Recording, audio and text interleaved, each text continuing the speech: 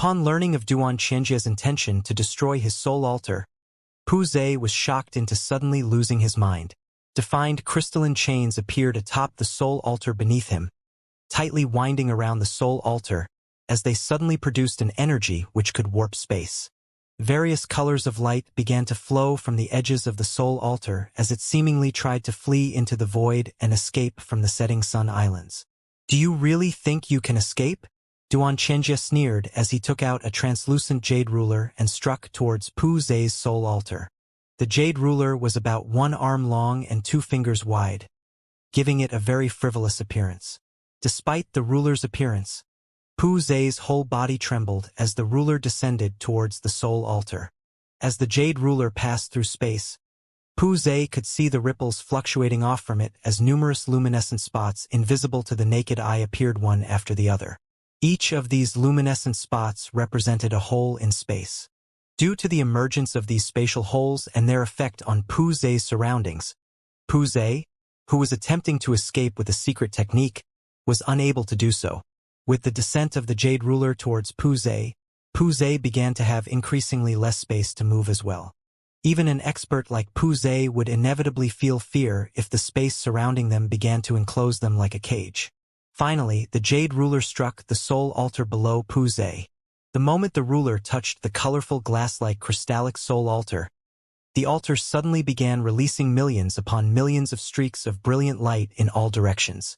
This continued for several seconds before the crystalline soul altar shattered into countless dazzling crystal shards. The shards were then all devoured by spatial holes which Qianlai couldn't see. As for Pu Zhe, his appearance suddenly became very ancient-looking, as if he had suffered 1,000 years of aging in just the last couple of moments. Due of the destruction of his soul altar, Pu Zhe's hair had turned completely white, and his skin had become saggy and full of wrinkles as if he had suddenly entered his final moments. It seemed like he would pass away at any moment. The soul altar was where the soul energy of an imperishable realm practitioner would concentrate and be stored. To a practitioner of imperishable realm, the destruction of their soul altar was more terrifying than death itself. "You should leave," Duan Qianjia said as he impatiently waved his hands. Pu Zhe seemed lifeless as his eyes clouded over. It seemed like he was unable to discern his surroundings, as he desperately tried to gather the spirit energy which was quickly leaving his body. Suddenly, his body trembled as his eyes snapped open and he glared at Duan Qianjia, shouting in a hoarse and powerless voice, "You are so vicious, destroying my soul altar. Why don't you just directly kill me?" "Scram!" Duan Qianjia waved his hand. A streak of soul energy engulfed Pu Zhe, sweeping him tens of thousands of meters away in just one instant.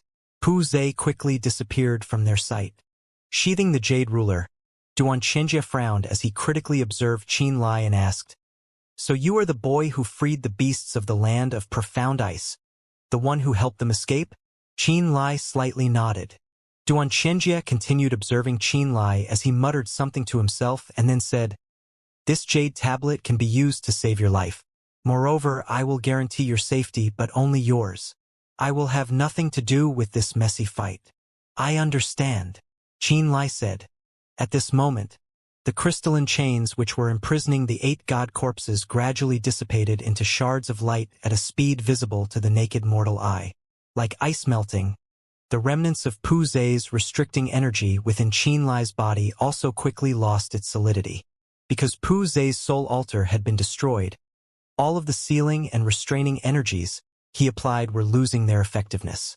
This allowed Qianlai and the 8 god corpses to regain their freedom without having to move a single finger. With the assistance of his soul altar, Pu Zhe was priorly uncontested atop the setting sun islands.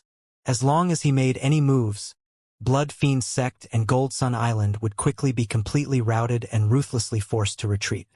In fact, if Duan Qianjia hadn't come, Pu Zhe would have immediately annihilated Blood Fiend's sect because of the deal he had made with Guan Xian in hopes of obtaining the spirits of void and chaos. If so, the bloody battle which had already lasted for quite a while would have quickly ended due to Pu Zhe's interference.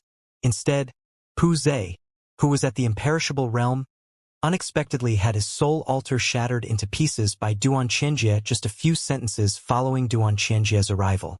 As a foreign delegate of Black Voodoo cult, Pu Zhe had used all of his life savings to exchange for enough spirit material to construct his soul altar. To him, his soul altar was the core of his life and spirit. He absolutely did not have enough capital to construct another one. Although Xianxia didn't kill Pu Zhe and instead destroyed his soul altar, the resulting pain experienced by him was more terrifying and unacceptable than if he had directly been killed. With the destruction of his soul altar, Pu Zhe's cultivation and soul and spirit energy would continuously decline if he couldn't quickly reconstruct another soul altar. During this time, if there wasn't enough available spirit materials for him to use to rebuild his soul altar, the declining would not stop. In fact, if Pu Zhe remained incapable of rebuilding his soul altar, he would eventually be forced to return to his original form of an ordinary mortal without any spirit energy. Even worse, once the news of his soul altar being destroyed spread, his old enemies would come from all directions and make use of this opportunity to hunt him down. That was to say, his miserable fate following the destruction of his soul altar was truly just beginning.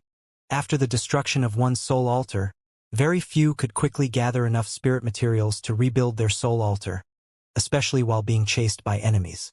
For someone like Pu Zhe, who was only a foreign delegate of Black Voodoo cult and not a core elder, there was no one who would be willing to protect him and provide him assistance following the destruction of his soul altar. In other words, the destruction of Pu Zhe's soul altar meant that his life was practically over already. In the sky, the countless experts of Black Voodoo cult and the three great families had managed to obtain an advantage. However, at this time almost all of them discovered the appearance of Xianxia and the destruction of Pu Zhe's soul altar. Thus, Guanxian, Xiaohoqi, and Suji were all very nervous and unable to focus. They were all worried that Xianxia would interfere. To their surprise, Xianxia had directly stated his attitude and intentions following his destruction of Pu Zhe's soul altar. He would only guarantee Qin Li's safety. This caused Guanxian and the others to all silently release their breaths. They silently observed for a moment longer and then, only after concluding that Xianxia truly had no intention to join the fight, continued their bloody fight against Blood Fiend Sect and Gold Sun Island. As for Qin Li, after regaining his freedom and receiving the promise from Xianxia, he could not hold back any longer as he watched the bitterly fighting experts of Blood Fiend Sect and Gold Sun Island. Qin Li began to send killing orders to the god corpses once again. Equipping his astral thunder hammer, he himself also joined the fray. With the help of the god corpses, Qin Li jumped onto the boats of the three great families and began fighting against practitioners from the three great families alongside the practitioners of Blood Fiend Sect and Gold Sun Island.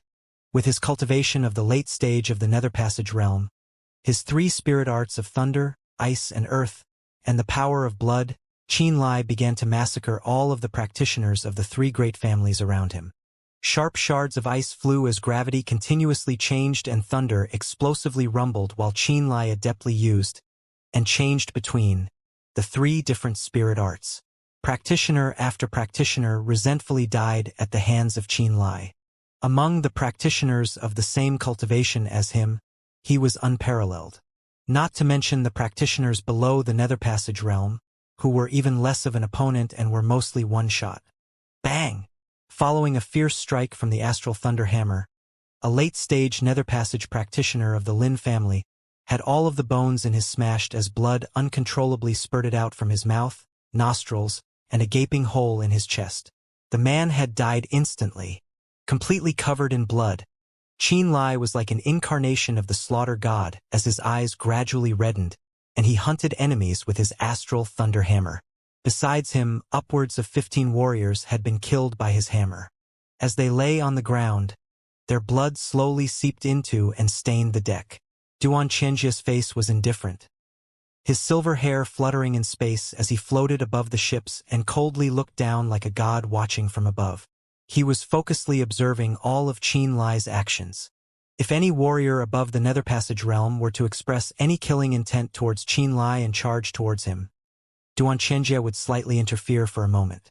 As a result, any time an expert of the Fulfillment realm or Fragmentation realm was about to wound Qin Li, They would become dazed until they suddenly entered the range of a similarly strong blood fiend sect practitioner. As a result, Qianlai was only surrounded and attacked by opponents at or below the Nether Passage realm. However, as the number of bodies around Qianlai gradually piled up and an increasing number of Nether Passage realm practitioners were easily killed by Qianlai, even the coldly observing Xianxia was secretly surprised. He realized that although Qianlai only had a cultivation of the late stage of the Nether Passage realm, the combat power which he displayed was far beyond that. It looks like I can make it more interesting, Xianxia thought.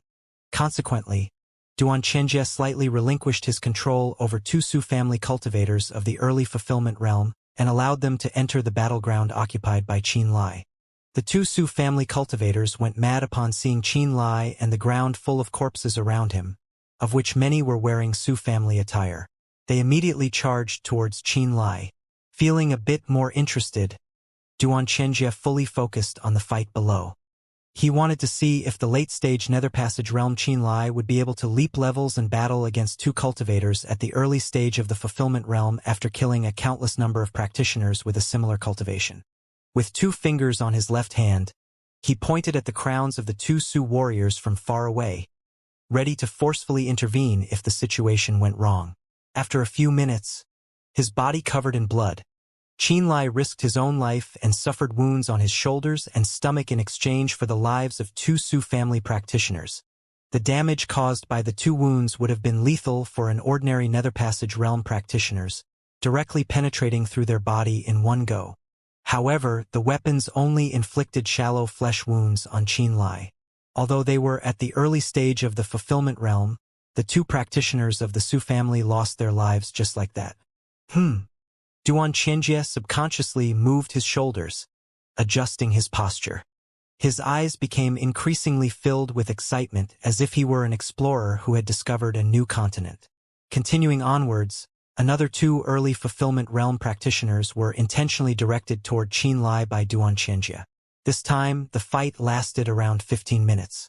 At its end, of the 2 practitioners who had been sent, the one which had mastered soul suppressing was smoking from his orifices as he died following the destruction of his true soul by repeated strikes of lightning. The other practitioner was killed in a direct melee after his neck was fractured by Qianlai's fingers. As for Qianlai, he was missing a large piece of skin on his right leg and had a bloody finger-sized hole on his right chest. Impressive, very impressive. Xianxia's eyes were brighter than ever.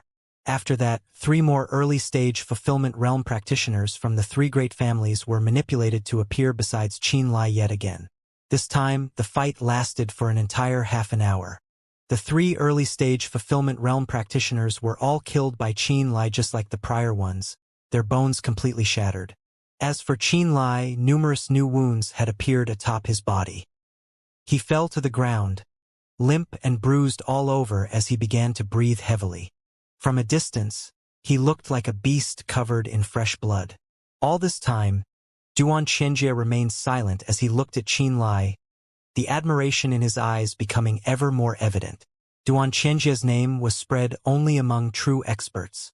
Anyone who had heard of this name was a reputable person on Land of Chaos that was not to be trifled with. Xianxia's legend was also a trail of bloody history. This man was famed for his thirst for battle. From the day he started cultivating, Xianxia had been constantly challenging martial practitioners at his level or higher. His goal was to accumulate strength and experience through bloody battles, and he was able to break through his limits again and again to reach a whole new height. Every time he reached a new realm, Xianxia would challenge several dozens of famous martial practitioners to battle. The number of martial practitioners who suffered severe injuries or died a horrible death in his hands were countless. While he wasn't able to win every battle, in fact, he would often lose, suffer grievous injuries and hover between the line of life and death, he was always able to survive in the end. He was like a bloodthirsty beast who would vanish for a while every time he was seriously hurt. He would lick his wounds and recover in silence. But when he had recovered, he would proceed to challenge stronger martial practitioners with increased combat power and a greater realm. He would defeat those legendary martial practitioners who seemed undefeatable in the norm. It was through thousands of bloody battles that he ultimately earned the name Xianxia, thousand calamity, and was called the nightmare of all experts. Xianxia's entire life had been spent in a loop of fighting, recovering, breaking through to a new realm, and fighting again. Right now, as he sat in midair and stared at Qianlai, who had collapsed to the ground while covered in blood, Xianxia had the strange feeling that he was watching a memory of himself licking his wounds alone after he had gone through a bloody battle. A rare light of appreciation appeared in his eyes. Not bad. Li Mu is Li Mu. He always had a good eye for people. Xianxia nodded to himself. Phew. Qianlai slowly adjusted his breathing. When the 6 spirits of void and chaos had used their saliva to melt the runes of the crystalline chains that had shackled his bloody and muscles, they had gone back into the soul-suppressing orb and slumbered in exhaustion. Therefore, he hadn't borrowed an ounce of outside help in all the battles he fought later. From the moment he started fighting until now, he had killed every martial practitioner he encountered with his own strength. After that final battle, he had expended almost 80% of the spirit energy in his Dantian spirit sea, and he had almost used up all of the power in his blood too. A Nether Passage realm martial practitioner was nothing to him.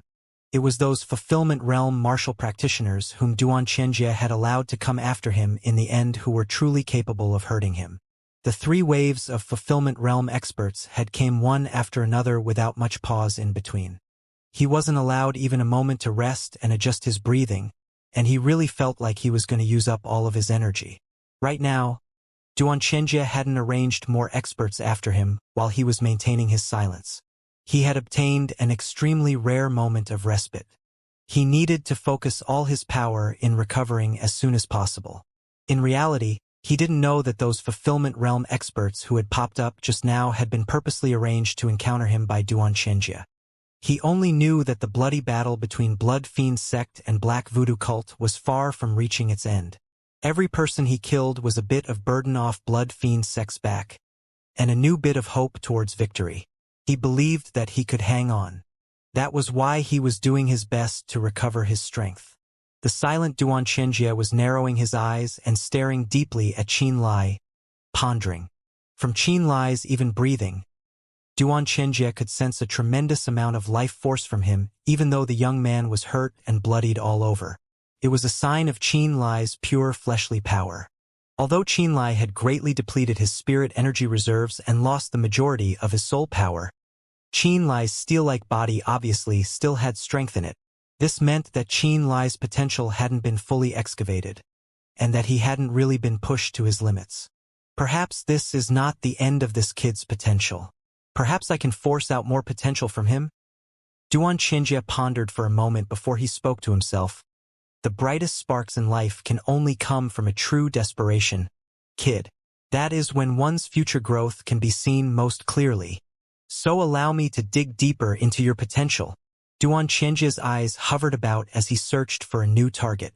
When he finally made his choice, he locked his gaze onto the figure of a middle-stage Fulfillment Realm martial practitioner named Xiahou Tao. Xiahou Tao had just entered the middle stage of the Fulfillment Realm not long ago, and he had been doing his best to kill Gold Sun Island's martial practitioners since the start of the battle. He had also fought against people like Qi Jin. He had also used up about 50% of his spirit energy. But even then, he was a middle-stage Fulfillment Realm martial practitioner. The density of his soul, the strength of his physical body, and his recognition of spirit energy far exceeded an early-stage Fulfillment Realm martial practitioner.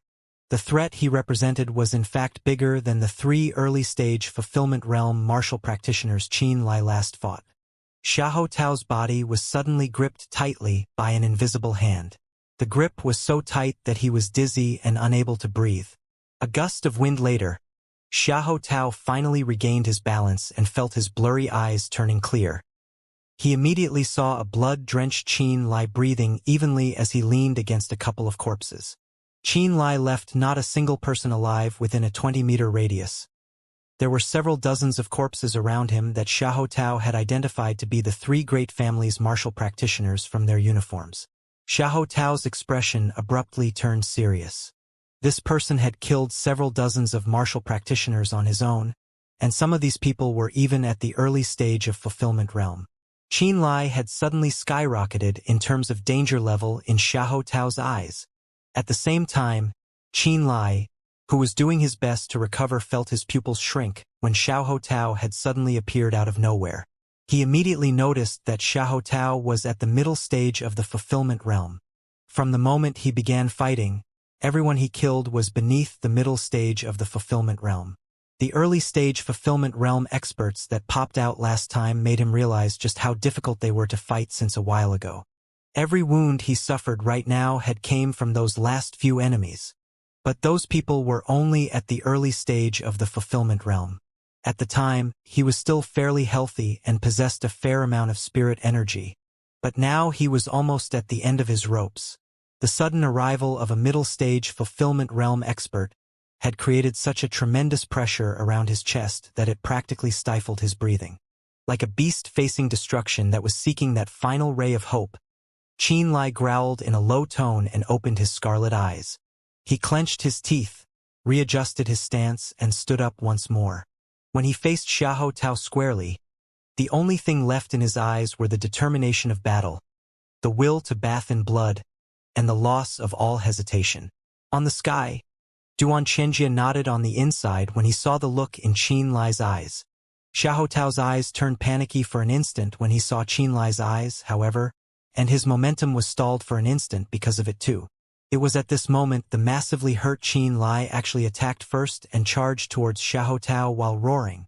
A vicious aura naturally surfaced from Qin Lai's body, and it combined perfectly with the smell of blood on his body to create an intimidating front that would terrify even a person's soul.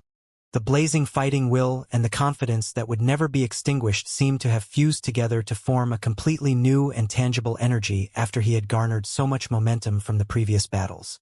Under the urge of this power, Qin Lai felt as if every blood in his body was boiling or burning. Even the dried-out spirit sea in his dantian suddenly absorbed spirit energy wildly like a sponge that was dipped into water. A new and tremendous energy seemed to have appeared out of nowhere from his limbs, skeleton, and muscles. Qin Lai fought as if he was igniting his own life's potential. Boom! Having his momentum robbed, Xiahou Tao's mind trembled as a sense of terrible fear that felt very much like facing the charge of an ancient beast assaulted him. He actually subconsciously gathered all of his spirit energy to create a light shield and defended himself passively.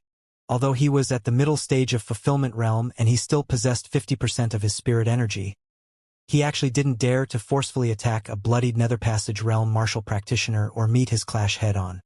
He had chosen a defensive action that only a weakling would use. Xiahou Tao had already lost his drive and firm confidence before he even started fight. Bang! Thanks to this, Qin Lai was able to run right in front of Xiahou Tao without any resistance and attack Xiahou Tao's light shield madly with his ridiculously powerful physical body and accumulated momentum. Xiahou Tao simply defended with every bit of strength he possessed. Qin Lai had given up all of his defenses and focused his mind in unleashing all of his physical body's potential. He gathered all the strength he could gather and struck Xiahou Tao's protective light shield heavily again and again as if he didn't know what fatigue was. The battle immediately became an prolonged war of attrition. It was a battle between wills and amount of spirit energy. Xiahou Tao's light shield was battered by incessant thunder, swimming lightning, shattered ice blades, surprising rainbow light, and fearless bloody snakes created from Qin Lai's blood, charging towards him again and again. Time passed second by second. Xiahou Tao's spirit energy gradually depleted as they were all used to strengthen his light shield and defend himself against Qin Lai's endless attacks. Sometimes, Qin Lai's spirit energy obviously wasn't too strong, and sometimes Qin Lai was only attacking him with his physical body. But Xiahou Tao just kept defending passively. When the first crack appeared on the light shield, when the light shield finally shattered, and when Qin Lai and Xiahou Tao finally stood within inches of each other, Xianxia knew that Qin Lai had won yet again. That was because he knew just how scary Qin Lai was in close combat. Sure enough, the instant Xiahou Tao's protective light shield had exploded, Qin Lai immediately rammed into his chest like a steel war chariot. Xiahou Tao instantly flew backwards while stained in blood. Small, Dense lightning wrapped around Xiahou Tao's body like ropes as thunder boomed and ice bits also sputtered from his skin surface. The abrupt change of gravity caused Xiahou Tao's body to slam fiercely to the ground. Bang! Xiahou Tao's bones were crushed due to the impact. He bled madly after he hit the ground. Qin Lai himself was hurt all over and bleeding madly. He looked like he had spent every ounce of energy in his body and was unable to stand steadily. However, a vicious aura appeared from every pore on his body. Feeling his blood boil, Qin Lai withstood the pain that was piercing every inch of his body and clenched his teeth tightly. He focused on sensing the minute changes in his body. Glug glug. His blood boiled like a volcano had erupted. New energy seemed to appear in every drop of his blood. The eruption of this newly born energy seemed to urge his very life to evolve further. Pain pierced his body like lightning that continuously tempered his physical body. Clumps of thin spirit clouds condensed into whirlpools and circulated wildly inside his long-depleted dantian. The spirit energy that was present in every inch of the world surged inside him as if they were attracted by a powerful force. In the blink of an eye, mist-shaped spirit energy surged towards him and flowed wildly into his dantian spirit sea through his pores. The depleted spirit energy inside his spirit sea was being slowly replenished.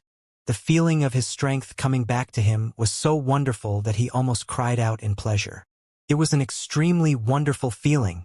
It was like a thirsty traveler who found an oasis after being trapped in a desert. Or like a man who saw countless delicious delicacies after being starved for 100 years and was devouring them all like crazy. The natal palaces will only absorb the world's spirit energy at an abnormally high efficiency when the dantian spirit sea is completely depleted without a bit of spirit energy in them. Duan Xianxia's indifferent voice rang from above the sky. The human body is the world's greatest and most mysterious treasure. This potential is limitless. Only by pushing yourself into a dead end and squeezing every drop of power from your own body would you be able to unleash its full potential. However, most martial practitioners, be it at the refinement realm and natal opening realm, or the nirvana and imperishable realm, wouldn't be able to unleash even half of their body's full potential, even if they were to live for an entire lifetime. Human potential is the deepest secrets of life energy. Those who can sense it and use it are very, very few. Duan Xianxia said with a proud look. The martial practitioners who are able to squeeze out their potential again and truly unleash them as combat power are all venerable experts no matter the height of their realm. Qin Lai shook. His wobbling body slowly steadied as he listened to Duan Xianxia's wholehearted teachings attentively and inspected the interior of his own body. To his surprise, he discovered that his body wasn't doing as bad as he thought, even though he was supposed to have completely exhausted himself and blackout after all these battles. His blood was circulating madly, and his dantian spirit sea was absorbing spirit energy at an insane speed. Even the soul energy that was most difficult to recover was slowly regenerating itself since his mind was at peace. There seemed to be an invisible energy that was growing between his skin and flesh, acting as a catalyst that urged his trembling body to evolve at a biological level. He didn't know what was happening, nor did he know what made the abnormality happen. But he did know that he was sublimating and evolving in full through a certain method. It was at this moment Duan Xianxia abruptly descended from the sky. His left hand moved downwards and lay gently on the top of Qin Lai's head. He said calmly, "I'm feeling quite good today, so I shall teach you a certain art. I have created it myself and called it the limit sublimation art. I will only guide the flow of energy inside your body one time. It is up to you how much you can learn." When he was done, countless tendrils of mysterious energy instantly filled up Qin Lai's entire body like a spread of electricity. Qin Lai suddenly began to convulse as an unspeakable numbness and pain came from every pore of his body. He almost fainted because of it. He endured the pain and ignored the blood bubbling out of the corner of his mouth as he breathed. He inhaled deeply and worked hard to sense the tiniest changes that was occurring inside his body. This limit sublimation art can only be executed at moments like these when your physical energy, soul energy, and spirit energy had almost been fully depleted. You may use this to urge out your potential and evolve yourself. Duan Xianxia exclaimed as his words entered Qin Li's mind like words of enlightenment. Countless swimming tendrils rampaged inside Qin Li's body like passing meteors.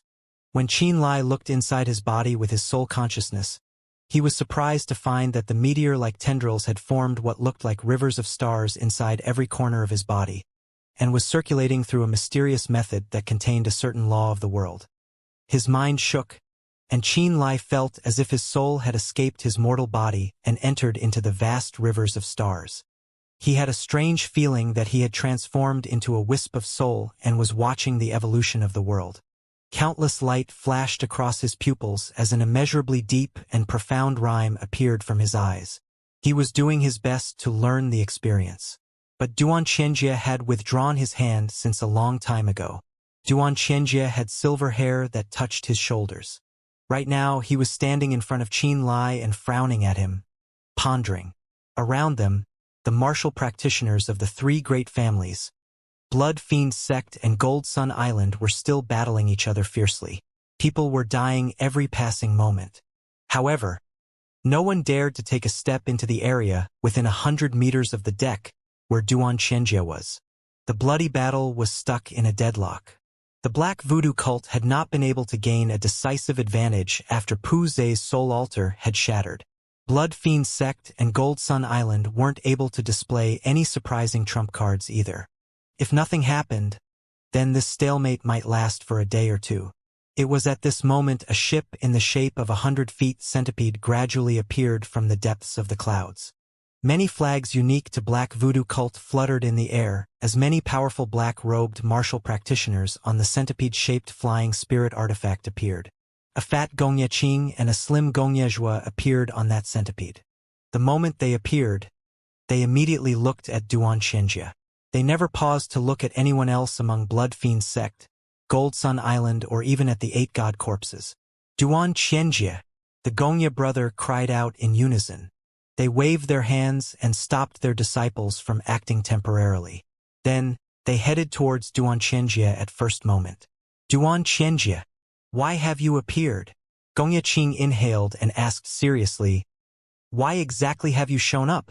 I owe this kid a favor, and I am here to protect his life. That is all. Duan Xianxia said coolly. Is that really all? Gongye Zhua asked seriously.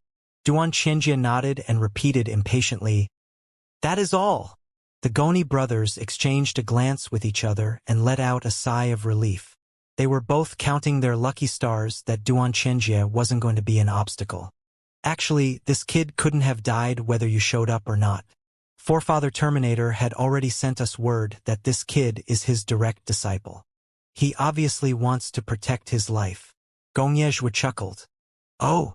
Duan Xianxia frowned and cast a glance at Qin Li. He's related to that old monster too? Not really.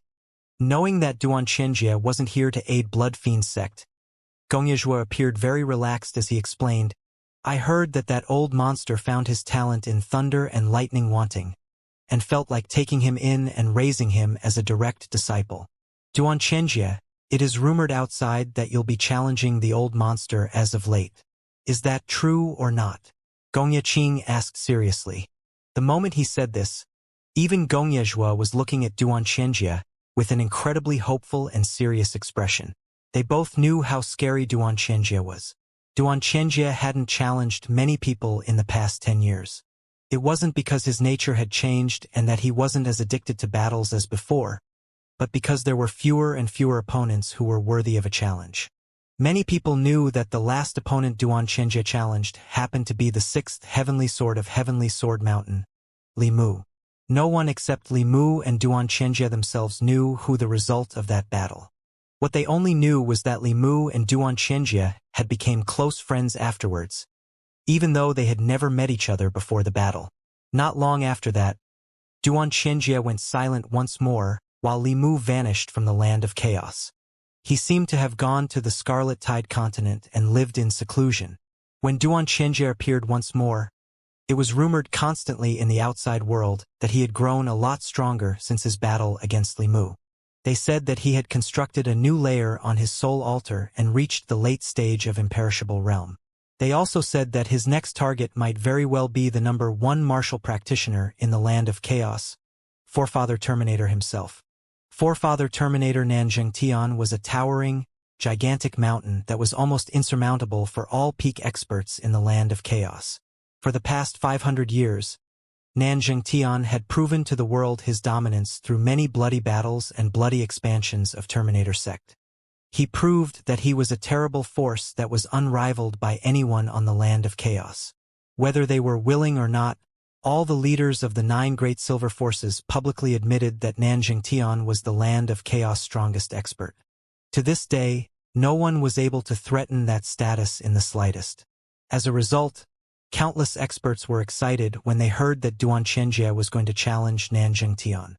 They all wanted to see with their own eyes just how powerful Nanjing Tian was, and if Xianxia truly possessed the power to fight him. That's right, the old monster is my next target, Xianxia said calmly. The Gongya brothers looked excited by the revelation. In their opinion, Forefather Terminator was a huge mountain that stood in front of Black Voodoo cult's path of progress. For the past years, Black Voodoo cult had been kept in check by the Terminator sect, and that was a difficult reality to bear. It was exactly because Nanjing Tian existed that the Pope of Black Voodoo cult had no choice but to endure silently. They didn't dare to clash head-on against Terminator sect. His presence forced Black Voodoo cult to concede many conflicts of interest. They even had to give up on a key person, Qin Lai, in their attack against Blood Fiend sect because of Nanjing Tian's words. The concession was admittedly a disgrace on their part. Xianxia was a lone wolf on the land of chaos. He acted only for his own interest and obeyed no one. For many years, a large majority of the experts he challenged almost all came from the 9 great silver rank forces. Most of these people were killed in the battle, which was why the 9 great silver rank forces were rather annoyed by this. There were many times the friends and relatives of the experts he killed had attempted to surround and kill him. However, Xianxia was always able to escape and survive through sheer tenacity. And after he went silent for a while, he would always emerge stronger than he was before. Xianxia exceeded his limits and became stronger every time he fought. Now, Xianxia had successfully constructed a 3-level soul altar. Not even the Pope of Black Voodoo cult, Zhang En, was confident that he could beat him. That was why the 9 great silver forces had tacitly accepted his presence and given up on attacking him. If Xianxia were to challenge Nanjing Tian, and the battle ended up wounding both men or severely wounding Nanjing Tian only, then it would be a great news for Black Voodoo cult. That was why they were hoping that Xianxia would challenge Nanjing Tian as soon as possible. Since the old monster had sent out his word, our Black Voodoo cult naturally wouldn't dare to kill him. It would have been fine even if you didn't show up. Gongye Qing rubbed his chin with a playful look in his eyes. It looks like this kid is learning your unique secret art. Can't be that both you and the old monster had taken a liking for him? Heh, now this is interesting. He mainly cultivates the thunder spirit arts, and it is said that his attainment in that aspect is quite profound. It isn't strange that the old monster would taking a liking for him. Gongyejua also interrupted. Xianxia, why exactly have you taken a liking for him? The Goni brothers were secretly hoping to sow dissension in Xianxia. They couldn't wait for Xianxia to get so angry that he would go to Terminator sect immediately and challenge Nanjing Tian to a bloody battle right away. If they successfully enraged Xianxia through Qin Lai and baited him into attacking Terminator sect, then this outcome might even be more important than killing off Blood Fiend sect. This was also why they hadn't attacked Blood Fiend sect immediately. The reason I am challenging that old monster Terminator is only in hopes of greater breakthrough. There are no private grudges in my wish whatsoever. Xianxia's face turned cold. So save your breaths. The Gongye brothers exchanged a glance with each other. They gave up after seeing that their attempts were futile. Please don't interfere in our disposal of Blood Fiend sect, Gongyejua said seriously. Xianxia frowned and said nothing in return. The two brothers nodded to each other after getting no reply from Xianxia, and they turned around and made a gesture to the centipede battleship. The Black Voodoo cult martial practitioners dressed in black robes rushed out of the ships like hungry wolves and tigers. They were all Fulfillment Realm, Fragmentation Realm, and Nirvana Realm experts. They numbered over several hundreds. The Gongya brothers weren't in a hurry to act themselves, apparently. Their underlings alone had turned the tide in their favor instantly the moment they joined the battle. Blood Fiend Sect and Gold Sun Island's martial practitioners retreated in defeat again and again as their casualties immediately began to worsen. Even without the two brothers' interferences, this battle was going to end in a short time. This was because the Black Voodoo cult disciples who came late were all experts capable of taking charge of an entire area with their astounding combat power.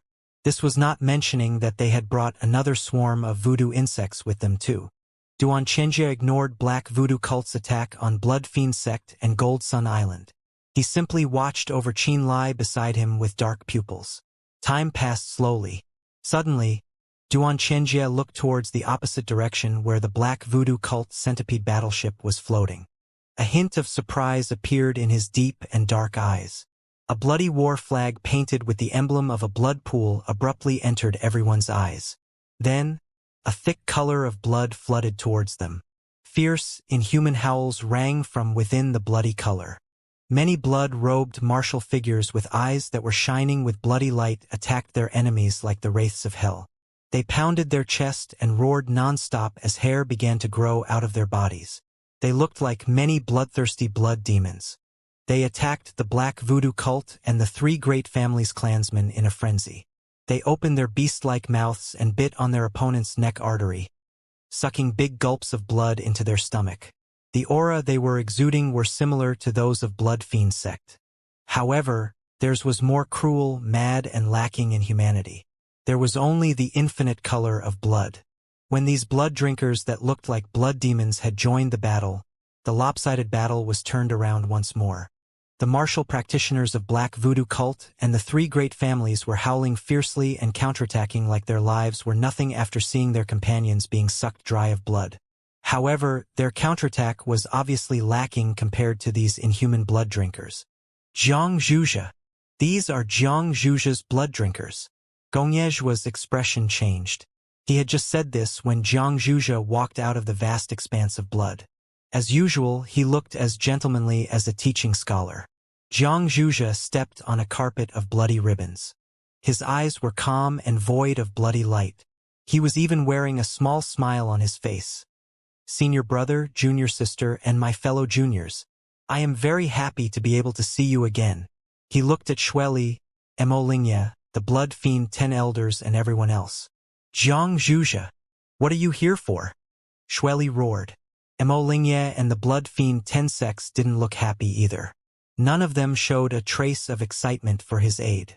Blood Fiend Sect and the three great families had incited all great silver rank forces 1,000 years ago to attack Blood Cloud Mountain Range, causing Blood Fiend Sect's annihilation as a result. 1,000 years ago, we were but powerless juniors who could do nothing even as the former generation of Blood Fiend 10 elders lost their lives to fight our enemies. I was also powerless, and had no choice but to escape. Xianxia looked regretful as he shook his head and sighed. It is true that I was the cause of our destruction back then, and for the past 1,000 years I could hardly eat or sleep without thinking of rebuilding Blood Fiend Sect and regaining the Heavenly Calamity continent. Xianxia looked at the Gongya brothers and said again, I do not think that Black Voodoo cult and the three great families would attempt the same thing 1,000 years later, wanting to eliminate the last of Blood Fiend Sect's few disciples. Although my ideology and my cultivation methods are different from yours, I have always thought of myself as a Blood Fiend Sect disciple and a part of Blood Fiend Sect. Even if I am not considered genuine or admitted by you, it is my duty to arrive during my sect's time of great danger and fight for it to my death. Xianxia, the reason Blood Fiend Sect had become the way they are is all because of you. Emolingia looked up and said, Blood Fiend Sect's annihilation is my fault. Surprisingly, Xianxia didn't refute her accusation. But I don't believe that I was wrong in my ideology of cultivation. This world is made up by the law of the jungle. In my opinion, both evil or good are acceptable as long as they can be used to strengthen Blood Fiend Sect and help it dominate the world. What I preserve in, sought for, and work towards are in fact exactly the same as your ideals. It is just that we've chosen a different way to achieve it. I know that no one can change your mind. Mo Lingye sighed softly and shook her head. She no longer said anything. It is not actually important if you can understand or acknowledge me. Jiang Zhuzhe smiled and said, what's important is that Blood Fiend sect needs me today at the very least. While saying this, Jiang Zhuzhe walked down from the bloody clouds in the sky until he was right in front of Gong Yezhua and Gong Yeqing. Why don't we negotiate with each other? Jiang Zhuzhe smiled and looked at the duo before saying seriously, why don't the three of us do nothing and let them fight until the battle is over? What do you say? The Gongye brothers exchanged glances with each other. Jiang Zhuzhe's suggestion surprised the both of them. For a time, they couldn't quite understand his meaning. You can't be thinking that you can stop the both of us yourself? Can you, Jiang Zhuzhe? Gong Yeqing snorted coldly. That is exactly what I was thinking, Jiang Zhuzhe said seriously and didn't look like he was joking at all. If Black Voodoo Cult isn't sending more reinforcements, if the two of you are the last ones to come, then you really can't do anything to our Blood Fiend sect this battle. If that is the case, then you may as well evacuate now and leave the small fries that is the three great families to me. What do you think? Jiang Zhuzhe, do you seriously think that Blood Fiend sect is still what they were 1,000 years ago? Gong Yezhua frowned. Aren't we? Jiang Zhuzhe countered naturally. I'm asking you. Gong Yezhua's face slowly turned cold. This was because Jiang Zhuzhe's blood drinkers had caused massive casualties among Black Voodoo Cult's disciples. While they were speaking with Jiang Zhuzhe, these so-called blood drinkers could easily transform into blood demons and cause their physical strength to go up by folds. It was similar to the secret beast manifestation art from the 10,000 Beast Mountain. After they had transformed into a blood demon, a blood drinker's combat strength swiftly increases. They were like killing machines who knew no fatigue. The scariest thing was that these blood drinkers could swiftly replenish their strength once they had killed their opponent and consumed their blood. This meant that they could keep replenishing their strength as long as they kept killing, and their spirit energy would never run dry. Moreover, these blood drinkers were somehow able to ignore the voodoo poison that was effective on the Blood Fiend sect and Gold Sun Island martial practitioners completely. The blood drinkers didn't spend any spirit energy in creating a light shield and just exposed themselves to the thick voodoo poison just like that. However, they were as lively as ever and showed no signs of weakening at all. These abnormalities meant that the destructive power a blood drinker possessed was literally immeasurable. They were continuously killing and sucking the martial practitioners of Black Voodoo Cult and the three great families dry. Those martial practitioners who died a horrible death after they were bitten by the blood drinkers had their blood completely sucked dry. They looked absolutely horrifying, and their appearance dealt another psychological blow to their martial practitioners. It was only now the Gongye brothers understood why their Pope Jiang and viewed Jiang Zhuzhe as an extremely dangerous enemy and thought that the threat he represented far exceeded Xueli. Suddenly, they were thankful that the person who obtained the blood progenitor's remains was Xueli and not Jiang Zhuzhe. The pressure brought by the blood drinkers caused a heavy weight to appear in the brothers' hearts. They made up their minds on the inside to participate in this battle. If they didn't, then these blood drinkers would slaughter all of their cult's experts and foil their operation. Moreover, their losses would only grow bigger and bigger. We don't believe that you can stop us with your strength alone. Gong Yezhua howled fiercely. The moment he howled, black mist poured out of every pore on his body. The shrill sound of a voodoo insect also emanated from inside his body. The sound was so sharp that it could break one's eardrums.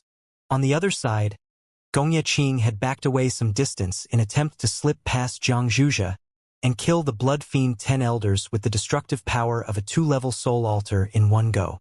Suddenly, Xianxia, who had been watching all this time, broke his silence and said, "If you want to fight, then go find some place that isn't here." The moment he said this, the space of this entire area suddenly cracked like a broken mirror. The terrifying power of distorted space bloomed and slowly spread towards the outer edge.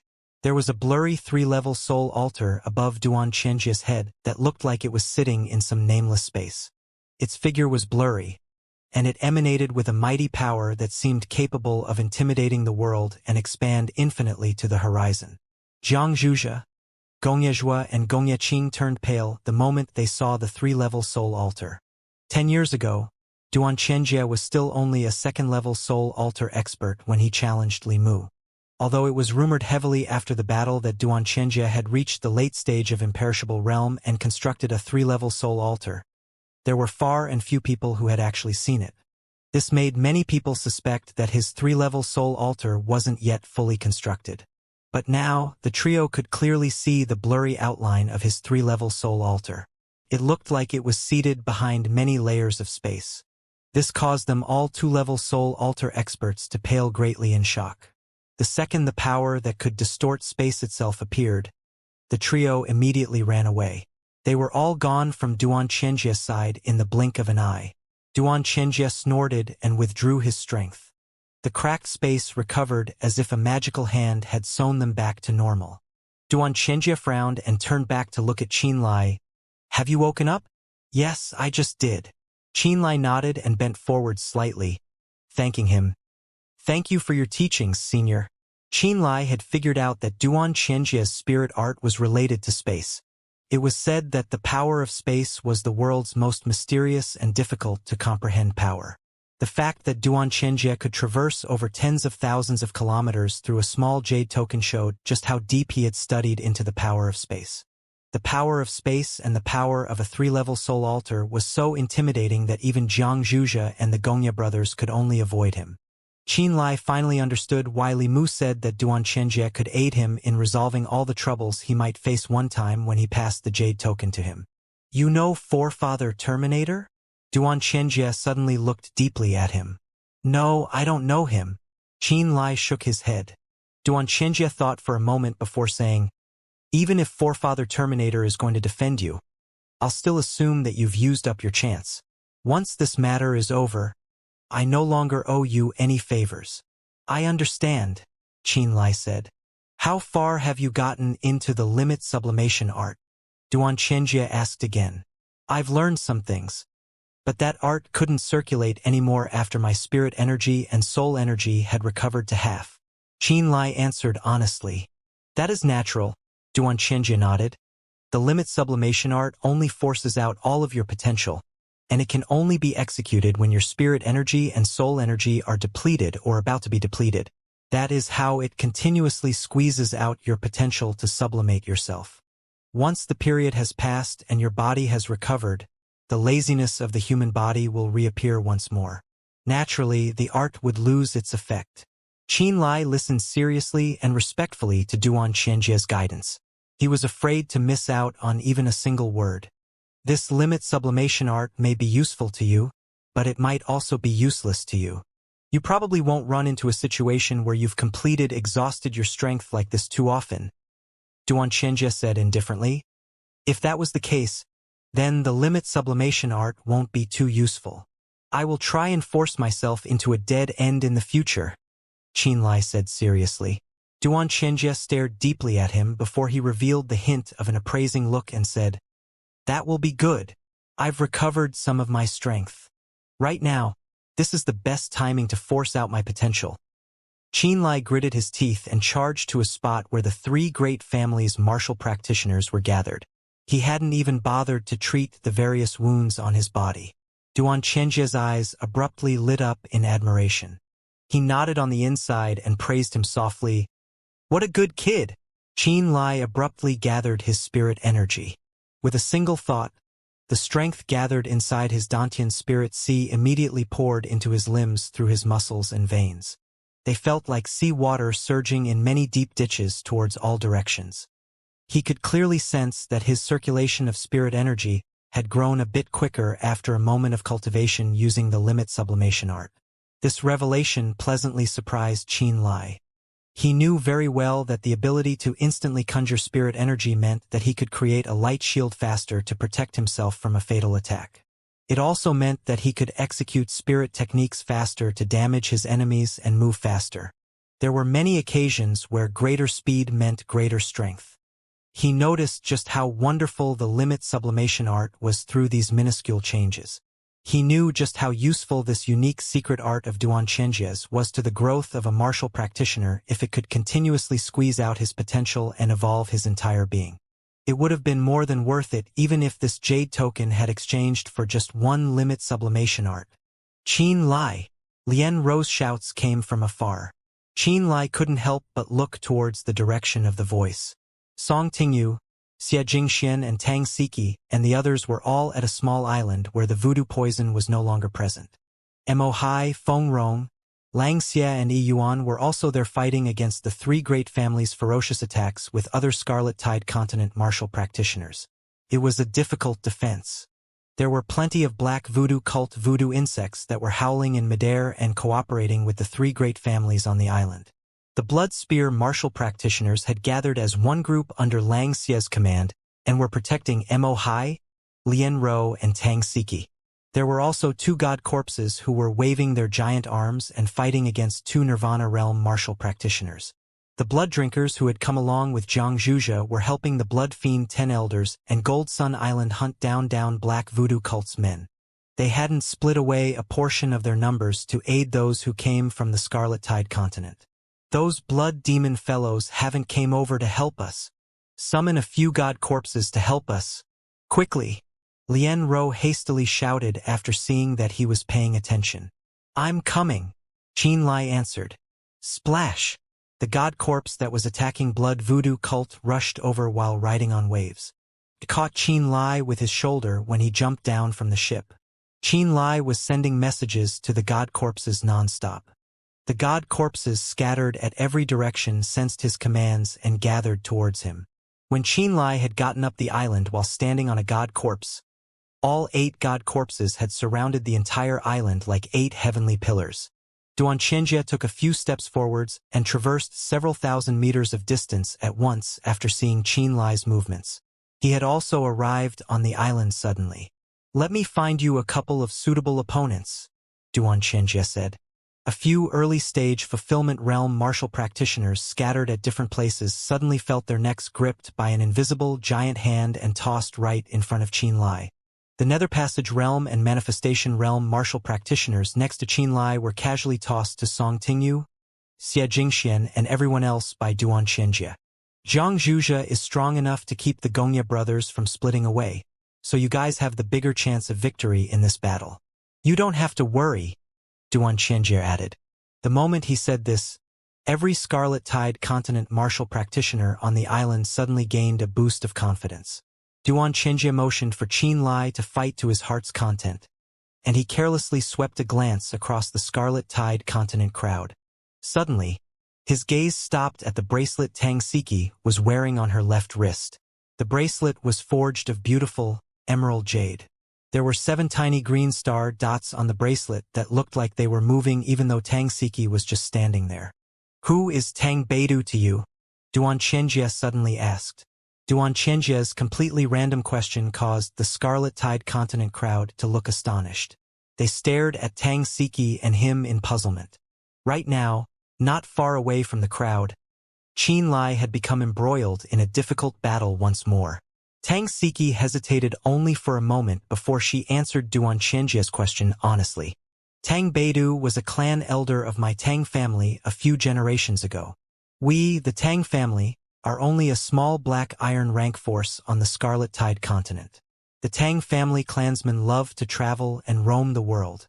That was how Tang Beidou traveled to the land of chaos. Many years had passed since then. There was one time martial practitioner from the land of chaos happened to pass by the Scarlet Tide Continent suddenly visited the Tang family and said that he was asked by Tang Beidou to pass this bracelet to the patriarch of the Tang family. He said that if a Tang family descendant ever went to the land of chaos, they may search for Tang Beidou using the bracelet. So you haven't lied after all, Feng Rong said suddenly. When they were leaving the ultimate blood ground, Tang Siki had insisted on joining them with her reason being to find that old Tang family clansman. At the time, both Feng Rong or Mo Hai assumed that it was just an excuse of hers to come along to the land of chaos and find Qin Lai. They didn't think that there really was a Tang family clansman at the land of chaos, and that he had even left behind a keepsake so that the descendants of the Tang family could find him. I see. Xianxia nodded and pondered for a moment. Then, he said, Are you sure you want to find Tang Beidou? Ah! Tang Siki looked surprised and grew a little panicky. She hurriedly said, I'm not in that much of a hurry. Xianxia took a step forwards. He extended a finger and pointed at Tang Siki's forehead from afar. A bright yellow light that was both gentle and warm landed straight at her forehead. Whoosh! Clumps of scarlet flames abruptly burst out of Tang Siki's body. The flames leaped erratically and discharged high-heat energy. Senior! Tang Siki cried out in shock. She discovered that the fire spirit energy in her Dantian spirit sea had suddenly gone out of control. They burned and erupted along with Duan Xianxia's power. She didn't know what Duan Xianxia was planning to do, which was why she looked anxious and worried. Your constitution is fine, and your foundation is solid. Unfortunately, you have not spent any effort in constructing your physical body. Duan Xianxia narrowed his eyes and carefully examined Tang Siki from head to toe. Then, he withdrew the yellow light and said, "Give me your bracelet. I'll find Tang Beidou for you. He must have his own considerations for leaving a keepsake behind for his descendants on purpose. But the spirit art you cultivate is too gentle even though it is of the fire attribute. It is very suitable to forge artifacts, but it is a little lacking in terms of combat." While saying this, Duan Xianxia showed his hand and motioned for Tang Siki to take off her bracelet. The Scarlet-Tide Continent crowd looked back and forth between the blood-soaked Qin Lai and Tang Siki. Tang Siki suddenly looked hesitant. "Is there a problem?" Duan Xianxia looked surprised. "What happens when we find Tang Beidou?" Tang Siki suddenly asked. "What happens?" Duan Xianxia's eyes suddenly looked strange. "It won't be bad no matter what it is. As for what he might do, I'm not really sure. I'm not him after all." Duan Xianxia paused for a moment before asking further. "What exactly are you worried about?" Since Duan Xianxia's arrival, the Black Voodoo cult and 3 great families' martial practitioners around the area had scuttled off knowingly. There were no more new enemies who dared to show their faces there. The 8 god corpses were also surrounding the island like guardians and intimidating the faraway enemies. Therefore, the Scarlet-Tide Continent crowd was temporarily safe. They suddenly had a lot of time to observe the situation. Even Song Tingyu and Xie Jingshuan's opponents were obviously being suppressed. It was only a matter of time before they were defeated. That was why they were all growing curious about Duan Xianxia and paid close attention to his conversation with Tang Siki. They were all looking at them. I was worried that... Tang Siki stuttered and struggled for a long time before she finally managed to say, "I think that my life now is pretty good, and I don't want to leave the Setting Sun Islands just yet. I don't want to leave everyone." When she said, "everyone," she subconsciously cast a glance at Qin Lai. A moment of surprise later, Duan Xianxia quickly came to realization and said, "In that case, I shall do no unnecessary things. However, since you've come to the land of chaos and worn this bracelet on your person, Tang Beidou himself will come look for you once he is done with his seclusion." "How is my clan elder?" Tang Siki asked anxiously. "How is he, you ask?" Duan Xianxia's expression looked odd. A moment of thinking later, an awkward smile actually appeared on his slightly stiff face. "Beidou is a very interesting person." Tang Siki opened her mouth in great surprise. Interesting. That was not the answer she was looking for, but Duan Xianxia didn't say anything else. His focus was either on Qin Lai or the sky above them. When the group chased after his gaze, they saw that a part of the sky was flooded by infinite colors of blood as an intense battle ensued. The color of blood was very deep. They could vaguely see a several hundred meters wide blood jade 2-level soul altar hovering in the sky. On the soul altar, Zhang Zhuzha had transformed into a unique blood demon and started unleashing a terrific power of destruction. There were 2 balls of black light around the bloody light. They were glowing inside the thick smoke as 2 blurry voodoo insects several hundred meters long surrounded the 2 soul altars that looked like black jade. They howled fiercely, charged into the color of blood and clashed against the blood demon from time to time. The space in that area looked like it was collapsing as an astounding amount of energy spread towards the far end of the sky like giant tides of a vast sea. Rainbows and clouds were instantly scattered into nothingness after they were blasted by the energy waves. Any martial practitioner below the Nirvana realm that was in the area instantly exploded into fleshy bits. That area was the real forbidden area of the Setting Sun Islands. All non-soul altar experts who entered that area recklessly would only be met with death. Xianxia's bloody eyes were transfixed at that area as an abnormal shade of red surfaced on his face. He felt overwhelmed by emotions as a yearning for strength surged inside his heart. Qinlai's battle was far less significant compared to the intense battle between Xianxia and the Gongya brothers. Therefore, less and less people paid attention to Qinlai's battle. It wasn't long before Song Tingyu and Xie Jingxian had dealt with their opponents and finished their battle. They gathered towards Xianxia on their own accord and watched the bloody-colored battle on the sky seriously. Pwack! As his last opponent fell, the blood-soaked Qinlai looked like he was about to collapse on the ground immediately. Keep standing. You must circulate the limit sublimation art while standing. Xianxia's voice suddenly rang. No matter how tired you are, no matter how much you feel like lying down, you must remember to stand tall. Lying down means relaxing your willpower and the end of your battle. Only by standing can you remind yourself that nothing has ended just yet. The limit sublimation art must be cultivated while standing. Qinlai abruptly shook and forcefully suppressed the desire to lie down. He clenched his teeth and forced himself to hold a standing posture while cultivating the limit sublimation art. The battle between Xianxia and the Gongya brothers had not only attracted the attention of every Scarlet Tide continent martial practitioner, but also alarmed those people who shouldn't have shown up here. Deep inside the thick clouds, a floating island sat quietly on the sky. Li Mu was right at the edge of the small island as his sword-like gaze penetrated the cloud's cover and reached straight into the color of blood. He was observing the battle in silence. Li Mu suddenly exclaimed softly. A tiny, rice-sized light suddenly appeared at the edge of the floating island. The dark light gradually grew larger and caused an increasingly big disturbance. Before long, the dark light condensed into a slim, dark figure whose appearance changed constantly and looked extremely blurry. It kept anyone from seeing their true appearance. Li Mu's eyes lit up a little, and he smiled and bowed slightly towards the figure. Hello, Sect Master Yu.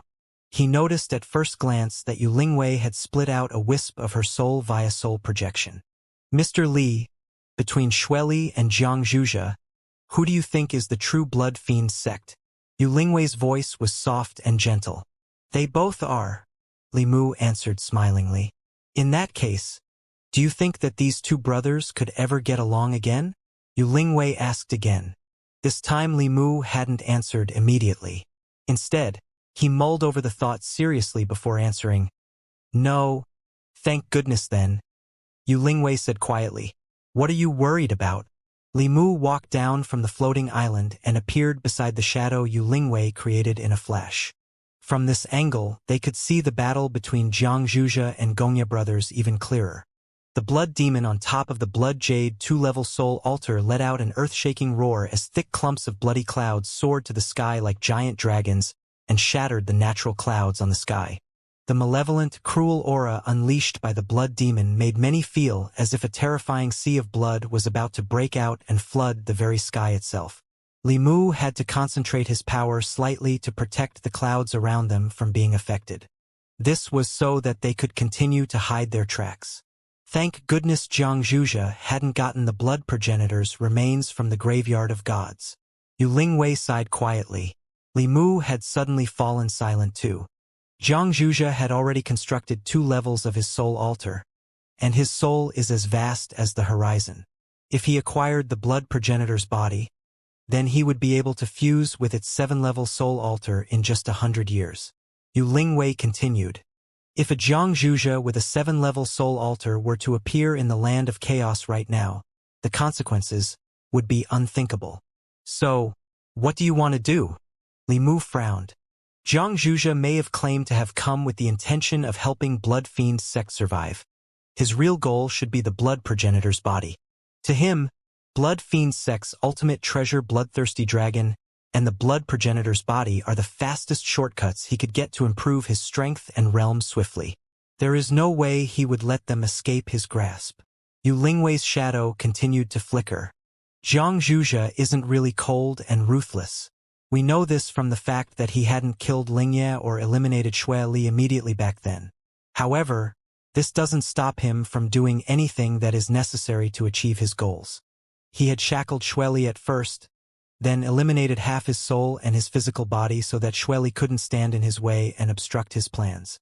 However, Xueli had still gotten the blood progenitor's body through Qin Lai. Given enough time, Xueli will eventually fuse with the blood progenitor's body and stand on the opposite side of Jiang Zhuja. This will prevent Jiang Zhuja from ever unifying Blood Fiend sect. Li Mu nodded. The Gongya brothers cannot beat Jiang Zhuja. Black Voodoo cult and the three great families are not his blood drinkers match either. This means that Black Voodoo cult and the three great families are fated to return with empty hands. Yu Lingwei's voice was calm and unhurried. After Black Voodoo cult and the three great families go away, Jiang Zhuja will definitely act to snatch the blood progenitor's body from Xueli. Right now, no one among Blood Fiend sect on the Setting Sun Islands can stop him. If there is no external interference and nothing unexpected happens, then Jiang Zhuja will definitely obtain the blood progenitor's body for himself. Once he succeeds, a calamity will eventually descend upon the entire land of chaos. Li Mu smiled faintly. You really do share a close relationship with Emolingia. In the end, you just want to help the Xueli and Emolingia, don't you? That is one of the reasons, although my main concern is ultimately the state of affairs of the land of chaos. I'm worried that this relatively peaceful place will be engulfed in endless bloodbath in the future. Yu Lingwei sighed.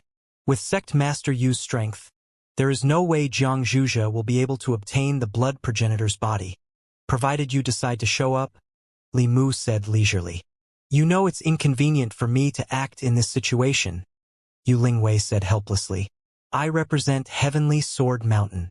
Do you think it is any less inconvenient for me to act? Li Mu countered. Of course I know that you can't act either. After a pause, Yu Lingwei said, but Duan Xianxia does not belong to any force. He isn't restricted by the unwritten rules between the large silver rank forces. However, I am incapable of influencing Duan Xianxia. You are. You want me to ask Duan to act? Li Mu said smilingly. Do you know how troublesome it is to owe old Duan a favor? If this is a favor, then... Yu Lingwei thought for a moment before saying, I'll owe you a favor too in replacement for that favor you will owe Duan Xianxia. What do you think? Li Mu was astonished. He knew that Yu Lingwei and Emolingia shared a very close relationship with each other, but he never imagined that Yu Lingwei could go this far for Xueli and Emolingia. At their level, a favor might be more precious than a copper rank force or a slightly small continent. With this favor, he could arrange any junior he wanted into Illusory Demon Sect as a core disciple. He could also demand rare spirit materials that only Illusory Demon Sect possessed and couldn't be purchased on the outside market no matter how much spirit stones one was willing to pay. In fact, he could even head to Illusory Demon Sect and seek refuge in case he was in danger. How do you know I wouldn't help Blood Fiend Sect? Li Mu suddenly asked. You share no ties with Blood Fiend Sect whatsoever. The only reason you came today is because of Qin Lai. Yu Lingwei immediately answered. The reason Duan Xianxia showed up was also to protect Qin Lai. Although I am unsure why you value Qin Lai so highly, I do know that you don't care if Blood Fiend Sect perishes or survives. You care only for Qin Lai, don't you? That's right. Li Mu smiled and admitted her assumption frankly. After thinking for a moment, he asked again. Tell me, today you would rather owe me a favor just so I can ask old Duan to stop Jiang Zhuja. Between the land of chaos peace and Emolingia and Xueli, which one is the bigger factor behind your actions? It's half-half, Yu Lingwei answered. Li Mu nodded. Okay then. You have my word. Thank you. Yu Lingwei said no more. Once she thanked him, her shadow slowly faded into nothingness. Meanwhile, Li Mu contacted Duan Xianxia. On the Setting Sun Islands, Duan Xianxia was staring at the intense battle between Jiang Zhuja and Gongya brothers on the sky, just like the Scarlet Tide continent crowd. Suddenly, his countenance moved a little. He narrowed his eyes and communicated with Li Mu through his soul consciousness. It was a while later before he finally nodded with reluctance. An hour passed by before anyone realized. Two black tornadoes encircling two soul altars and giant voodoo insects suddenly escaped towards Black Voodoo cult's direction. A shrill howl also resounded from inside the tornado. Every black voodoo cult disciple turned deathly pale after they heard the howl. They immediately ditched their opponents and escaped. That howl was black voodoo cult's retreat signal. The three great families also retreated on the crystalline war chariots and large flying spirit artifacts without hesitation the moment they saw black voodoo cult escaping. They followed at black voodoo cult's tail. In the setting sun island's sky and waters, the intense stalemate which still existed 15 minutes ago quickly calmed. As black voodoo cult and the three great families' flying spirit artifacts and ships retreated, many Blood Fiend sect and Gold Sun Island martial practitioners collapsed on the ground in exhaustion. The blood drinkers that had came along with Xianxia were the only ones who were still hunting down black voodoo cult and the three great families' martial practitioners spiritedly. The voodoo poison that surrounded the area was also purified slowly by the sea wind after the voodoo insects had scattered.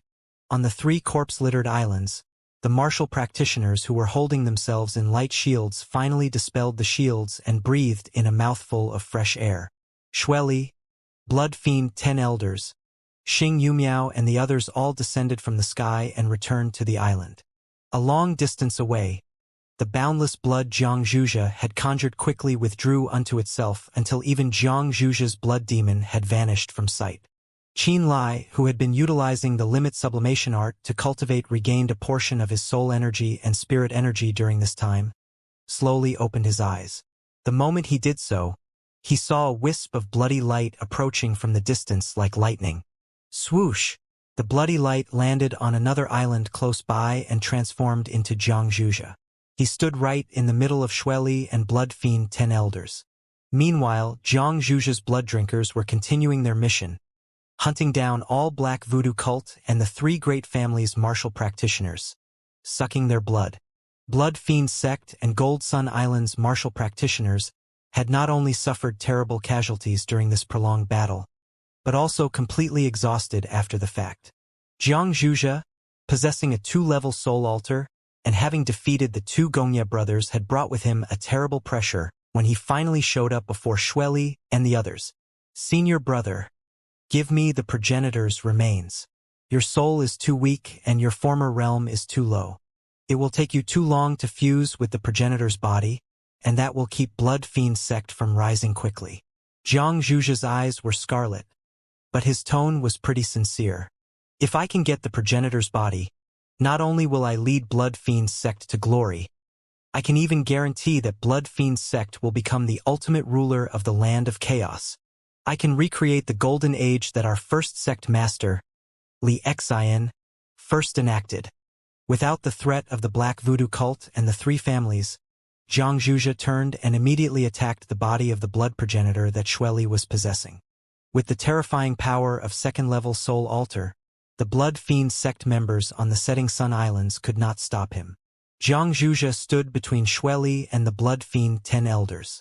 In your hands, Blood Fiend sect has no future, Xueli shouted angrily. Senior brother, you are as pedantic as in the past. You will never change. Xianxia shook his head and sighed. You are so traditional. How can you adjust to present times? The reason that black voodoo cult is so prosperous and strong is because Jiang'en is just as ruthless as I am.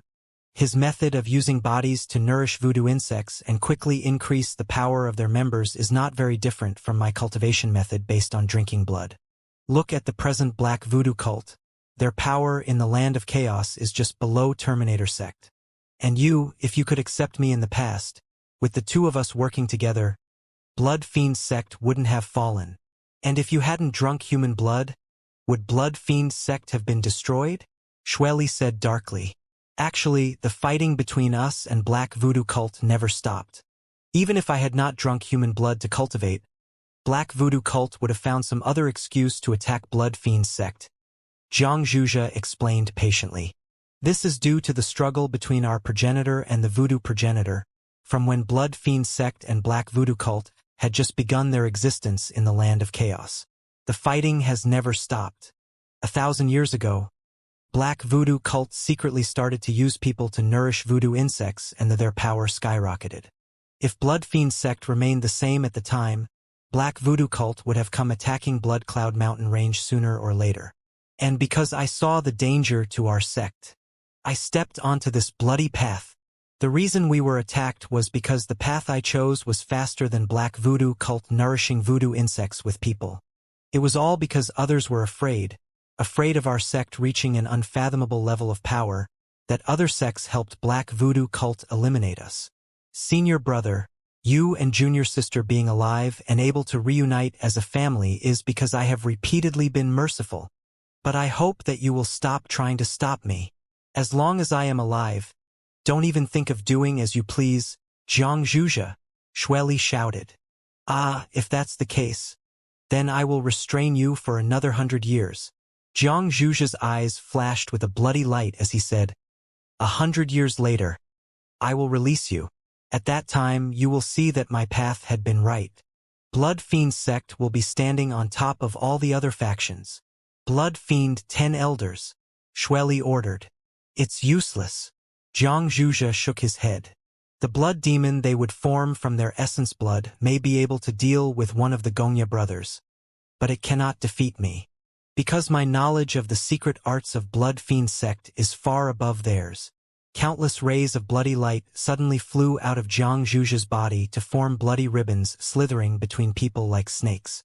The blood of the Blood Fiend 10 elders started to flow in an unusual fashion. They immediately lost control over their blood.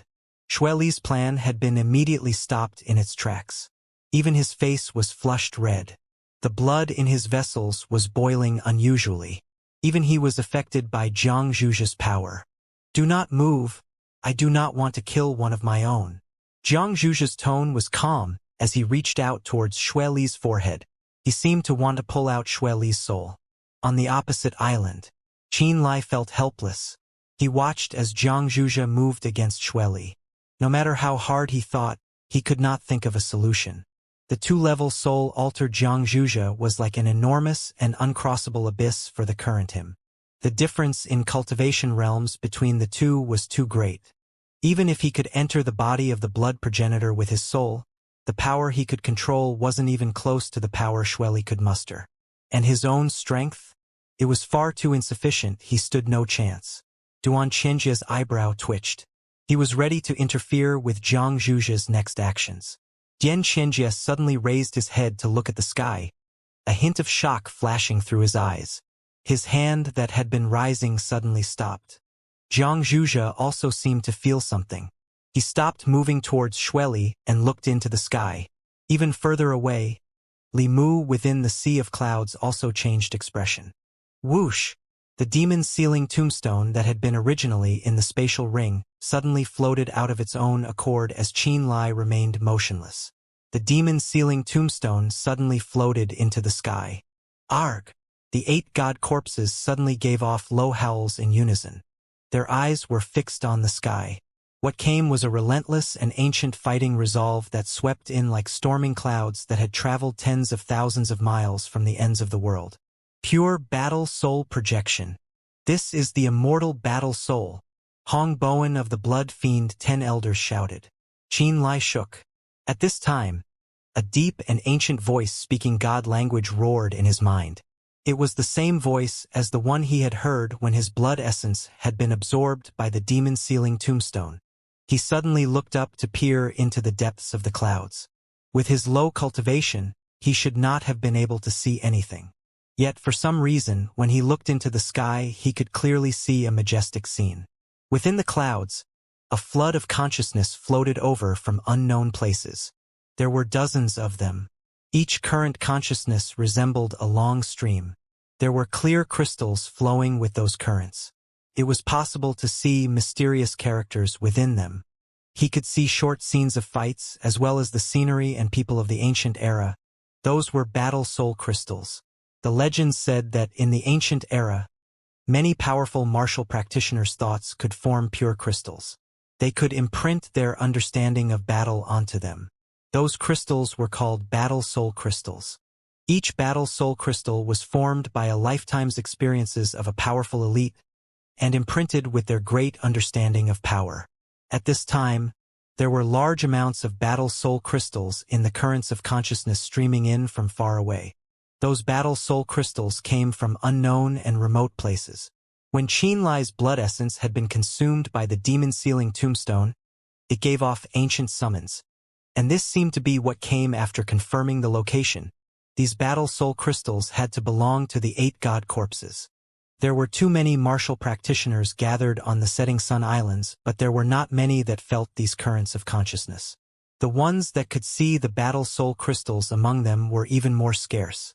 Qianlai was one of them. He saw those currents of consciousness that carried large numbers of battle soul crystals turn into waterfalls and quickly land on the heads of the 8 god corpses. Mysterious and ancient characters flickered on the necks, faces, and skin of the god corpses. Then the auras of the 8 god corpses started to furiously rise. With every second, the 8 god corpses seemed to grow stronger. Battle soul crystals were the most genuine representation of a warrior's battle experience and their understanding of power. Even if their intelligence had not completely recovered, when the lost battle soul crystals were put back in, these 8 god corpses' understanding of the martial way and the laws of the universe was quickly recovering. Whoosh, whoosh, whoosh. Enormous waves reached towards the sky. The 8 god corpses stood deep in the water as their aura rose. Whirlwinds of pure power formed around them. Those whirlwinds continued to spin, and the power they gave off grew increasingly stronger. Lightning flashed in the eyes of the 8 god corpses. Blinding light also came from their noses, eyes, and ears. Those were the purest of powers. The decline of the soul consciousness continued for 15 minutes. Then, the thought projections that seemed to have come from another world dissipated. The unknown divine characters on the 8 god corpses once again sank back into their flesh. The whirlpools around them started to grow even more terrifying after a period of accumulation. Crack, crack. Strange shattering sounds came from those whirlpools of pure power as though the space itself started collapsing. Qianlai, those power whirlwinds need a vent, Xianxia suddenly said gravely. Qianlai's eyes lit up as looked towards Xianxia.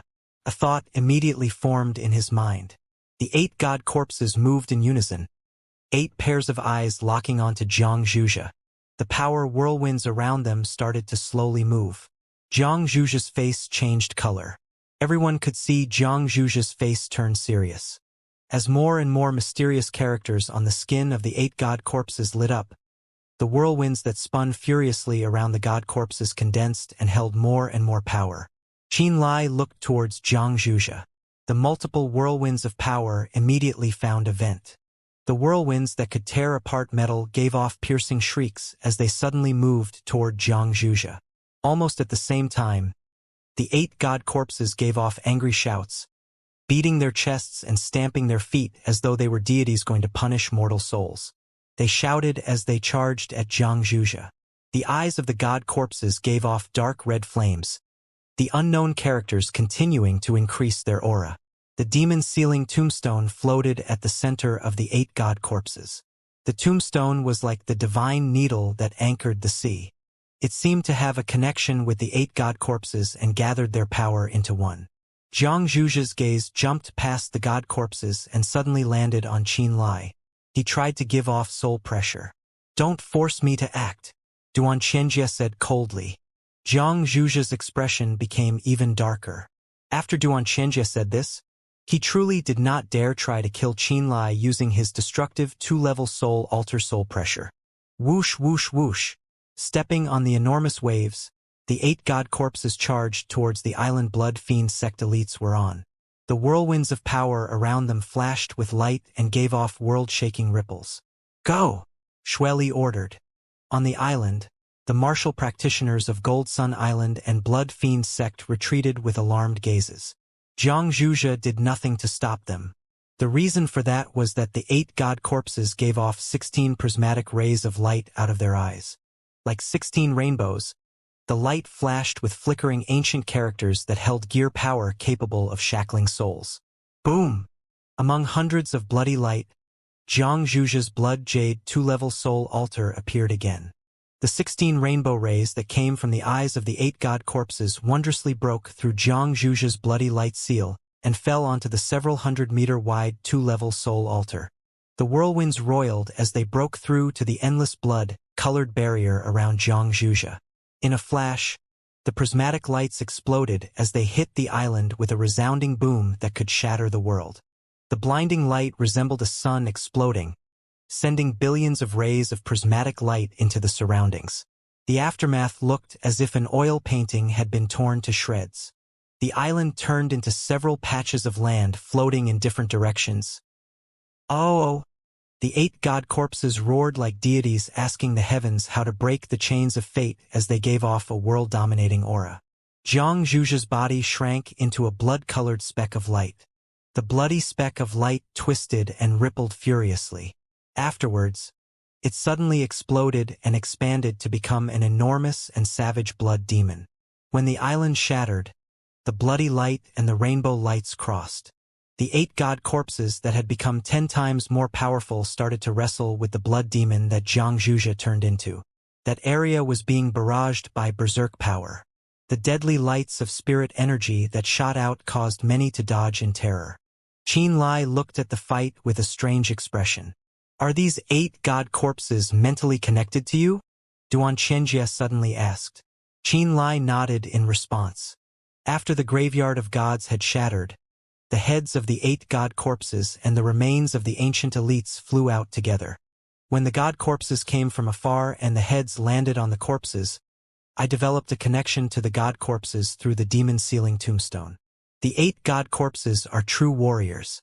Before they recovered their battle soul crystals, they haven't realized their true power. Xianxia's expression was grave.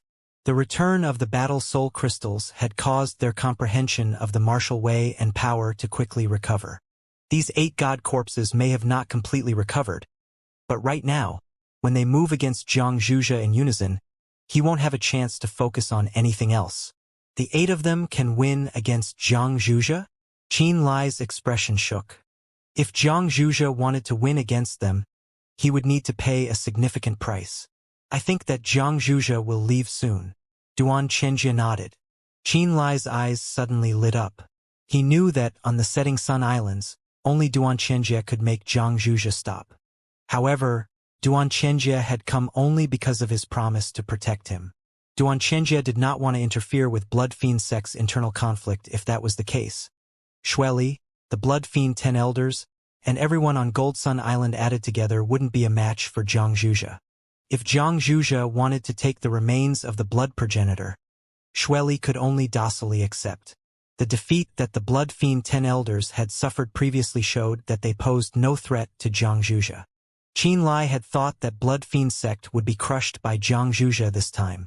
He never expected that the blood essence he had formed, which was later absorbed by the demon-sealing tombstone, would summon the battle soul crystals of the 8 god corpses. After the 8 god corpses received this great boost in power, their strength grew enormously, and Xianxia couldn't help but be restrained by them. Qin Lai immediately realized that Blood Fiend sect's calamity had passed. The reality was as Xianxia expected. In a short 15 minutes, Xianxia learned the true power of the 8 god corpses. Realizing that the 8 god corpses were a threat to him, his bloody eyes glared angrily at Xueli, followed by a deep look at Qin Lai before screaming. Amidst the scream, endless bloody light wrapped around the 2-level blood jade soul altar. He turned into a sea of blood and then floated away. The 8 god corpses roared but could only watch as he left and disappeared along with his soul altar. After Xianxia left, all the martial practitioners of Blood Fiend sect, Gold Sun Island, and Scarlet Tide Continent sighed in relief. They felt as though it had been lifted off their hearts. Whoosh! The demon-sealing tombstone that had flown away came back and stopped in front of Qin Lai's chest. Qin Lai reached out and lightly tapped its surface. The demon-sealing tombstone immediately disappeared into the spatial ring. Subsequently, Qin Lai mentally passed orders to the god corpses. The 8 god corpses that seemed as though they had not enjoyed themselves enough reluctantly sank back into the sea under his orders. Count the wounded and the dead. Mo Lingye's comforting voice came from another island. Many of the Blood Fiend sect and Gold Sun Island's martial practitioners that could still move became busy and moved around to see how many people had died this time. Old Duan, bring Qin Lai up for a chat. Li Mu passed using his soul. Xianxia nodded. Without wasting his breath, He grabbed Qin Lai and flew into the sky. And thus, under the shocked gazes of Xianxia and the others, Qin Lai was taken away by Xianxia and disappeared in a blink. Seconds later, Xianxia appeared in the depths of the cloud layer with Qin Lai, amidst which a floating island was suspended. Li Mu smiled faintly. He stood at the front of floating island and beckoned to Qin Lai and Xianxia. Stepping onto the thick cloud layer, Xianxia got onto the floating island. He frowned. Is that woman from Illusory Demon Sect still here? Sect Master, you left long ago, Li Mu said with a smile. Good. Xianxia nodded. Uncle Li, why are you still here? Qin Lai said in surprise. Haha, I never actually left. Li Mu smiled. You, boy, never cease to amaze me. I'm curious now, really curious about your origins. You don't know where he came from? Xianxia stilled. He did not know much about Qin Lai. In reality, before coming over today, Li Mu had never said anything about Qin Lai to him. He only knew that Qin Lai had helped those enormous beasts under the Land of Frost get free and helped him fulfill a promise. That's why he decided to come and save Qin Lai's life. Other than this, he knew almost nothing about Qin Lai. Qin Lai, he doesn't have any memories before the age of 10. He doesn't know where he is from, Li Mu said with a sigh. Xianxia suddenly became silent. Qin Lai, tell what you experienced in the Graveyard of Gods to old Duan, Li Mu ordered. Qin Lai did not hesitate and detailed what he had experienced in the Graveyard of Gods. Xianxia listened intently. He would occasionally ask questions along the way. He clearly was paying great attention to the situation inside the Graveyard of Gods.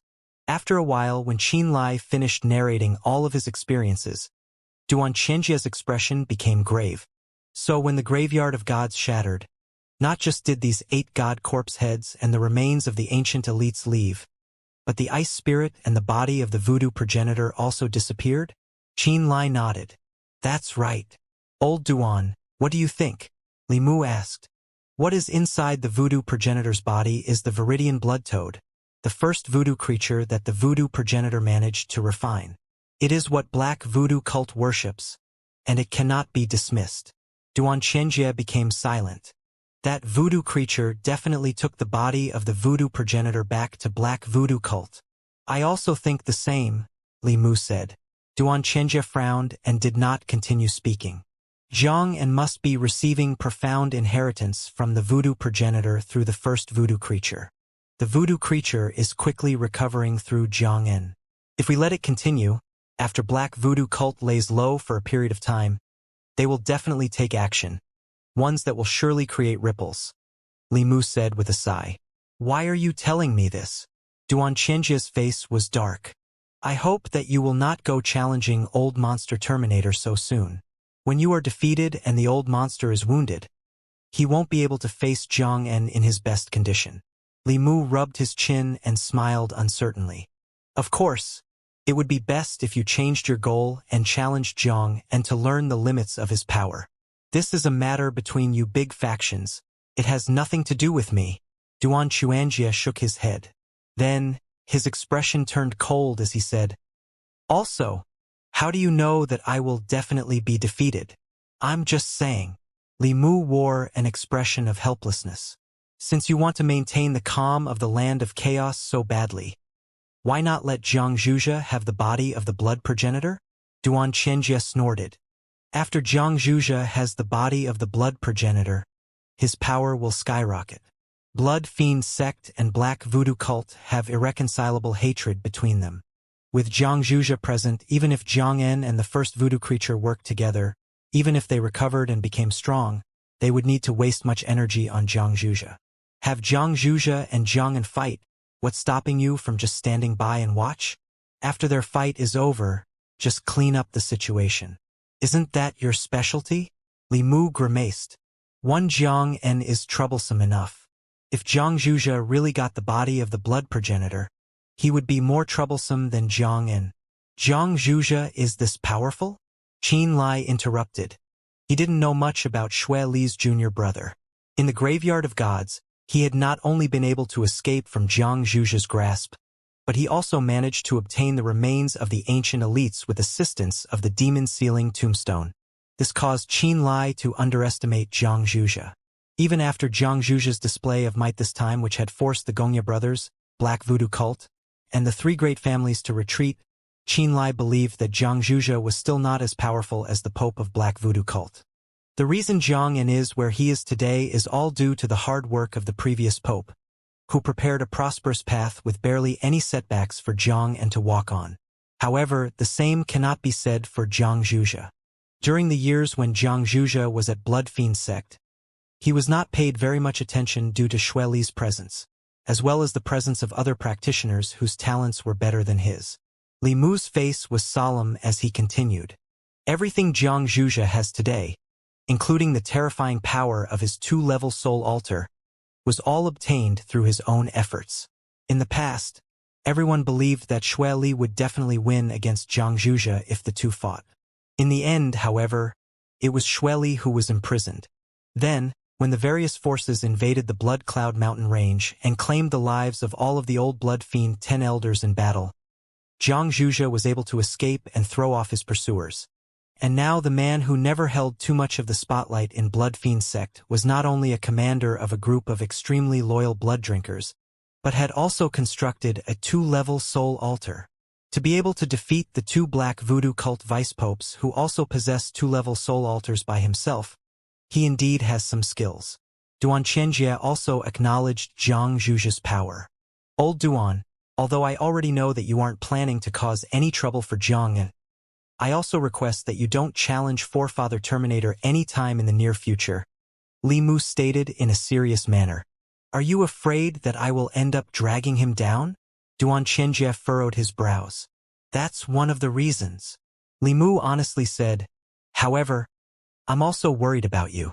Perhaps you can wound him at your current level, but you may die in the process. This time, Duan Xianxia didn't refute Li Mu, but instead remained silent. He silently thought to himself for a while, and then asked, do I truly have no chance of winning? No one in the land of chaos is a match for current old monster Nan. There was not even a trace of a smile on Li Mu's face as he spoke in a stern voice. He's on a different level compared to people you have challenged in the past. You might have been able to escape with your life even if you couldn't win, but Forefather Terminator is different. In the most recent 300 years, everyone who challenged the Forefather ended up dying by his hands. Even with your control of spatial energy, being able to escape through the void is but wishful thinking. Li Mu paused for a moment, then added, it's because old monster Nan has constantly been wandering throughout the void chaotic currents all these years. Although he mainly cultivates the power of thunder and lightning, his understanding of spatial concepts are not shallow anymore. Duan Xianxia became silent yet again. As Qin Lai quietly listened to their conversation, he gradually began to gain a clearer understanding of Zhang En, Zhang Zhuzhe, and Forefather Terminator. His understanding of Forefather Terminator Nan Zhengtian was especially deepened. It hasn't been long since you constructed the 3rd layer of your soul altar, and you have only just stabilized your cultivation at the late stage of the imperishable realm. In all honesty, you are still quite far away from Forefather Terminator's level. Li Mu leisurely stated, maybe in another 50 years, if the old monster still hasn't stepped into the void realm, you will be his match. But for now, it truly is too early. If there's nothing else, I'm leaving, Duan Xianxia snorted. There's nothing else. Li Mu smiled. Bang a bang bang. In the space in front of the floating islands, Duan Xianxia forcefully tore open a spatial passage and entered it with an unhappy face. Moments later, the spatial passage quickly disappeared as well. Afterwards, Li Mu's gaze naturally fell onto Qin Lai as he chuckled and said, the reason I had old Duan bring you here was because there is something I wanted to tell you. Uncle Li, if Senior Duan challenged Zhang En, what would his odds of victory and defeat be? Qin Lai suddenly asked. Li Mu carefully thought for a couple moments, then said, about 60 to 40 in old Duan's favor. However, if Zhang En is provided with enough time to gain a thorough understanding of the inheritance that is being passed to him by the voodoo progenitor, his strength will become increasingly greater. If you are putting it this way, Does it mean Jiang En is also no match for Forefather Terminator? Qin Lai asked in surprise. Ha! If Jiang En was confident enough to defeat Forefather Nan, then Guan Xian would have already ordered Pu Zhe to kill you long before old Duan arrived, Li Mu said, chuckling. Qin Lai became even more surprised. From the conversation between Duan Xianxia and Li Mu, he had roughly understood that Forefather Terminator Nanjing Tian was an invincible figure that stood at the summit of the land of chaos. Ah, that's right. What did you want to tell me, Uncle Li? It seems like old monster Nan has his eyes on you. Moreover, I heard that you promised Chu Li that you would visit Terminator Sect once the matters on the Setting Sun Islands were settled. That is true. Li Mu thought for a moment, then said, Take this spatial ring. A seal which cannot be broken by ordinary people had been applied to the insides of the ring. For now, you also do not have the ability to break it open. When you arrive at Terminator Sect and meet Nanjing Tian, give this ring to him and mention that I entrusted it to you. As he spoke, he handed a very normal-looking spatial ring over to Qin Lai. Qin Lai didn't even try to inspect it, carefully putting it into his pocket right after receiving it. He replied, I will. He didn't ask why Li Mu couldn't go and deliver it by himself. After today's battle, the Black Voodoo cult and the three great families shouldn't dare to organize another large-scale invasion in the near future. If Blood Fiend Sect wishes to continue developing, it must make the most of this rare opportunity. Also, the bond between Illusory Demon Sect's Sect Master and Mo Lingye is stronger than I had thought. Li Mu rubbed his chain as he calmly continued. Don't hold back even if you have to come into conflict with Blue Moon Valley. From my point of view, it seems like Sect Master Yu doesn't acknowledge the existence of Blue Moon Valley's Miao family at all. Thus, even if others within Illusory Demon Sect do care about Blue Moon Valley, it'll hard for Blue Moon Valley to threaten Xueli and the others with Illusory Demon Sect as long as Sect Master Yu is there. As Qin Lai carefully listened, he gradually realized Li Mu's message. So no one would stand in our way if we moved against Blue Moon Valley? There shouldn't be too many obstacles. Li Mu grinned. I see. Qin Lai nodded his head in quick succession. All right, there's nothing else. You should return to the Setting Sun Islands. Li Mu laughed as he reached out with his hand towards the depths of the island and made a grabbing motion. Suddenly, a crystal war chariot engraved with the Xiahou family's symbol emerged and quickly made its way over. This is something I obtained on the side earlier. It's for you to ride back. Then I will be taking my leave first. After respectfully bowing to Li Mu, Qin Lai hopped onto the crystal war chariot and began riding it towards the Setting Sun Islands. Li Mu turned around and walked back to the complex of gorgeous palaces atop the floating island.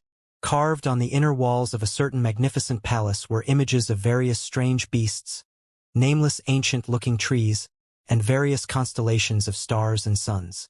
An invisible sealing energy seemingly locked down all of the space within. Within the main hall of this palace stood a tall horned demon race clansman. A long lizard-like tail with spikes protruding from it emerged from his backside and constantly struck the gold and iron ground below him. As the tail quickly moved back and forth, phantom images of it appeared and a harsh screeching sound began to echo around the room. The demon seemed to have become incredibly bored while he was waiting. 8 extremely evident and ferocious-looking curved horns extended out from the rear side of his neck. Indeed, it was none other than Tate who had previously appeared on Floating Island. It was the powerful 8-horn demon race warrior. Did you manage to catch a glimpse of your venerable one's grandson? Li Mu asked with a slight smile after entering. I did, Tate replied in human tongue with an extremely nasal voice. Why won't your venerable one just meet Qin Lai? Li Mu frowned. Just to search for his grandfather. This kid was willing to travel a great distance over from the Scarlet Tide continent and slaughter into the depths of the Graveyard of Gods. If your venerable one is still alive, I believe that he should at least send a message out to the kid and help him settle down a bit. It's none of your business, Tate irately replied. Anyway, was the sole purpose of your trip over here to have me hand Qin Lai that spatial ring and tell him to go meet Forefather Terminator? Li Mu wrinkled his brows. What's inside the ring?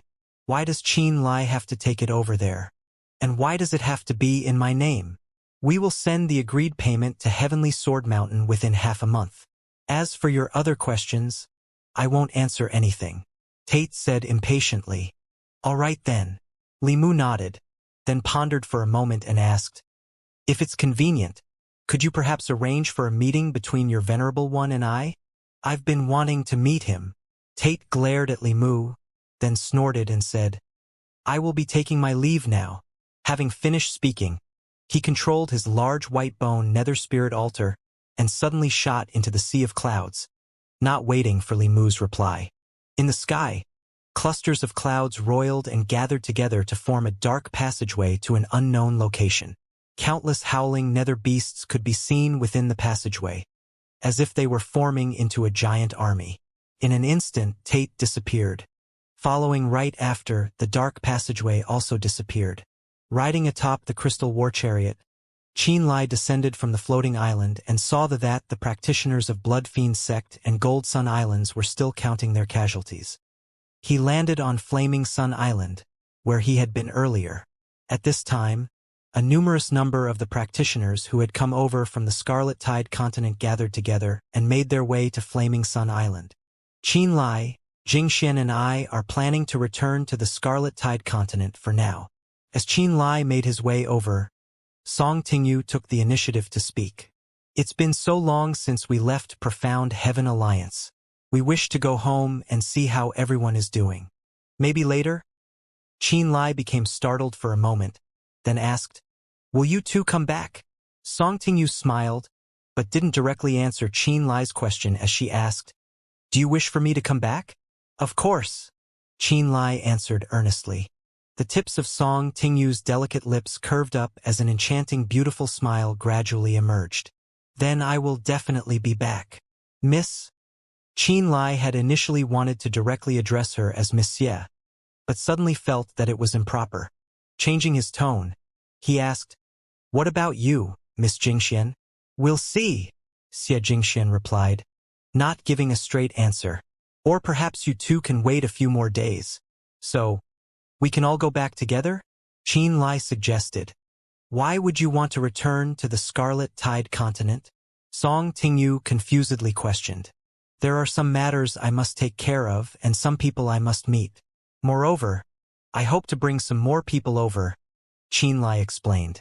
In the blink of an eye, 2 years had already passed since Qianlai left the Scarlet Tide continent. He wished to return in hopes of convincing several old artificers from Armament Sect to come over, and also to visit some old friends such as Tuzhe and Zhuoqian. Then we will wait for you. After all, we are not in any hurry. Song Tingyu smiled sweetly as traces of exuberant joy emerged in her eyes. It was clear that she was happy about Qianlai's accompaniment. Afterwards, Gold Sun Islands, Hu Yun approached from afar with heavy steps. He said, Qianlai, the first island master and the others request that you and Xianxia come over. All right, Qianlai nodded. Following Hu Yun, Qianlai and Xianxia moved shoulder to shoulder towards the newly renamed Gold Sun Island. How many casualties were there? Qianlai asked as they traveled. Hu Yun sighed, then replied, half of the 32 envoys of Gold Sun Island, including my good friends Lu Qing and Fang He, have died. 2 of the 6 enforcers, Su Changsheng and Su Jiadong, were also lost during the battle, and even Enforcer Xianxia was seriously injured. Of the Nether Passage and Manifestation Realm practitioners, 1/3 of them died during the battle as well. All in all, Gold Sun Island has suffered major damage in this battle. What about Blood Fiend Sect? Qianlai's heart was full of grief. Their casualties are about the same. Hu Yun's furrowed his brows. The good news, however, is that their Blood Fiend 10 elders are safe. As of right now, they are preparing to condense blood demons with their blood essence. That being said, they are being extremely cautious right now. As for the number of casualties of Blood Fiend Sect's Nether Passage, Fulfillment and Fragmentation Realm practitioners, it is about the same as Gold Sun Islands. The 3 made their way over to where the first island master was waiting.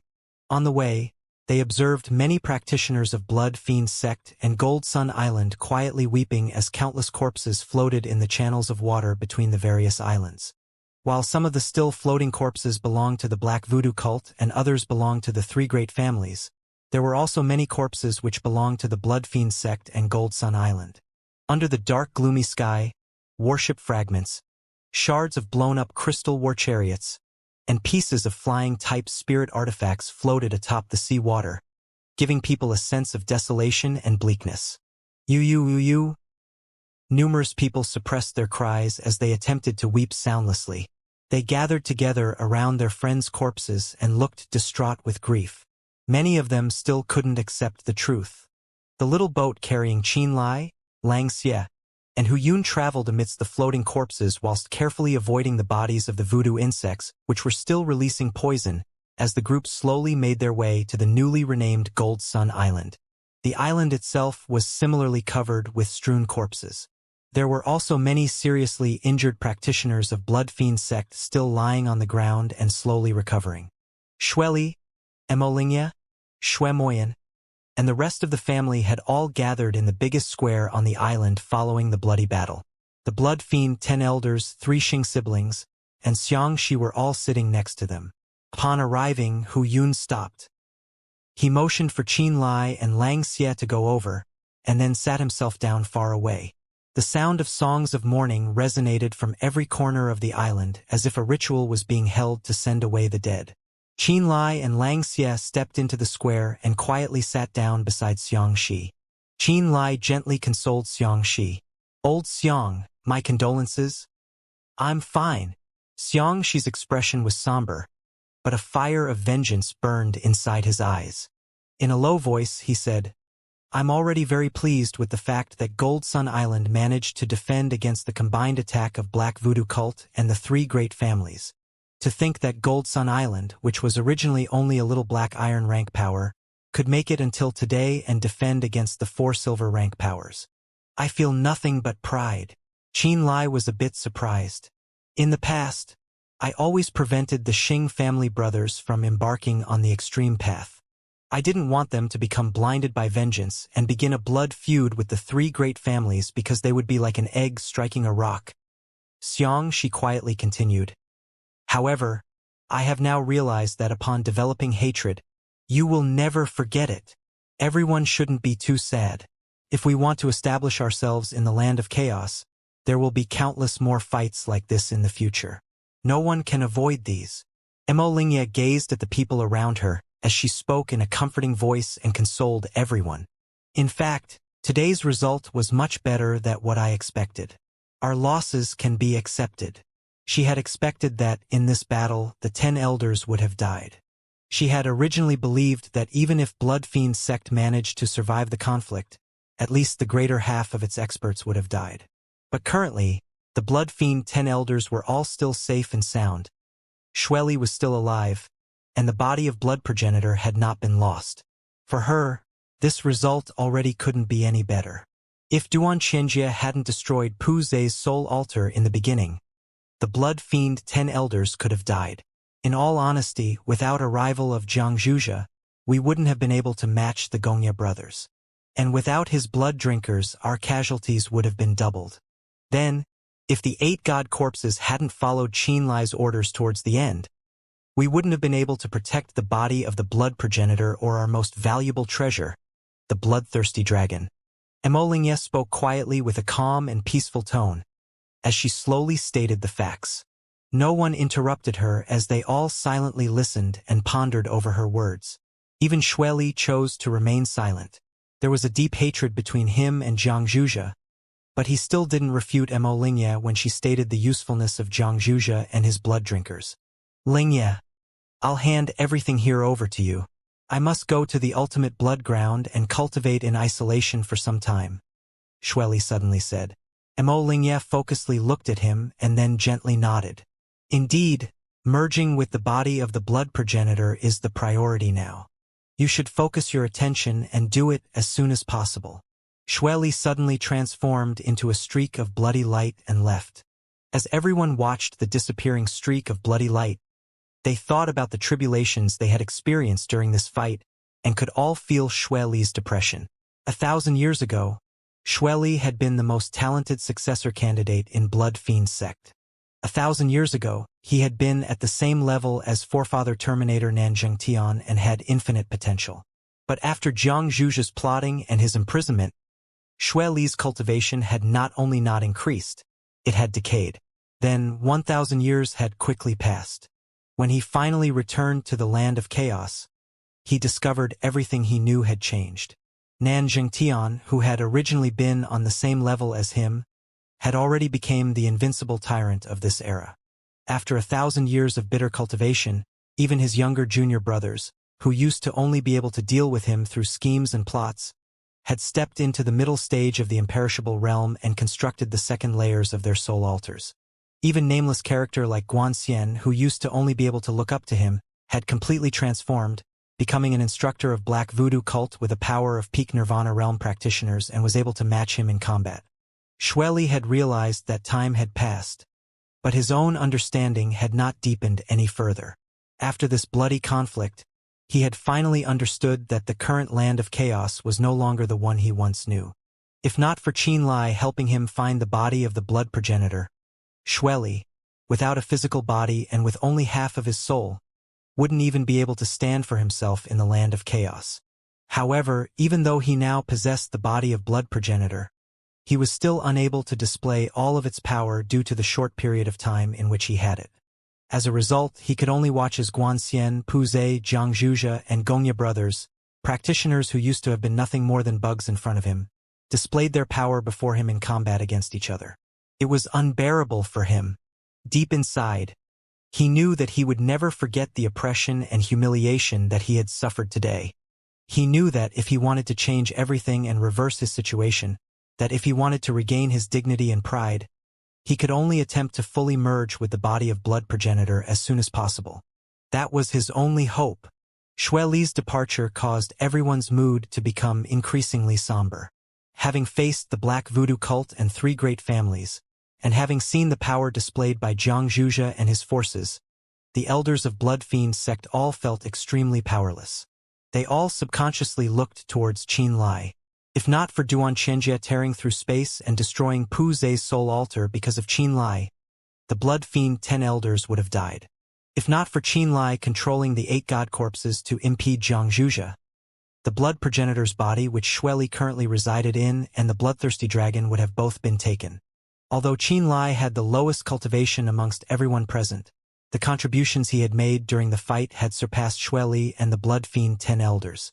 Thus, their gazes with which they looked at Qin Lai were quite complicated. "All right, the reason why I gathered you all here is to talk about other matters," Lingye said, suddenly changing the topic. "The battle has temporarily come to a close, and our enemies shouldn't be able to attack again in the near future. Thus, we must take advantage of this short time frame in which we can recover our strength and use it to strengthen ourselves as quickly as possible." Everyone's eyes lit up. Blue Moon Valley's Miao family should pay their debts. Mo Jun suddenly yelled. His words were like a stone thrown into a lake as the elders of Blood Fiend sect, the Xing brothers, and Xianxia all fiercely raised their heads. Their suppressed anger emerged as their eyes became ice-cold. According to Guanxian's words, Blood Fiend sect's hidden location had been obtained by Blue Moon Valley from Jiangyan. This meant that one of Blue Moon Valley's people must have sold them out. Because of this information obtained from Blue Moon Valley, the hidden grounds of Blood Fiend sect, which had lasted thousands of years, and Gold Sun Island's main island have been completely soaked with blood, completely massacred. Although Black Voodoo cult and the 3 great families were the main source of hatred in everyone's hearts, no one could forgive Blue Moon Valley's sin of providing that information. It seems like everyone agrees with acting against the Miao family. Mo Lingye was not surprised at all as she continued. However, the Miao family is currently a vassal force of Illusory Demon sect. If we were to move against the Miao family, we may anger Illusory Demon sect. What is everyone's opinion on this? Everyone suddenly quieted down. When Illusory Demon sect was mentioned, the expression on everyone's face suddenly became solemn. Qin Lai slightly furrowed his brows. After talking with Li Mu, he knew that the relationship between Illusory Demon Sect's sect master Yu and Mo Lingye was stronger than Li Mu had believed.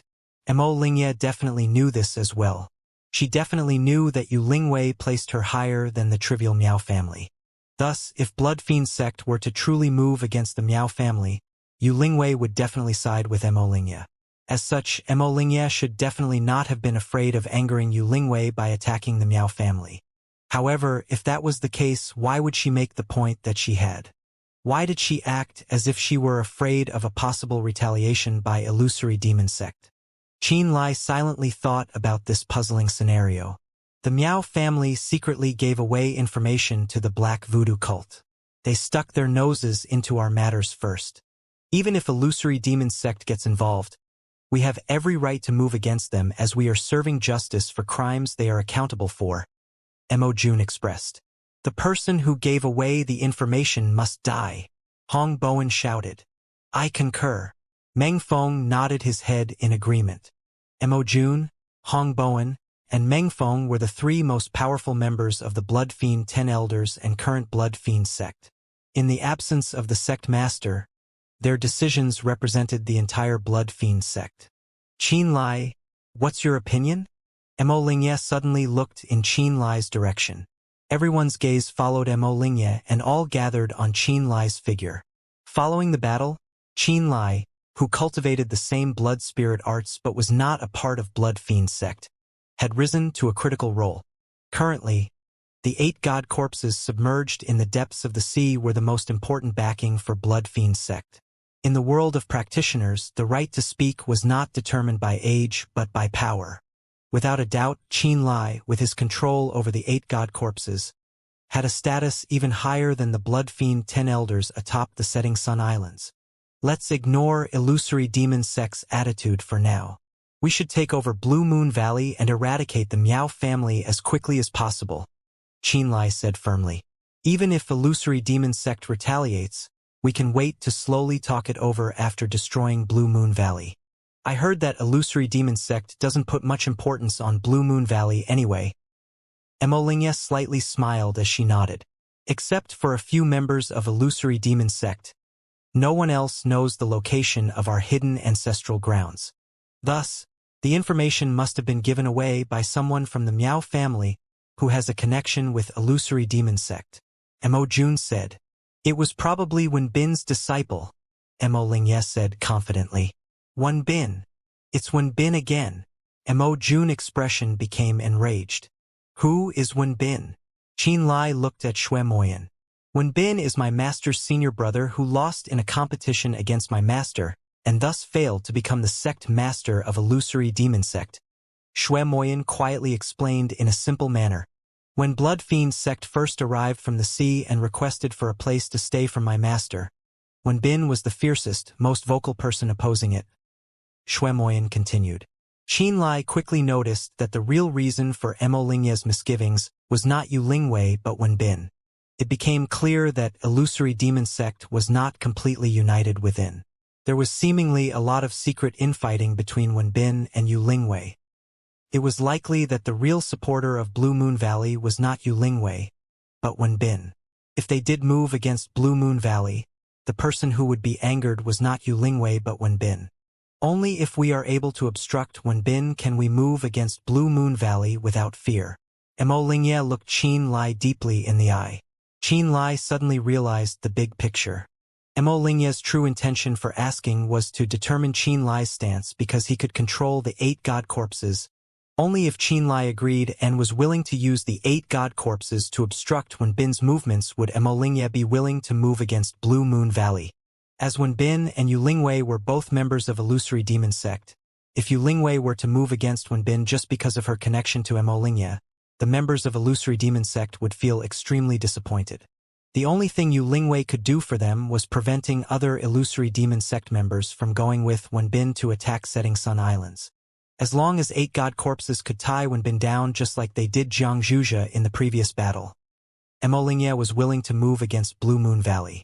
As Blue Moon Valley was one of Wenbin's wings, removing it would greatly support Yu Lingwei.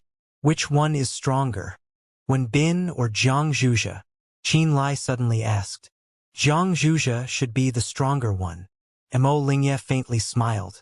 Then I still support attacking Blue Moon Valley. Qin Lai's expression was respectful as he looked at Mo Lingye and responded. Upon receiving Qin Lai's positive response, Mo Lingye came to a decision and didn't ask for any more opinions. She nodded her head and said, "Let's not waste any more time. It would be best for us to move before any news spread and before Blue Moon Valley is able to accurately determine our strength. Let us move right now." "Understood," the Blood Fiend 10 elders replied in unison. Xing Yuyuan and the other members of Gold Sun Island also became excited as a blazing fighting spirit churned in their eyes. During the previous trip to Blue Moon Valley, the Xing brothers and Qin Lai had been repeatedly humiliated by the Miao family. All this time, Xing Yu Miao had been waiting for an opportunity to pay them back. Miao Hui breaking off the engagement had caused the Xing brothers to become even more enraged. They had nearly lost control on the spot. Unfortunately, Gold Sun Island was much weaker than Miao family, so they could only hold it in and try to endure. This time, however, Miao family caused Gold Sun Island to lose many practitioners, many of which were members of the Xing family. This caused Xing family brothers to no longer be able to contain themselves. "Brother, go make the arrangements, and temporarily imprison all of the people surnamed Miao on the island to prevent them from leaking information," Xing Yu Miao commanded. "I will go right now." Xing Yuyuan left, his face cold. Several years ago, Gold Sun Island's Xing family had become linked to the Miao family through marriage, as the son of one of the Xing family brothers had married a girl from the Miao family. Xing Yu Miao was worried that their current actions would be discovered by these Miao family members and divulged back to the Miao family in Blue Moon Valley. Thus, he ordered for them to be temporarily imprisoned. "Hong Bowen and Meng Feng, both of you will personally go to Blue Moon Valley," Mo Lingye said. Blood Fiend 10 elders Hong Bowen and Meng Feng immediately nodded in response. "What about you, Qin Lai?" Mo Lingye asked. "I will go with them," Qin Lai responded. "You can't leave." Mo Jun's expression suddenly changed as he anxiously said, "If you leave, there will be no one to control the 8 god corpses. If Jiang Zhuzhe comes back, who will stop him?" As these words were spoken, the expressions of all of Blood Fiend sect and Gold Sun Island's practitioners changed as they all began pleading for Qin Lai to stay. Qin Lai himself hesitated for a moment, because the point brought up indeed had reason behind it. "It doesn't matter. Qin Lai, if you want to go, just go. Nothing bad will happen." Mo Lingye's expression was calm as she continued, "Even if Jiang Zhuzhe comes back, it will be fine as long as I am on the island and Shueli remains hidden." Mo Lingye was completely in control of the situation. Blood Fiend sect and Gold Sun Island quickly finished preparations. After all of the Miao family members had been captured and tied up, 2 flowing gold fire phoenixes cried as they rose into the sky and flew away. Qin Lai was atop one of them. It was already dark. Mo Lingye and Mo Jun stood on the island and watched the phoenixes fly away. Their expressions were slightly darkened. "Qin Lai is more mysterious than we all thought. Old Monster Terminator wants him alive. Duan Xianxia came in person. Li Mu is supporting him from the shadows." Mo Jun's gaze was deep. "His potential is unfathomable, while his origins are unknown. He is able to control the 8 god corpses, and he also benefited tremendously in the Graveyard of Gods." "What do you want to say?" Mo Lingye's expression was cool. "While Qin Lai cultivates the blood spirit art, he is not a member of Blood Fiend sect." Mo Jun sighed. "Are you worried?" Mo Lingye frowned slightly. "Not worried, more like slightly helpless. He cultivates the blood spirit art and is familiar with the secret arts of Blood Fiend sect, yet he does not treat blood spirit art as his main and only spirit art." Mo Jun's face was full of regret. "It is our good fortune he cultivates blood spirit art and is willing to have a connection with Blood Fiend sect." After a moment of silence, Mo Lingye said seriously, "We have to treat him well. We cannot have him feel any hate towards Blood Fiend sect. His friendship is crucial for Blood Fiend sect." Mo Jun was silent.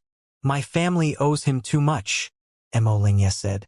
"Without him, Shueli would not have been able to break free. Without him, Moyen would have died in the Graveyard of Gods, and I would not have been able to wake up." "I understand," Mo Jun said. on the wing of the flowing gold fire phoenix. Qianlai sat silently inside the wooden tower. His breathing stopped in the dark as he continued to adjust and recover his spirit power. He quickly slipped into the state of thoughtless tranquility. In that state, there were no stray thoughts or distractions in his mind. He seemed to be one with the world. The speed at which he gathered the spirit energy of the world was much faster. Threads of spirit energy came from all directions. They burrowed into the wooden tower and shrouded the area in mist, making it appear like a divine realm. Time silently passed. A while later, Qianlai opened his eyes, which flashed with light. The faint spirit energy that shrouded the room suddenly scattered as his awakening forcibly ended the state of thoughtless tranquility. He probed himself with his mind consciousness and found that his 9 natal palaces were filled with pure power of frost, thunder and earth, and were on the verge of spilling out. Even his soul lake had grown slightly bigger, while his true soul became even clearer and brighter. He suddenly had a feeling that his true soul was about to come out of his body. Going to reach a breakthrough again, Qianlai said to himself. He gradually realized that intense fighting and manslaughter were effective ways of increasing his cultivation and strength. The limit sublimation art was wondrous and was able to stimulate potential and cause oneself to transform. That transformation included spirit power, soul power, the body, and all of the potential of life. In this battle, he had reached a state of being completely impoverished 2 times. After using the limit sublimation art 2 times, he could clearly feel the indescribable benefits that this secret art gave to him. He felt as tough. The reason he had reached the doorway to fulfillment realm so quickly was due to the help of the limit sublimation art. The reason he requested to come along on this trip to Blue Moon Valley was because he hoped that he could continue to fight, use up all of his power, and continue to cultivate the limit sublimation art. The setting Sun Islands and Blue Moon Valley were a fair distance apart. Qianlai was not in a hurry and prepared to keep meditating to recover soul power. A ripple of soul vibration suddenly came from a distance, its source standing in front of his wooden tower. Due to his sensitive soul perception, even before the soul presence came near, he knew that the incomer was Xue Moyan. He waited for her to knock. Tens of seconds later, Xue Moyan still did not move. This surprised him. Cough! He suddenly coughed lightly. An alarmed expression appeared on Xue Moyan's beautiful face. She almost cried out. Does senior sister Xue have something to discuss with me? Qianlai said softly. As he spoke, Qianlai came down from the wooden tower. He walked to the door and opened it to invite Xue Moyan in. Xue Moyan, dressed in a pale green silk dress, entered the room, and her expression quickly calmed down. She said, I came to thank you. Thank me for what? Qianlai smiled. Without you, my family would not have been able to reunite. Without you, it would have been very difficult for Blood Fiend sect to overcome this obstacle. Xue Moyan said sincerely. I cultivate blood spirit art. Also, back in the Scarlet Tide continent, Elder Xue Li helped me many times. Truthfully, I also need to gather spirit materials, and Blood Fiend sect can help me do it. If you want to gather spirit materials, you can take the remains of the ancient elites and go to Heavenly Sword Mountain or Terminator sect to trade for them. I know both Li Mu and Forefather Terminator would be happy to see you. That's true. However, I'm too young and too weak. Even if I go to Terminator sect and Heavenly Sword Mountain, I will not be treated with due respect or have a right to speak. The reason that Qianlai was willing to risk being grouped together with Blood Fiend sect was because he cultivated blood spirit art, and it had been known by people like Feng Yio and Yumen. He could not separate himself from Blood Fiend sect.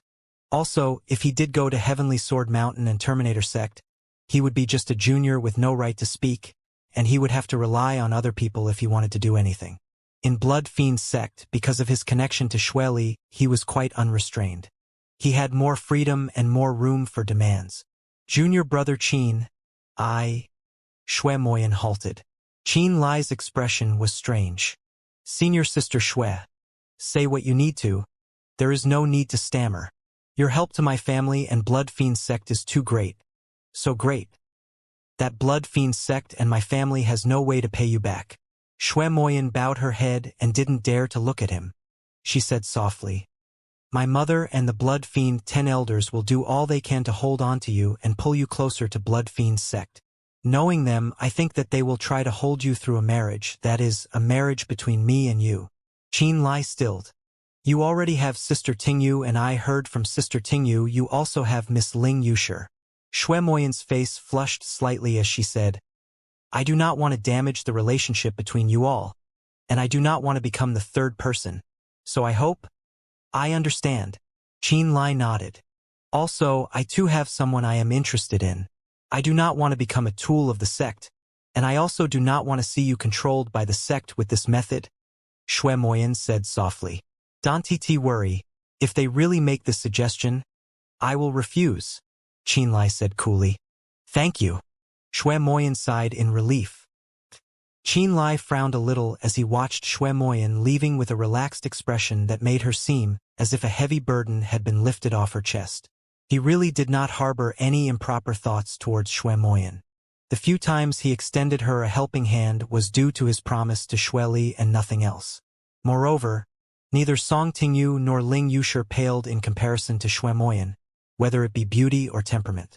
Still, the fact that she came over this late at night and made it very clear that she had no intentions of getting involved with him made him feel a little uncomfortable. Supposedly, Shui Moyan shouldn't have participated in the Annihilation operation against Blue Moon Valley because of her former status in Illusory Demon Sect. She had insisted on coming even though both Mo Lingye and Mo Jun had advised her not to participate and stay at the Setting Sun Islands. It was only after this dialogue that Qin Lai finally understood why. It was very likely that the reason for that was to tell him these words. You don't want to get too deeply involved with me, but I don't wish to get tied down by Blood Fiend sect either. That's why your worries are unfounded. Qin Lai thought to himself. A fire phoenix hovered above the clouds and beneath the dim moon. Shui Moyan had returned to her tower.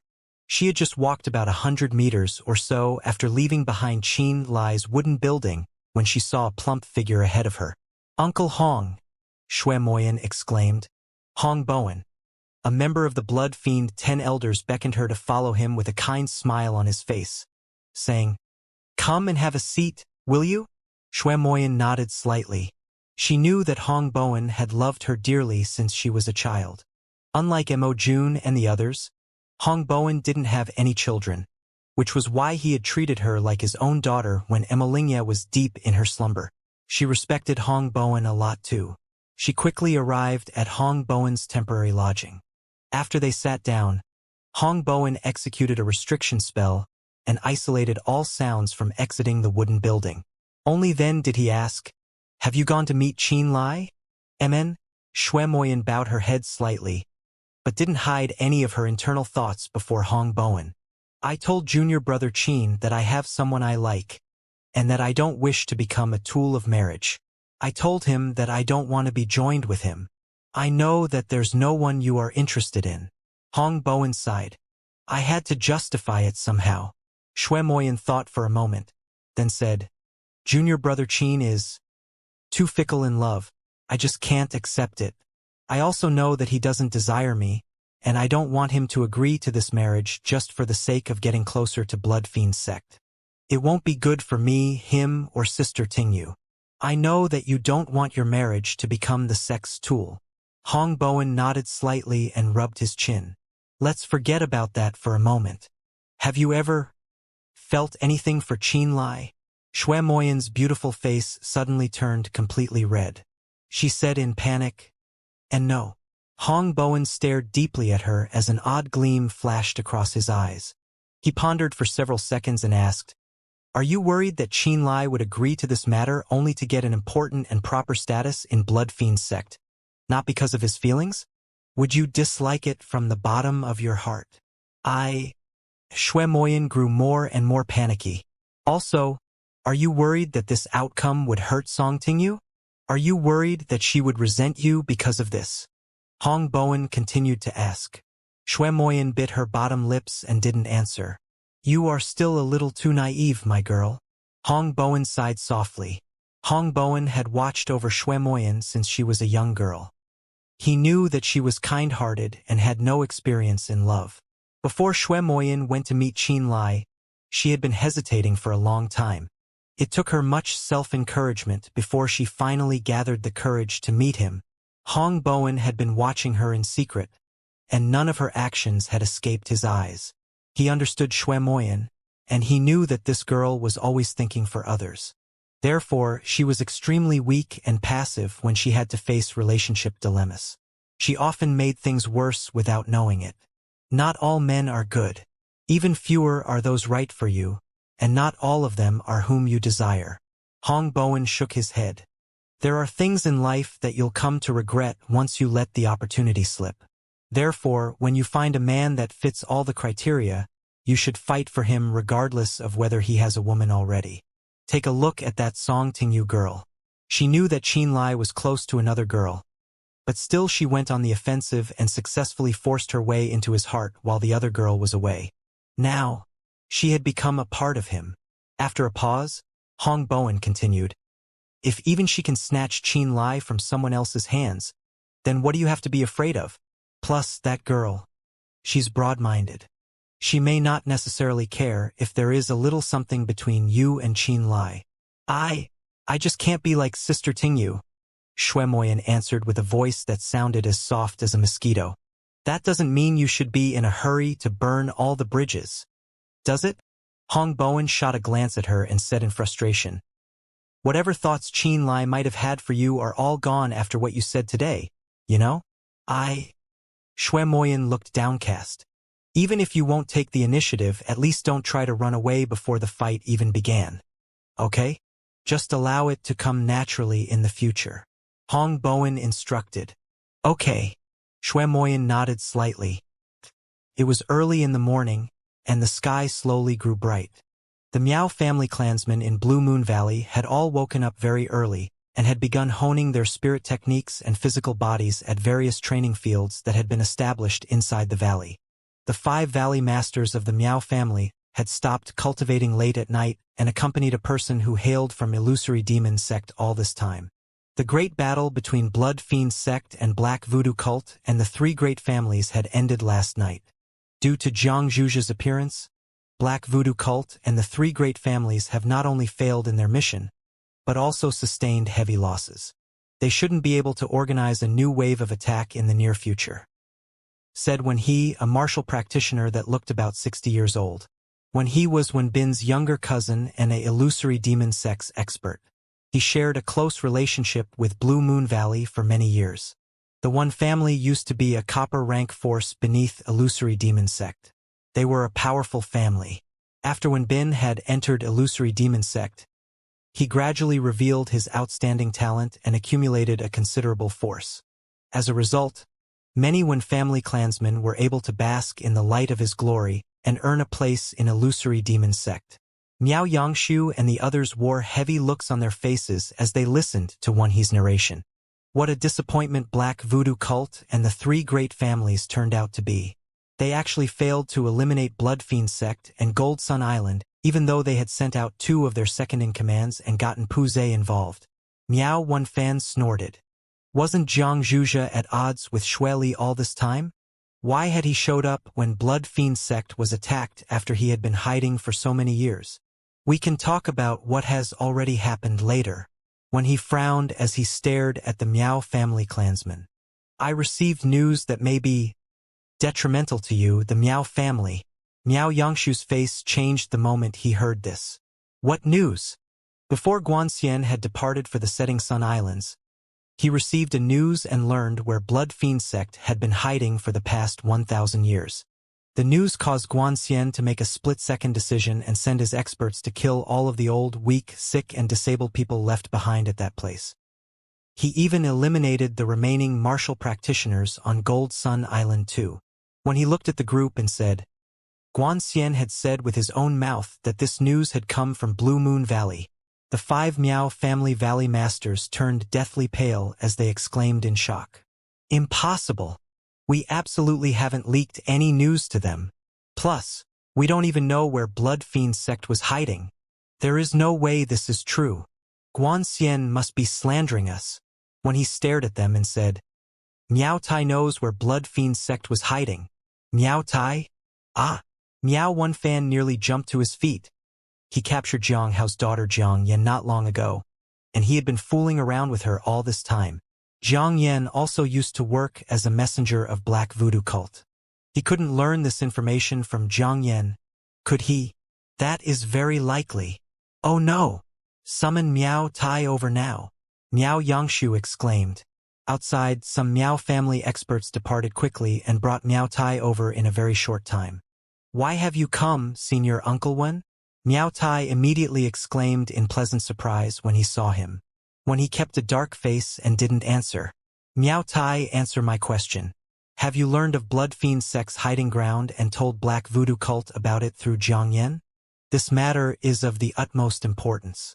You must answer me honestly, Miao Yangshu said with a chilly expression. I did. Miao Tai didn't refute it. He laughed fiercely. Blood Fiend Sect's Qin Lai had humiliated me horribly, so I want them all dead. I want them to pay the price for my humiliation. The 5 Valley Masters of the Miao family wore ugly looks on their faces when they heard his admittance. If Blood Fiend Sect and Gold Sun Island had been slaughtered to the last and put down fiercely by Black Voodoo cult and the 3 great families, then Miao Tai's transmission would have been irrelevant. This was because Blood Fiend Sect wouldn't have the strength to investigate into the matter. However, not only had Blood Fiend Sect won the battle, they had preserved much of their strength too. They absolutely had means to settle the score with the Miao family. This caused the 5 Valley Masters to feel restless. Junior Uncle One, you are a member of Illusory Demon Sect.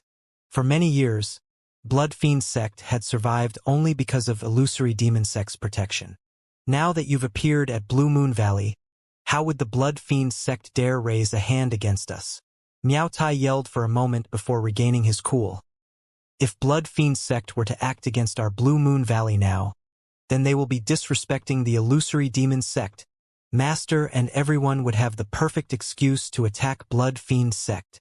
Miao Tai wasn't stupid. He knew that when he must have heard something to have rushed over at this moment. That was why he had appeared to stop Blood Fiend Sect from attacking Blue Moon Valley. He knew that his master Wen Bin and Yu Lingwei were secretly in competition.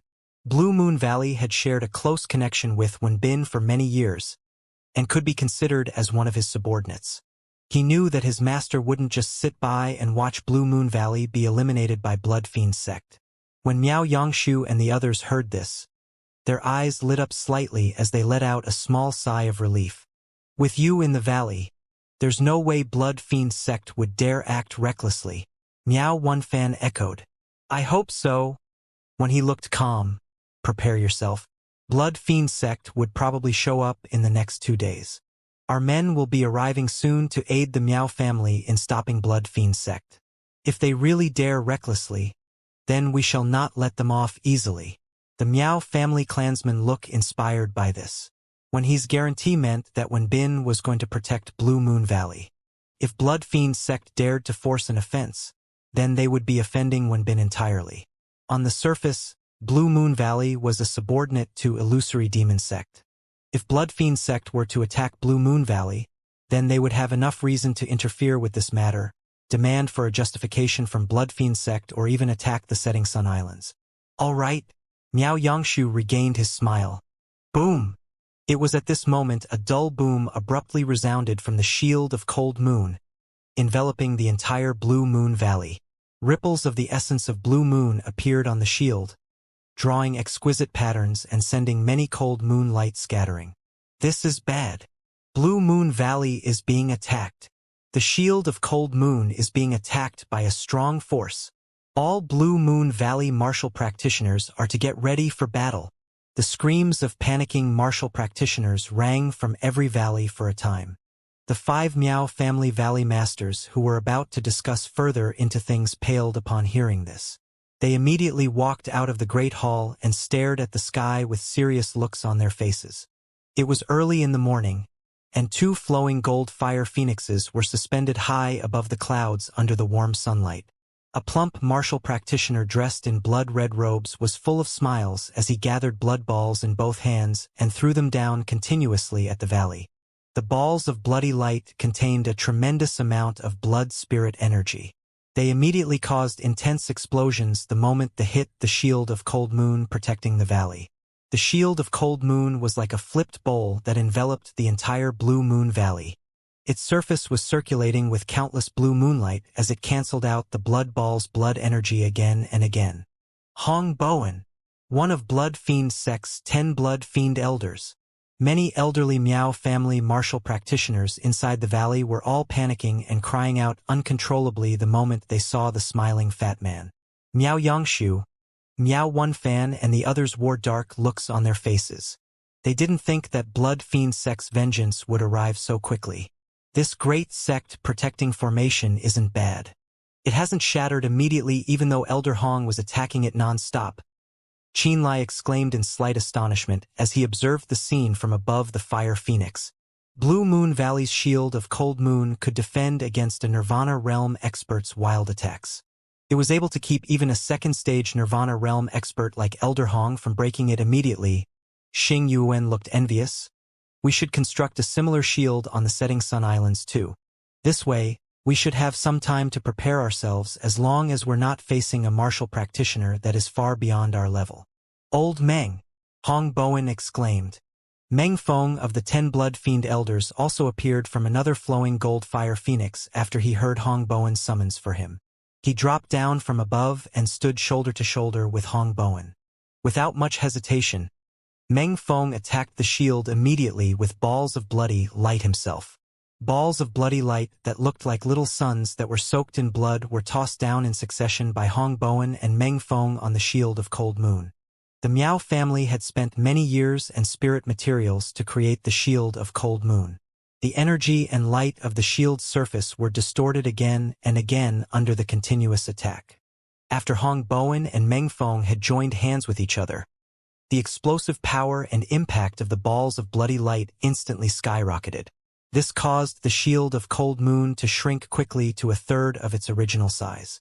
This was a sign that the shield of Cold Moon was swiftly depleting its energy resources. Elder One, Miao Yangshu's expression looked heavy. The shield of Cold Moon wouldn't be able to hold out much longer. Please act now and help the Miao family avert this disaster. There is no need for haste. Let Hong Bowen and Meng Feng deplete their strength by attacking the shield of Cold Moon. When he still hadn't walked out of the valley's secret hall, as he watched the situation outside through the window, he sent a message to Miao Yangshu and said, I am only at the second stage of Nirvana Realm 2. My strength is at most equal to theirs. It will be difficult for me to beat them 1-on-2 if they are at perfect condition. Miao Yangshu looked like he wanted to say something. Although they were quite far apart, Miao Yangshu still noticed at a single glance with his eyesight that Hong Bowen and Meng Feng were carrying dried blood on their bodies. When he connected this with the big battle Hong Bowen and Meng Feng had experienced earlier, he knew that neither of them were at their peak strength right now. There was no way a Nirvana Realm expert could recover in a short time after going through an intense battle, even with the help of pills.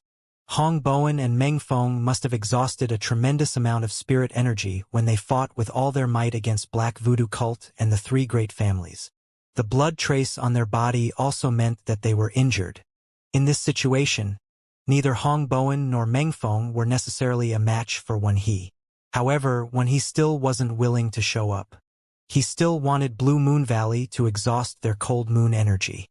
Blue Moon Valley's shield of Cold Moon relied on absorbing the essence of moonlight to restore its strength. It had taken them over several hundred years of accumulation to store up this much moon energy. If Hong Bowen and Meng Feng were to deplete all of their moon energy, then the shield of Cold Moon wouldn't be able to function for a short time and protect Blue Moon Valley. That was why Miao Yangshu had hoped that Wen He could act sooner. Unfortunately, that wasn't Wen He's wish. All Miao family clansmen were looking up from the valley and watching Hong Bowen and Meng Feng throwing blood balls at the shield of Cold Moon again and again. They watched as the shield shrink gradually and eat into its resources of Cold Moon energy. They were all feeling anxious inside. Qianlai drove a crystalline war chariot over and dropped down from the flowing gold fire phoenix. He approached Blue Moon Valley and frowned as he watched the scene inside the valley. He also paid close attention to the changes in the shield of Cold Moon as the blood balls landed on them. After observing for a moment, Qianlai said, Elder Hong, Elder Meng, please rest for a moment. Hong Bowen and Meng Feng looked surprised by this. Let me try, Qin Lai offered on his own accord. You? Meng Feng frowned slightly. A great sect protecting formation like this must be taken down through a series of continuous, powerful attacks. There are no ways to circumvent it. Your realm is a little too weak, so you may not be able to deplete their moon energy reserves even if you were to attack at full force. While they did doubt his capabilities, Meng Feng and Hong Bowen ultimately chose to stop their attacks. Sitting on the crystalline war chariot, Qin Lai cast a glance at the shield of cold moon beneath them and summoned the 8 slabs of thunderblitz, with suddenly after a brief moment of hesitation. Back at the Thunder Lagoon, the 8 slabs of thunderblitz woods he snatched from the eastern barbarians all looked like stone pillars that supported the sky itself.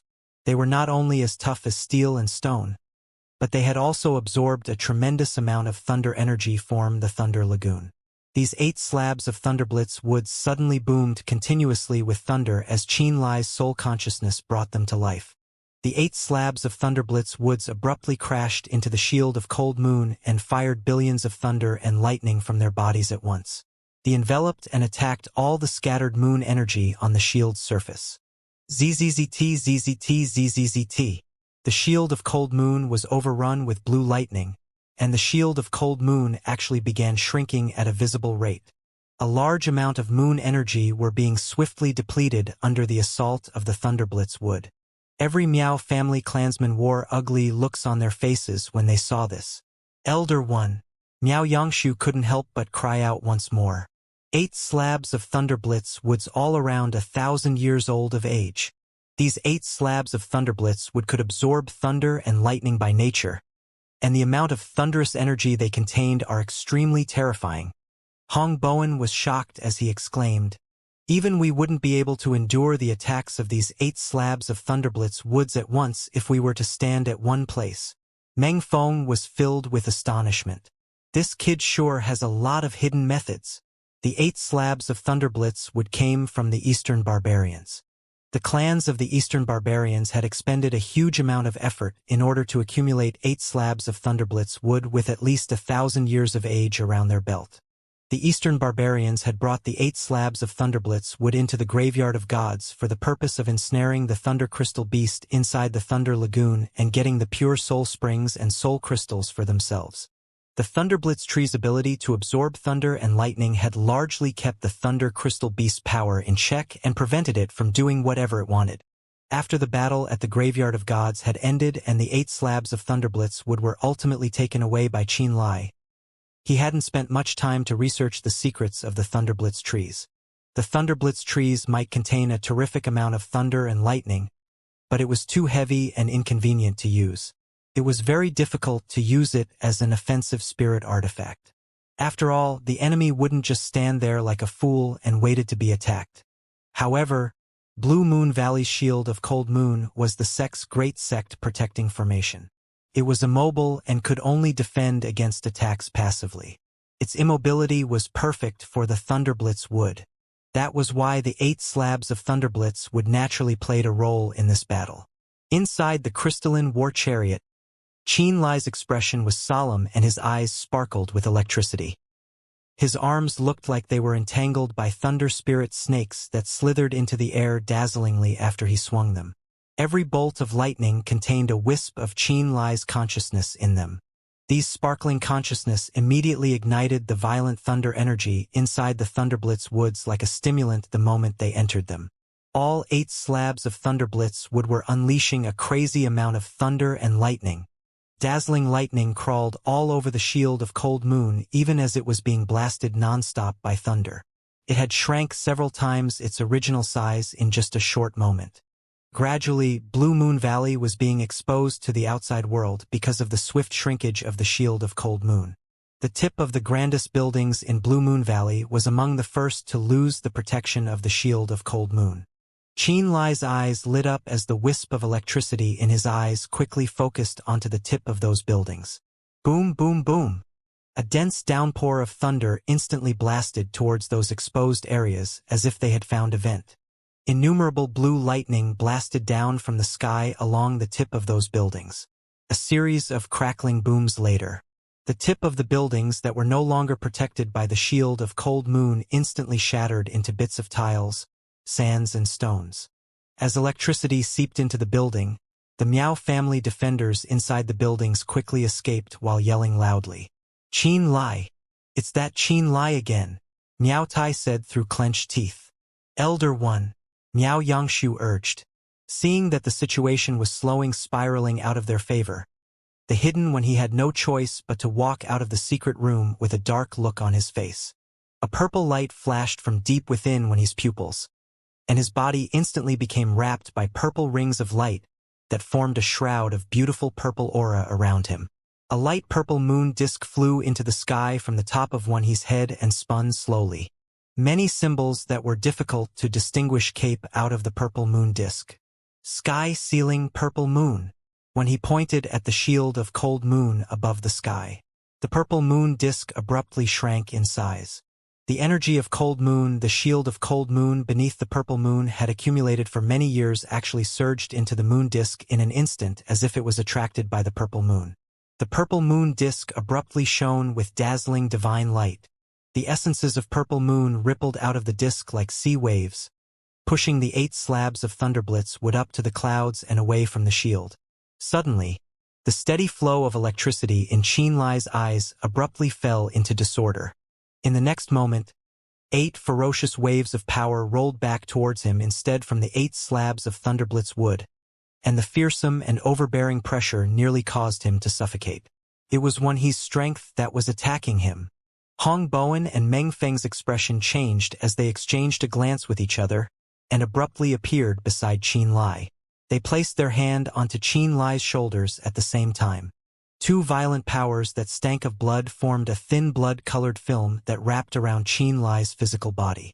The 8 bolts of power of the thunderblitz wood that had rebounded back at Qin Lai were all blocked by the blood-colored film. A small tremor rippled through Qin Lai's body 8 times in a row before it finally subsided. When Qin Lai looked down at Wenhe once more, his eyes were shining with the cold intent of murder. He knew that his physical body would have been destroyed by the power that had rebounded from the thunderblitz wood if Hong Bowen and Meng Feng hadn't saved him today. The power fired from the purple moon had landed on the thunderblitz woods, causing them to ascend to the sky abruptly. He was already having a hard time controlling the thunderblitz woods, and he became the first target of the attack because of his connection with the thunderblitz woods. His realm was just too far below Wenhe's.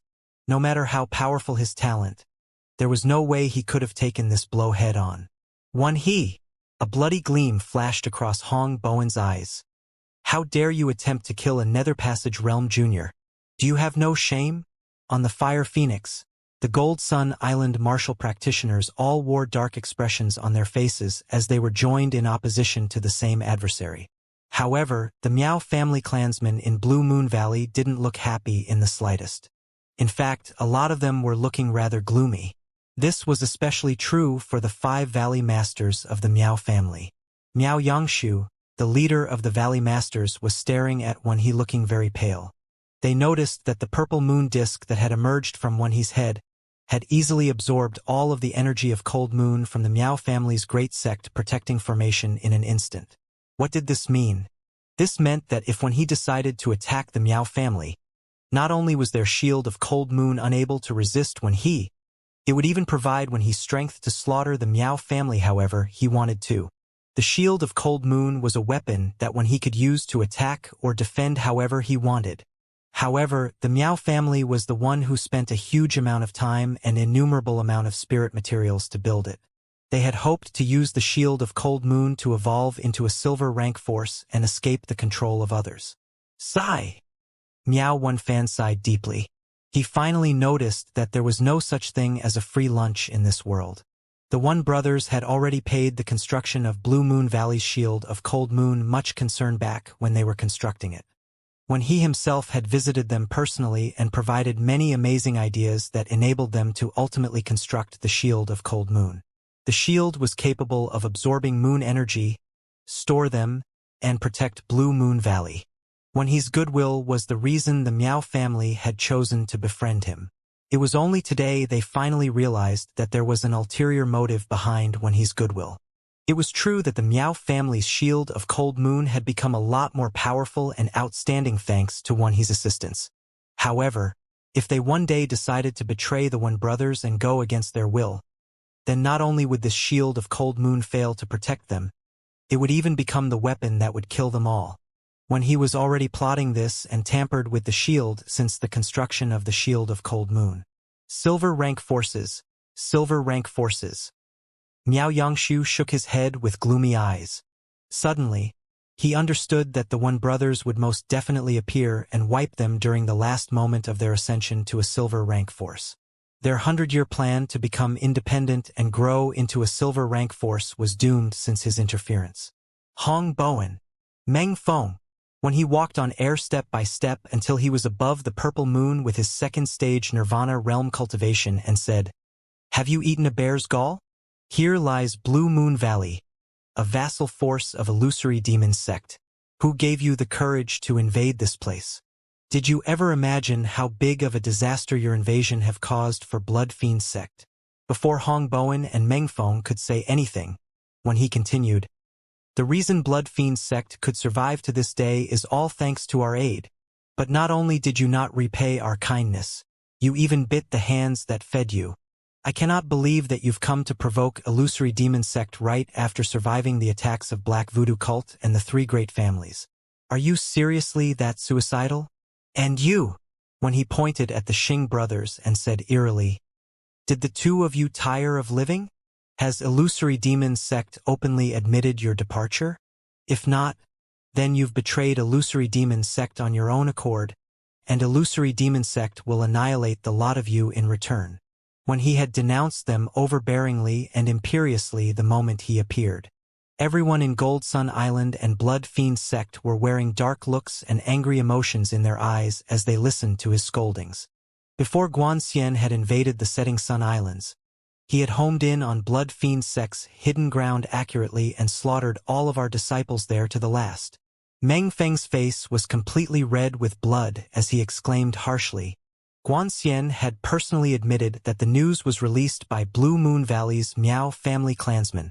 The only people who knew about Blood Fiend sect's hidden ground are illusory demon sect and us. Today you are at this valley, so that information may have very well been leaked by you. Meng Feng wasn't a kind person himself. The truth aside, he immediately accused Wen He of being the person who leaked the information so as to affirm the righteousness of their cause. "I've only just arrived at Blue Moon Valley.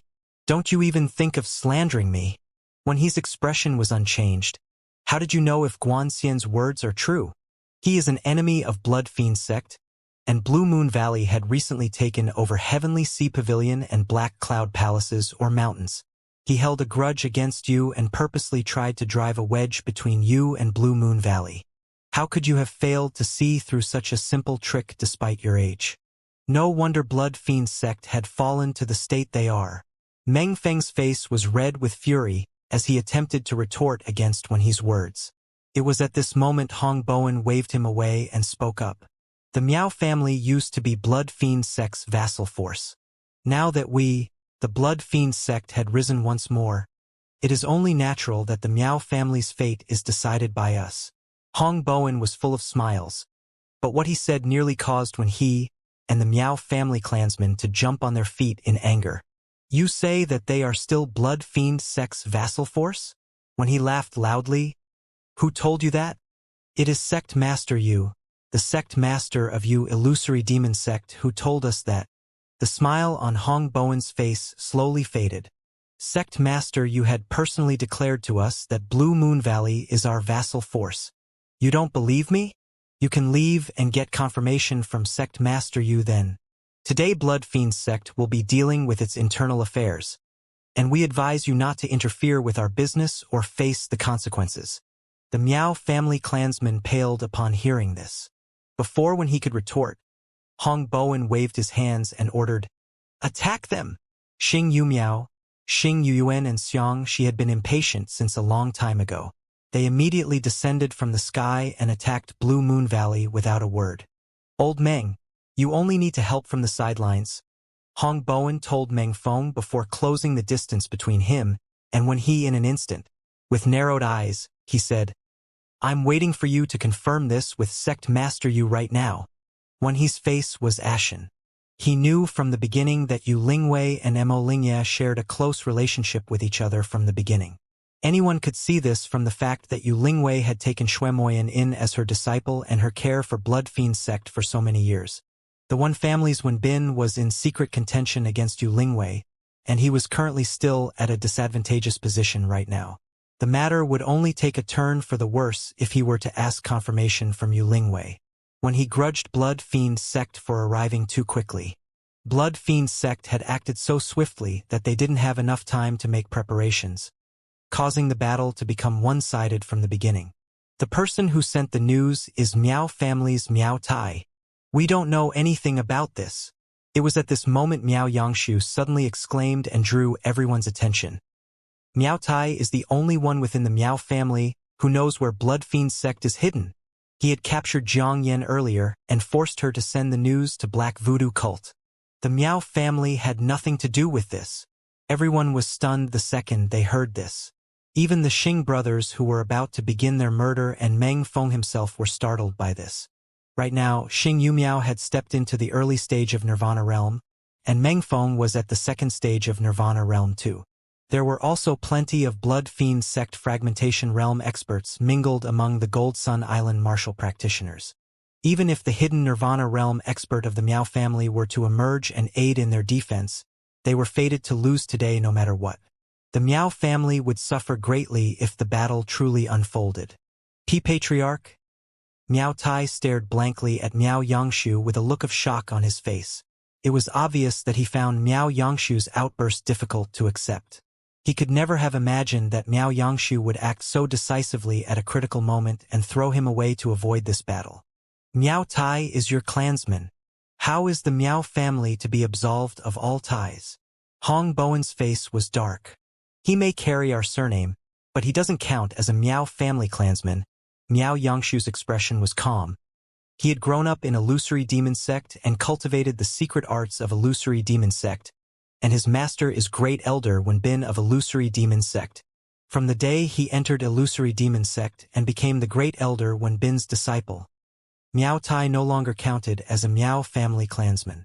After that, Miao Yangshu said resolutely, Miao Tai's actions are the result of his own choice, and not a move by the Miao family. Therefore, this matter has nothing to do with the Miao family. If you insist on pursuing this matter, then you may do what you wish with the culprit, Miao Tai. The Miao family and I will not stop you. Patriarch. Miao Meiyu lost control and exclaimed. Miao Tai's face was white.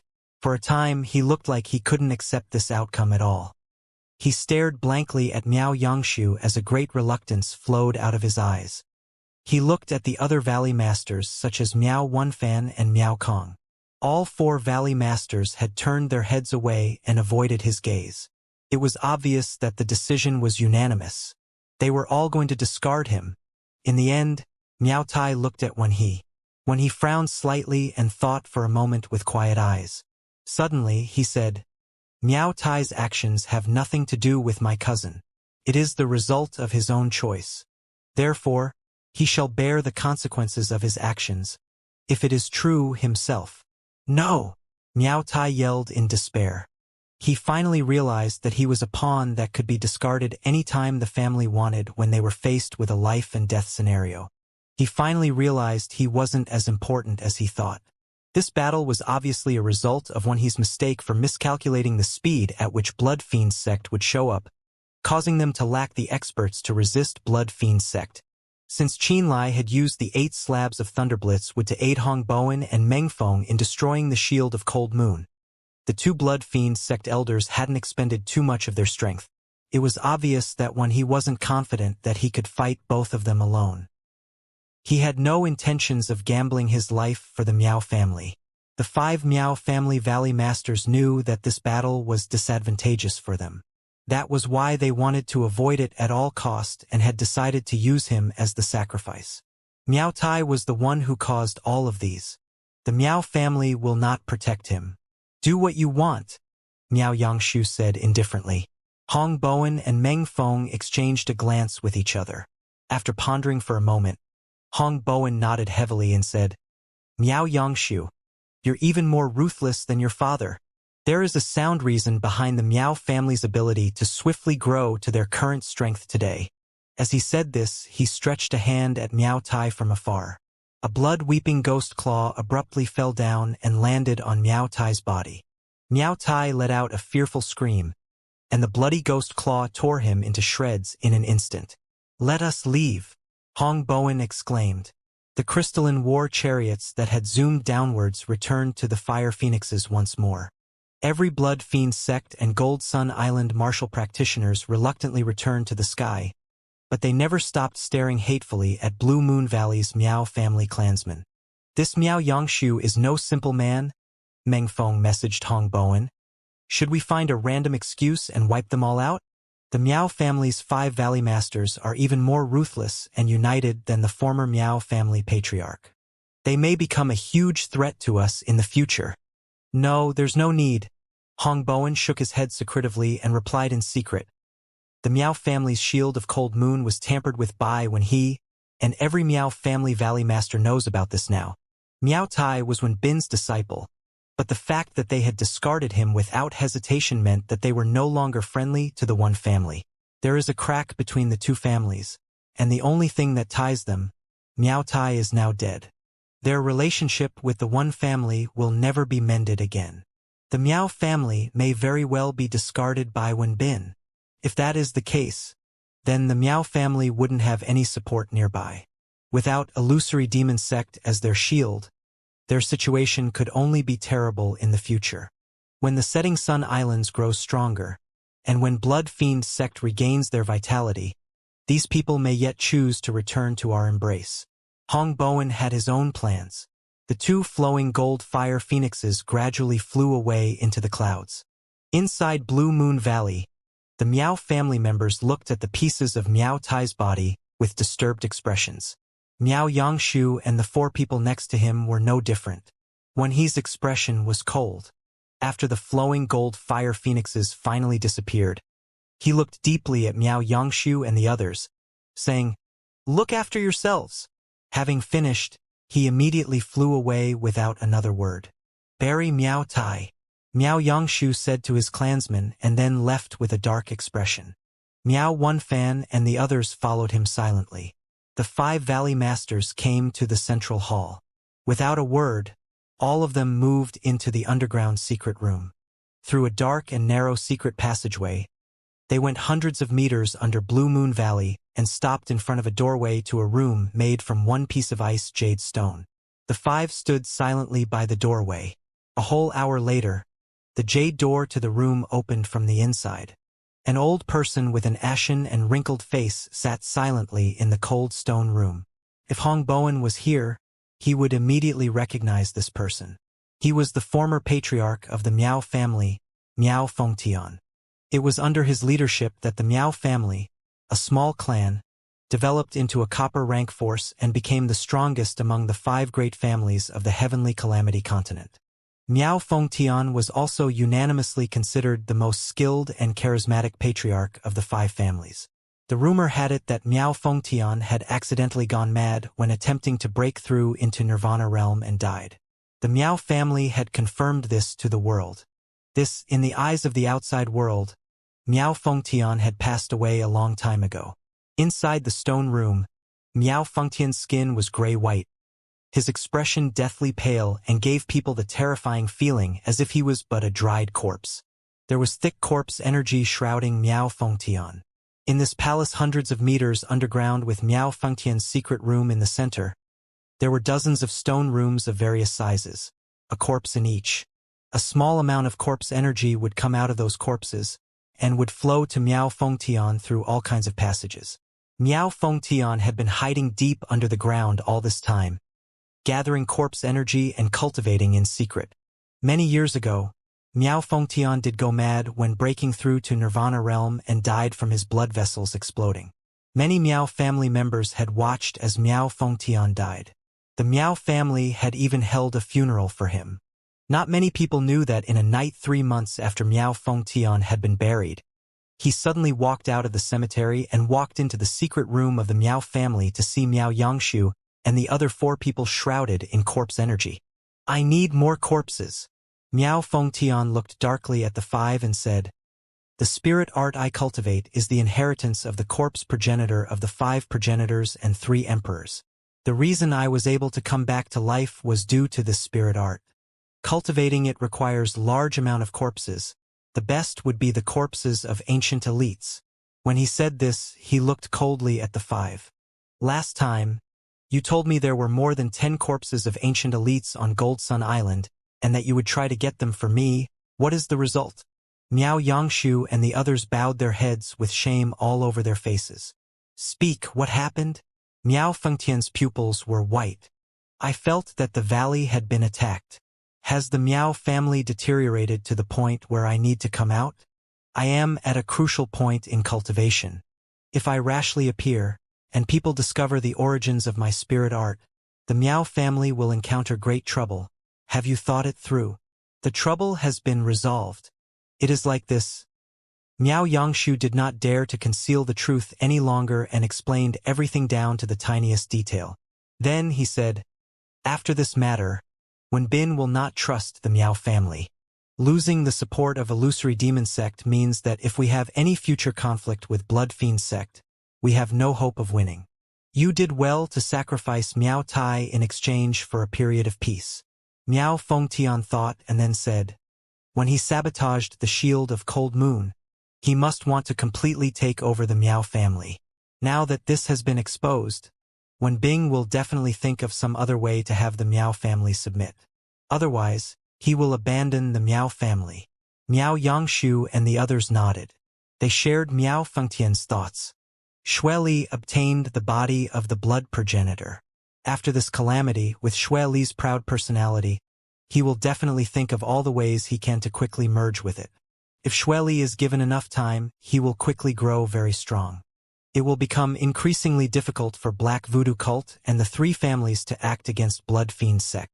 Miao Fengtian thought for a while and said, in the near future, avoid having any conflicts with Blood Fiend Sect.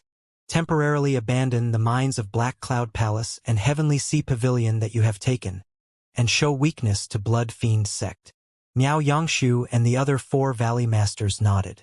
Lastly, think of a way to get into contact with Zhang Zhuzhe and say that I hope to see him, Miao Fengtian said. The 5 Valley Masters of the Miao family were stunned. Sir, Miao Yangshu said in shock. During all these years, I haven't been always stay under Blue Moon Valley. I occasionally go out. I have met with Zhang Zhuzhe a few times. Miao Fengtian said coldly. The eyes of the 5 Miao family members widened. When they were discussing in the secret underground room, a bloody patch suddenly descended from the clouds. The thick stench of blood drowned all of the valley. Deep under the ground, Miao Fengtian's white pupils suddenly lit up as he said, he's here! The 5 Miao family Valley Masters paled. One fan, go in person and invite Zhang Zhuzhe here, Miao Fengtian ordered. Miao One fan stilled for a brief moment before he left in shock and hurriedly went up. Dozens of seconds later, the elegant and scholarly Zhang Zhuzhe stepped into the secret room. He smiled faintly at Miao Fengtian and said, long time no see. Brother Zhang, you haven't changed at all.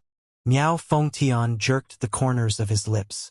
Since Zhang Zhuzhe had stepped in, the blood and Miao Yangshu and the other 4 people had not flowed rhythmically. There was a terrifying feeling that their blood was boiling and going to explode out of their bodies. Leave. Miao Fengtian frowned. The 5 seemed to be pardoned and hurriedly left the secret room with ashen faces. Clack clack. Zhang Zhuzhe twitched a finger. A great amount of bones fell from his spatial ring. After a short while, whole floor was covered with them. The bones were covered in thick corpse energy. For many martial practitioners, these bones would be lethal. If one touched them, they would be poisoned and die. Miao Fengtian's eyes lit up. His gaze did not move away from those bones as he said joyfully, all from the ancient beings? Yes. Zhang Zhuzhe smiled handsomely. I obtained these bone pieces from the land of buried gods. Blood Fiend Sect cannot use the corpse energy left on them. Only you can absorb it. Miao Fengtian's eyes grew even brighter. This is only a small portion. just a greeting gift. Jiang Zhuge smiled. In my hands, there is 10 times this amount of ancient elite's bones. As long as I have a good conservation with Brother Miao, they will all belong to Brother Miao. Hehe. Brother Miao knows what kind of person I am. No need to be polite. What do you want me to do? Miao Fengtian asked. The thing from last time, Jiang Zhuge said gravely. The Miao family has encountered some trouble recently. Illusory demon sect may abandon us. Your senior brother may have blood fiend sect come attack us. Miao Fengtian frowned. I will not be able to intervene in the near future. I cannot resolve that problem of the Miao family personally. I can help the Miao family resolve the trouble. Jiang Zhuge smiled slightly. You should know my power. Miao Fengtian was silent for a while before he said, lastly, I hope that the Miao family can become a silver rank force, and hope that when the Miao family encounters an enemy they cannot defeat, you, Jiang Zhuge, will come out and resolve it. I promise you, Jiang Zhuge said gravely. All right, I will help you with that matter. Miao Fengtian finally gave his consent. Jiang Zhuge laughed. Brother Miao, you will definitely not regret this. In the future, you will know just how wise your decision was. As he spoke, Jiang Zhuge threw out more white bones, all of them shrouded in abundant corpse energy. Miao Fengtian looked at those white bones as though he was looking at great treasure. His white pupils flashed with fearsome light. Brother Miao, best of luck with establishing your soul altar as soon as possible. After saying this, Jiang Zhuge left in delight. Once he left the secret room, he turned into a bloody streak of light and left. Do not bother me for half a year. Miao Fengtian gravely ordered the 5 Valley Masters outside.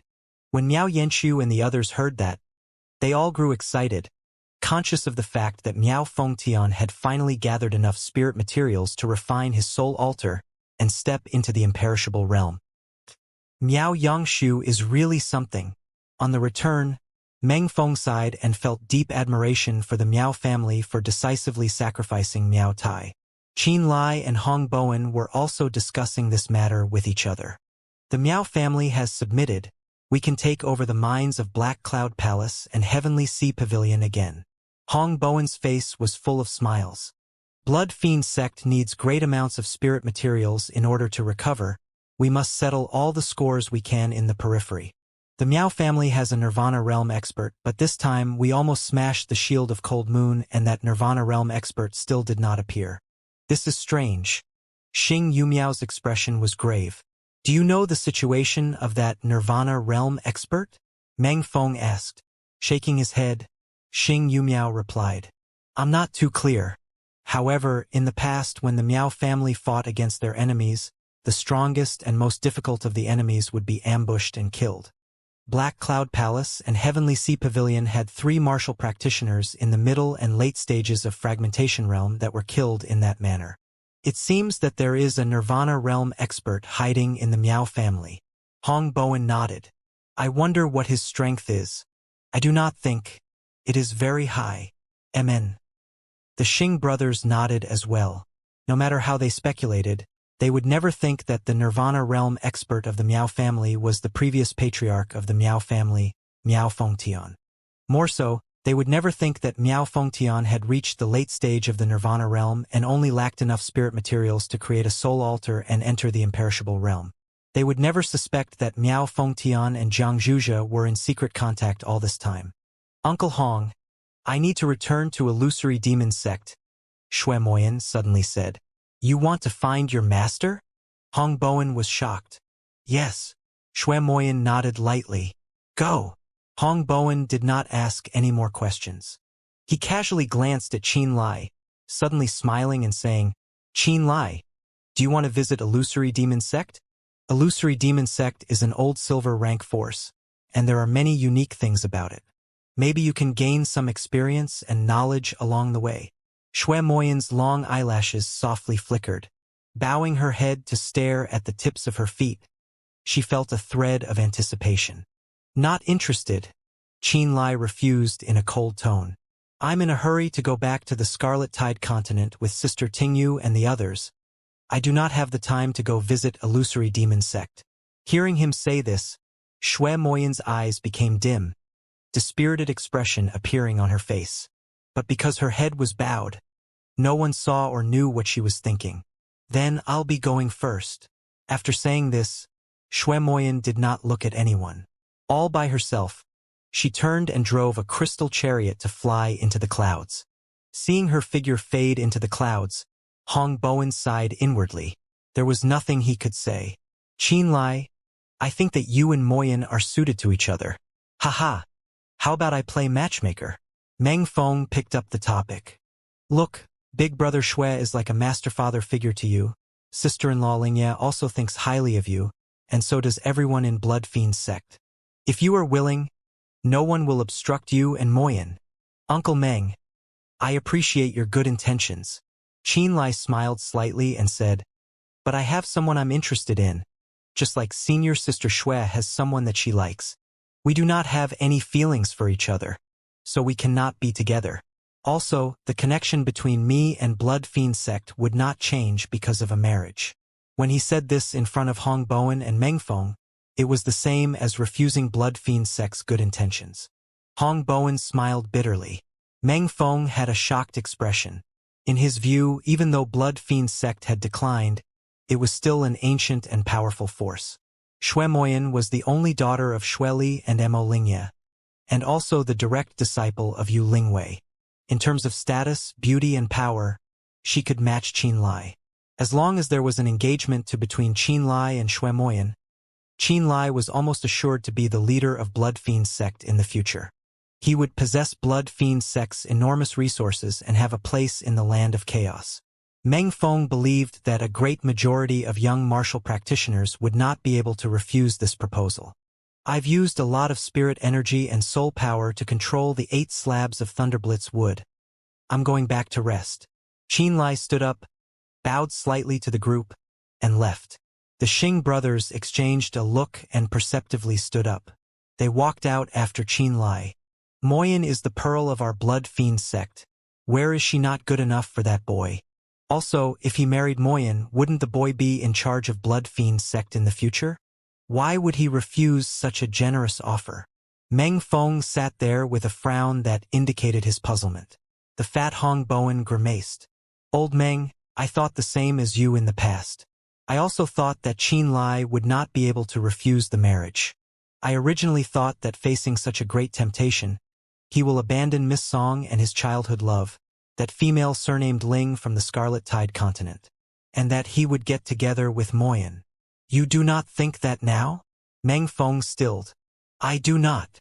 Hong Bowen sighed softly. After the battle at the Setting Sun Islands, I suddenly found a problem. This makes me helpless, but I have to admit that this is reality. How so? Think carefully. If Qin Lai did not appear, what would Blood Fiend sect be like now? Hong Bowen asked. Meng Feng frowned. A long time later, Meng Feng said with a dark face, without Qin Lai, Big Brother Shui would not have broken free of Jiang Zhujia's restraints. He would still be sealed on the Scarlet Tide continent. Without Qin Lai entering the Graveyard of Gods, even if Moyan fortunately survived, she would not live long due to her depleted longevity. Without Qin Lai giving the body of the blood progenitor to Big Brother Shui would have no hope of rising again, and sister-in-law may not have awoken. Without Qin Lai, Duan Xianxia would not have appeared at the battle on the Setting Sun Islands. If he did not show up, the 10 of us would have needed to use our blood essence to form the blood demon to heavily injure Puze. If not Qin Lai using the 8 god corpses to fight Jiang Zhuzhe later, the body of the blood progenitor would be stolen by Jiang Zhuzhe. Meng Feng's head was bowed as he thought seriously about the events. As these words were being said, Meng Feng's face gradually darkened, while his voice was getting weaker. Do you understand now? Hong Bowen grimaced. Meng Feng nodded lightly and said dispiritedly, so the reason why Blood Fiend sect could see another day and was able to walk out of the shadows was all because of this boy. Big Brother Shui once said, Qin Lai has many secrets. He is a crucial part of our Blood Fiend sect's rise. I didn't believe it then. I thought that Big Brother Shui was exaggerating Qin Lai's importance. But I accepted the reality. I have to admit the reason that Blood Fiend's sect lived to see today is completely due to Qin Lai's appearance, Hong Bowen said with a sigh. The pride on Meng Feng's face faded. Think back to the battle on the Setting Sun Islands. Hong Bowen continued to speak.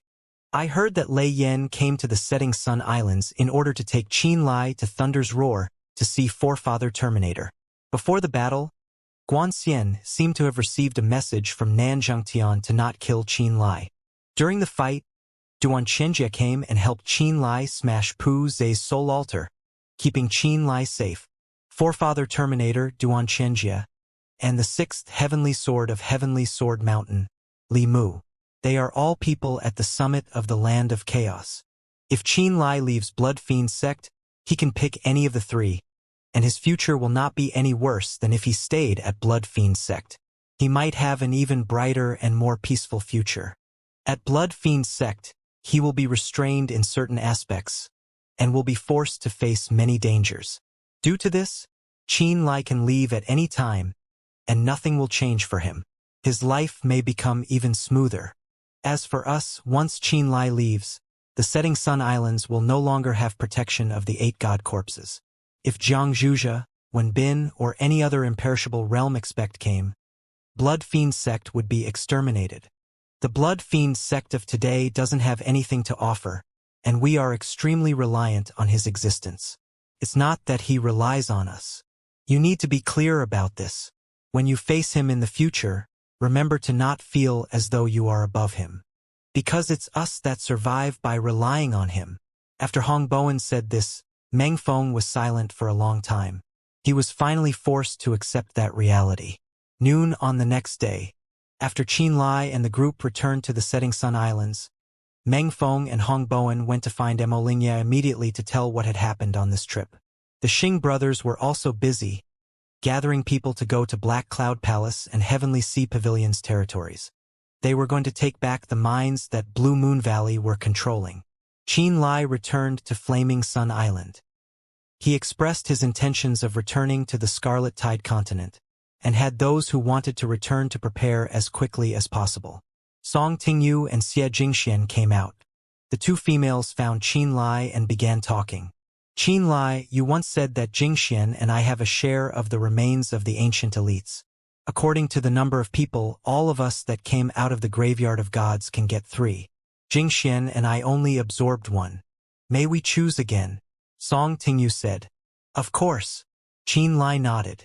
Then Jingxian and I want 1 more. Song Tingyu's eyes lit up. Because the remains of the ancient elites are too large, we know it is not realistic to transport them to the Scarlet Tide continent. It is not convenient to use the spatial teleportation formation either. So, Song Tingyu was slightly embarrassed. Just say it, Qin Lai urged. I hope that my father and Sister Tingyu's father can borrow Blood Fiend Sect's teleportation formation after we return and come to the Setting Sun Islands to pick an ancient elite body. Xie Jingxian interjected. She looked at Qin Lai with clear eyes and said, I know that when we, Profound Heaven Alliance, made an agreement with the Horned Demon race, what we did behind your back was not honest.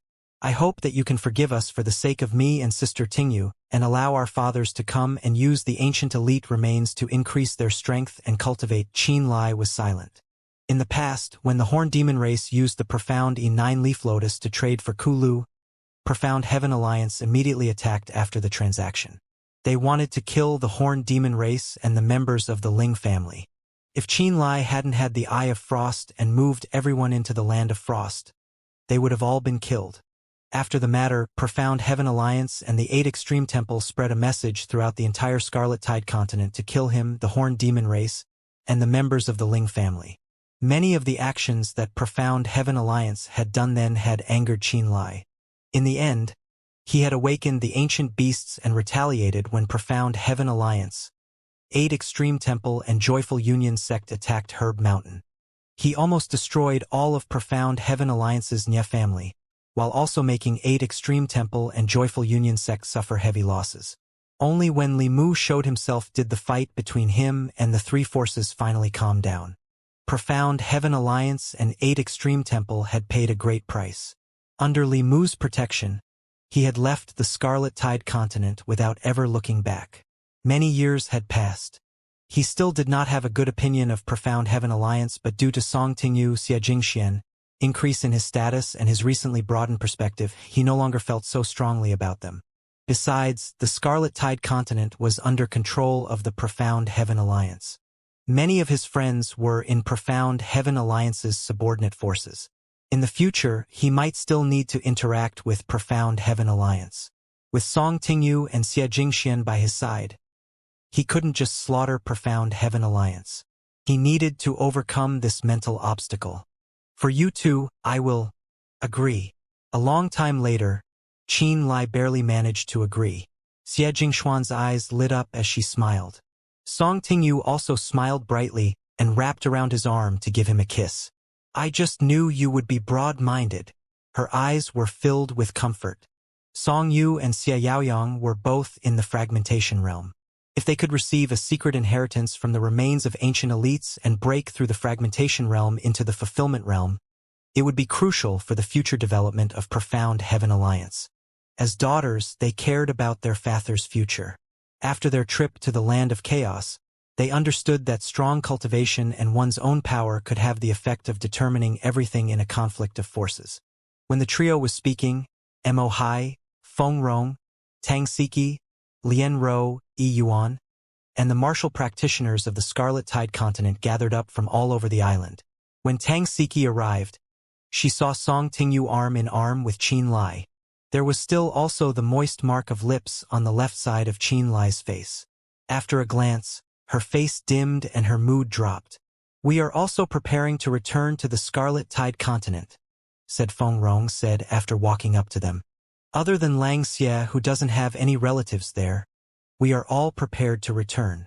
All right, no problem, Qin Lai said. After he spoke, Qin Lai found someone from Blood Fiend sect to communicate and then notified Hu Yun of Gold Sun Island. He also went to the spirit material stores of Gold Sun Island and picked some spirit artifacts they obtained from Black Cloud Palace and Heavenly Sea Pavilion. He also retrieved medicinal pills, many spirit materials, and herbs that were rare valuables on the Scarlet Tide continent. Having prepared everything, he took everyone to the teleportation formation and stepped into it, accompanied by Meng Feng. A bloody light glowed. Everyone that came from the Scarlet Tide continent and was inside the formation got wrapped with red light. After a wave of strong vibrations, everyone disappeared. With a flash of bloody light, Qin Lai's group was transported from Flaming Sun Island straight to the ultimate blood ground through the teleportation formation. There were a dozen or so blood spear martial practitioners around the teleportation platform, and plenty of Blood Fiend sect martial practitioners scattered across the place too. They were all using the ultimate blood ground to cultivate the blood spirit art. Ever since the teleportation formation was constructed, many Blood Fiend sect martial practitioners would come over to cultivate. Therefore, the ultimate blood ground beneath the Scarlet Tide continent hadn't become desolate just because the blood spear had left. On the contrary, it had become even more lively than before. Qin Lai even knew that Xue Li was currently cultivating somewhere in the ultimate blood ground. Instructor Feng, Elder Mo, Qin Lai, a blood spear martial practitioner, immediately came forward and saluted them respectfully when he saw them exiting the teleportation formation. The blood spear used to belong to Armament sect. Mo Hai, Feng Rong and Qin Lai were former Armament sect members. Thus, blood spear members addressed them the way they used to in the past. We're going back up to the Scarlet Tide continent for a bit, said Feng Rong as she looked at this blood spear martial practitioner. Scarlet Tide continent's martial practitioners didn't attack the Nether battlefield during this period, did they? And the Horned Demon race of the Nether realm probably didn't try to charge up there by force, right? No. Since that last battle, the Nether battlefield had become incredibly peaceful. The evil races had all retreated back underground, and Profound Heaven Alliance and 8 Extreme Temple hadn't tried to invade the Nether realm either, the Blood Spear martial practitioner said, respectfully. Good. Feng Rong relaxed. You may go back to your posts. We'll be returning to the surface and head for the Scarlet Tide continent. Qin Lai talked a little with the Blood Fiend sect disciples. Those Blood Fiend sect disciples knew of Qin Lai's respected status. They all nodded in acknowledgement, and so, Qin Lai and his friends climbed up through the nether battlefield's floors using the Heaven Stairway. As the Bloodspear martial practitioner had reported, they didn't encounter any Horned Demon Warrior or martial practitioners of Profound Heaven Alliance or 8 Extreme Temple along the way. Their journey was smooth and unhindered as they made their way straight to the topmost floor of the nether battlefield. At the topmost floor, there was a slim and tall woman dressed in purple clothes who was roaming a watery zone lazily while she was accompanied by a few Purple Mist Sea martial practitioners. They were one of the Guardian teams dispatched by Purple Mist Sea. For the past few years, the evil races of the Nether Realm had kept their word and never entered the Nether battlefield or advanced to the Scarlet Tide continent even once during this period. 8 Extreme Temple and Profound Heaven Alliance had both received orders from Heavenly Sword Mountain not to slip into the Nether Realm or cause any trouble.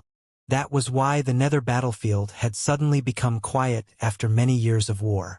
The forces of the Scarlet Tide continent were unaware that Heavenly Sword Mountain and Nether Realm had come to an agreement and built a separate trading channel somewhere else. Even more so, they had no idea that the two sides had been benefiting through exchange of spirit materials. 8 Extreme Temple and Profound Heaven Alliance were both vassal forces to Heavenly Sword Mountain. Naturally, they had to listen to Heavenly Sword Mountain's every whim. If Heavenly Sword Mountain ordered them to stay put, then they would have to stay put like an obedient servant. However, they didn't realize that Heavenly Sword Mountain and the evil races of Nether Realm struck a deal a long while ago. Therefore, they didn't dare to let their guard down even though Nether Battlefield hadn't seen war for many years. 8 Extreme Temple had posted a few small squads at the floor leading towards the Scarlet Tide continent just in case the evil races of Nether Realm had decided to cause trouble. This squad was one of them. How boring! The beautiful woman leading the squad roamed around idly and said, "It's been too peaceful for the past few years in Nether Battlefield. Who knows why those evil races had suddenly ceased charging our defense lines?" She sighed. That bastard Yuan had suddenly disappeared too. I wonder where he's hiding himself right now. What can you do? There's still another half a year before our service is done, Sister Tsongli. A big man said helplessly. It's too boring. I'm going to find Pang Feng and fight him again. Song Li suddenly turned excited. Cloud Sky Mountain's Pang Feng was also a leader of a squad stationed at this place. For the past half a year, he had been one of the few entertainments Song Li had at this place. She would often seek him out to fight. Pang Feng and Song Li had fought each other many times, but since they were both at the late stage of the manifestation realm, they both score a few victories and losses. None of them was able to decisively defeat the other person. We have something. The blue crystal held by the man that just spoke suddenly lit up. The spirit detection crystal detected many life forces, and their souls are very powerful. They're not far away from us. Song Li's expression changed as she ordered, "Contact Pang Feng immediately." Understood. A few minutes later, Pang Feng came with a few Cloud Sky Mountain martial practitioners, while wearing a solemn expression on his face. After they had met up with Song Li, they immediately charged towards the direction where the spirit detection crystal had sensed the life forces. There, at a swamp filled with demon-cleansing orchids, Qin Lai's group had just entered the topmost floor of the Nether battlefield.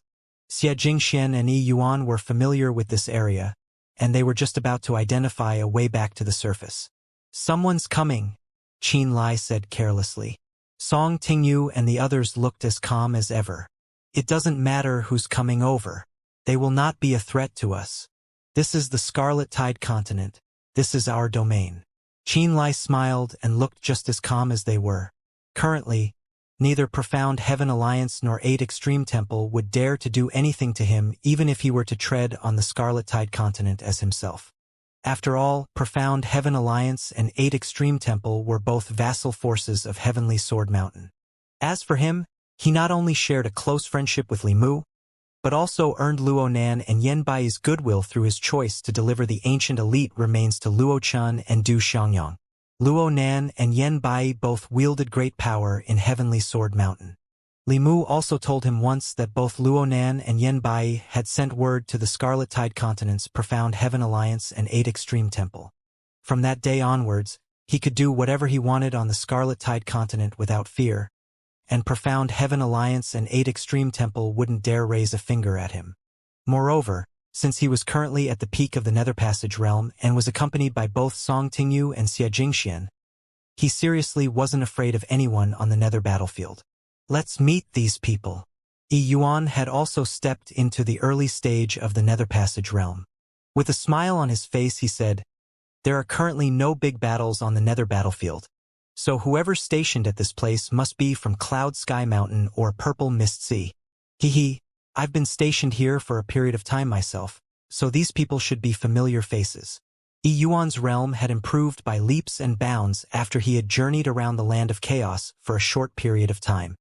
He was now a Nether Passage realm martial practitioner, and not the middle stage manifestation realm martial practitioner he used to be. The reason he managed to improve so quickly was because the pressure he faced in the Land of Chaos was too huge. He had no choice but to cultivate hard and improve himself. Moreover, the cultivation system in the Land of Chaos was a lot clearer and in-depth. There were plenty of high-rank pills and spirit arts in the Land of Chaos, and they could even obtain some special books on the subject of cultivation. While Qin Lai was dominating the Graveyard of Gods, Yuan was led by Li Mu into a safe place inside Heavenly Sword Mountain. He was fortunate to be able to bask in Qin Lai's light. That was why he was able to ascend to the Nether Passage realm. Here they come. Feng Rong looked towards the direction where the sounds of the rapid footsteps were coming from with great interest. Before long, 2 differently clothed squads appeared before their eyes. Pang Feng, Instructor Feng, Yuan, Song Li. Everyone exclaimed and wore strange expressions on their faces when they stumbled upon each other. Pang Feng's eyes abruptly burst with the light of excitement when he saw Feng Rong, Mo Hai and Tang Siki, but he quickly regained his cool and put on a mask of solemnity an instant later. Pang Feng was originally an armament sect disciple. His talents caught Feng Rong's eyes, and she was going to absorb him into Blood Spear. Unfortunately, the invasion of the 5 great forces happened before Pang Feng could take on more trials of Blood Spear. For his sisters, Pang Shirshir's sake, and because he discovered that armament sect's destruction was inevitable, Pang Feng had resolutely cut ties with Armament Sect and returned into Cloud Sky Mountain's embrace. When he was at Armament Sect, he was even secretly in love with Tang Siki and had fought Qin Lai once in an intense battle because of it. Now, a few years had passed by, and they met each other once more inside the Nether battlefield. "You're still alive, Yuan?" Song Li purposely asked in an odd tone. "I'm not only alive, but leading a very good life too." "Heh! I didn't think that Purple Mist Sea would send you to replace me after I walked out of this place." Yuan narrowed his eyes and stared at her with a lazy expression on his face. "The late stage of manifestation realm? Not bad. Too bad you're still a little bit slower than me." "You've entered the Nether Passage realm." Yuan laughed brightly in response. A Nether Passage realm martial practitioner was absolutely not to be trifled with for a mere black iron rank force like Purple Mist Sea. This was especially true since Purple Mist Sea had suffered huge losses when they attacked Flame Volcano and lost many of their Nether Passage realm martial practitioners. Now that Yuan had entered Nether Passage realm, he was definitely going to be put at an important position, if he were to choose to return to Purple Mist Sea, that is. He might even become an overseer of an entire Purple Mist Sea's territory. As long as Yuan was willing to keep working hard for Purple Mist Sea, he might very well become the next master of Purple Mist Sea. However, a small black iron rank force like Purple Mist Sea was no longer worthy in Yuan's eyes. This was especially true after he had seen the destructive abilities of imperishable realm experts like Zhang Zhuzhe, Pu Zhe, Duan Xianxia, and the Gongya brothers. "Long time no see, Pang Feng." Qin Lai spoke up of his own accord. Pang Feng looked a little surprised as he stared deeply at Qin Lai and nodded. "Long time no see." After a pause, Pang Feng looked at Feng Rong and Mo Hai. A moment of hesitation later, he bowed slightly and said sincerely, "I'm very glad to see the two of you again. Instructor Feng, Elder Mo. Humph. How dare you claim that you're happy to see us?" Lien Ro smiled coldly and ridiculed him. Back when Armament Sect had been facing a great calamity, not only did you choose to run away from your responsibilities, you even returned to Cloud Sky Mountain and came with them to watch the destruction of your former sect. "You're heartless," you know? Pang Feng didn't look disturbed by her accusation. He simply kept quiet without refuting her words. Let it be, Lian Ro. Yuan sighed. Back then, armament sect's fate looked about as hopeless as you could imagine. Forget Pang Feng, even I didn't believe that they would survive. Lian Ro immediately shut up after hearing Yuan's words. After a moment's thought, she too fell silent. We're going to return to the Scarlet Tide continent. You guys aren't think about stopping us, are you? Qin Lai smiled. A moment of startlement later, Pang Feng immediately retreated a few steps and made it clear that he was giving way. Purple mist seized Song Li looked a little hesitant. You're not trying to stop me, are you? Purple mist sea? Song Tingyu looked at her smilingly. Of course I wouldn't dare to stop you. But Song Li looked at Qin Lai and the others. They are the remnants of armament sect. Not anymore from here on out. Song Tingyu raised her eyebrows. I guess Purple Mist Sea hasn't heard anything from 8 Extreme Temple. Well, that makes sense. You are just one of their many vassal forces. So it's only natural that 8 Extreme Temple wouldn't tell you everything. While saying this, Song Tingyu led at the front and walked away with her friends. You may report to Purple Mist Sea that you've seen us today and then inform 8 Extreme Temple about it through them, Song Tingyu added. Just let us through. Yuan smiled faintly. Song Li, the times have changed already. Now, you wouldn't find even a blind man who would dare provoke Qin Lai and his people. Both Pang Feng and Song Li were stunned at this remark. Pang Feng, Song Li and the others simply watched as Qin Lai and his group left the place, not daring to stop them.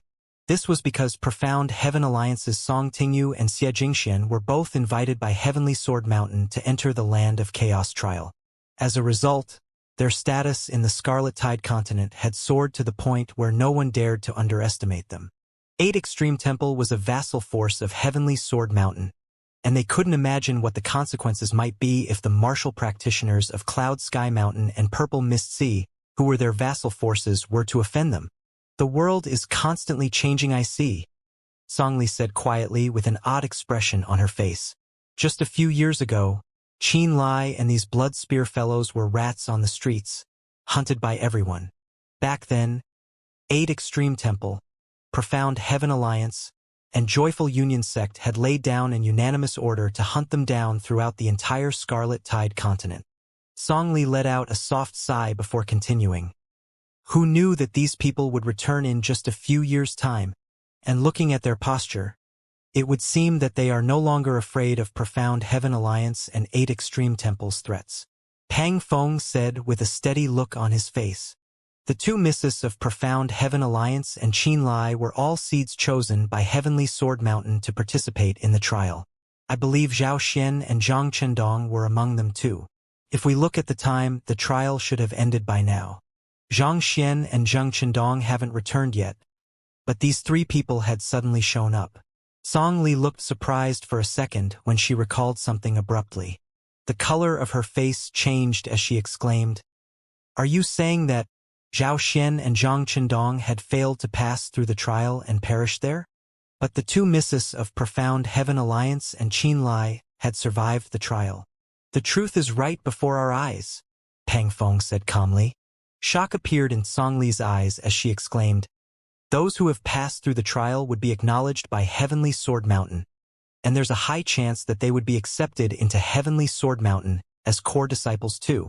Does this mean that Qin Lai and the 2 misses of Profound Heaven Alliance are Heavenly Sword Mountain disciples now? That is very likely, Pang Feng said. Those Cloud Sky Mountain and Purple Mist Sea martial practitioners were all shocked when they heard their conversation and recalled the way Qin Lai and his group had carried themselves. I see. Song Li's expression was bitter as she said enviously, Cloud Sky Mountain and Purple Mist Sea has to listen to 8 Extreme Temple's orders, but 8 Extreme Temple has to listen to Heavenly Sword Mountain's orders. Now that they are disciples of Heavenly Sword Mountain, who could stop them even if they were to cause havoc on the Scarlet Tide continent? The look in Pang Feng's eyes was equally complicated. Just a few years ago, him, Qin Lai, and Yuan were all Outer Sect disciples of Armament Sect. In fact, he had entered Armament Sect a little earlier than both of them. Back then, Both his realm and his status in armament sect were higher than Qin Lai's or Yi Yuan's, who had just entered the sect.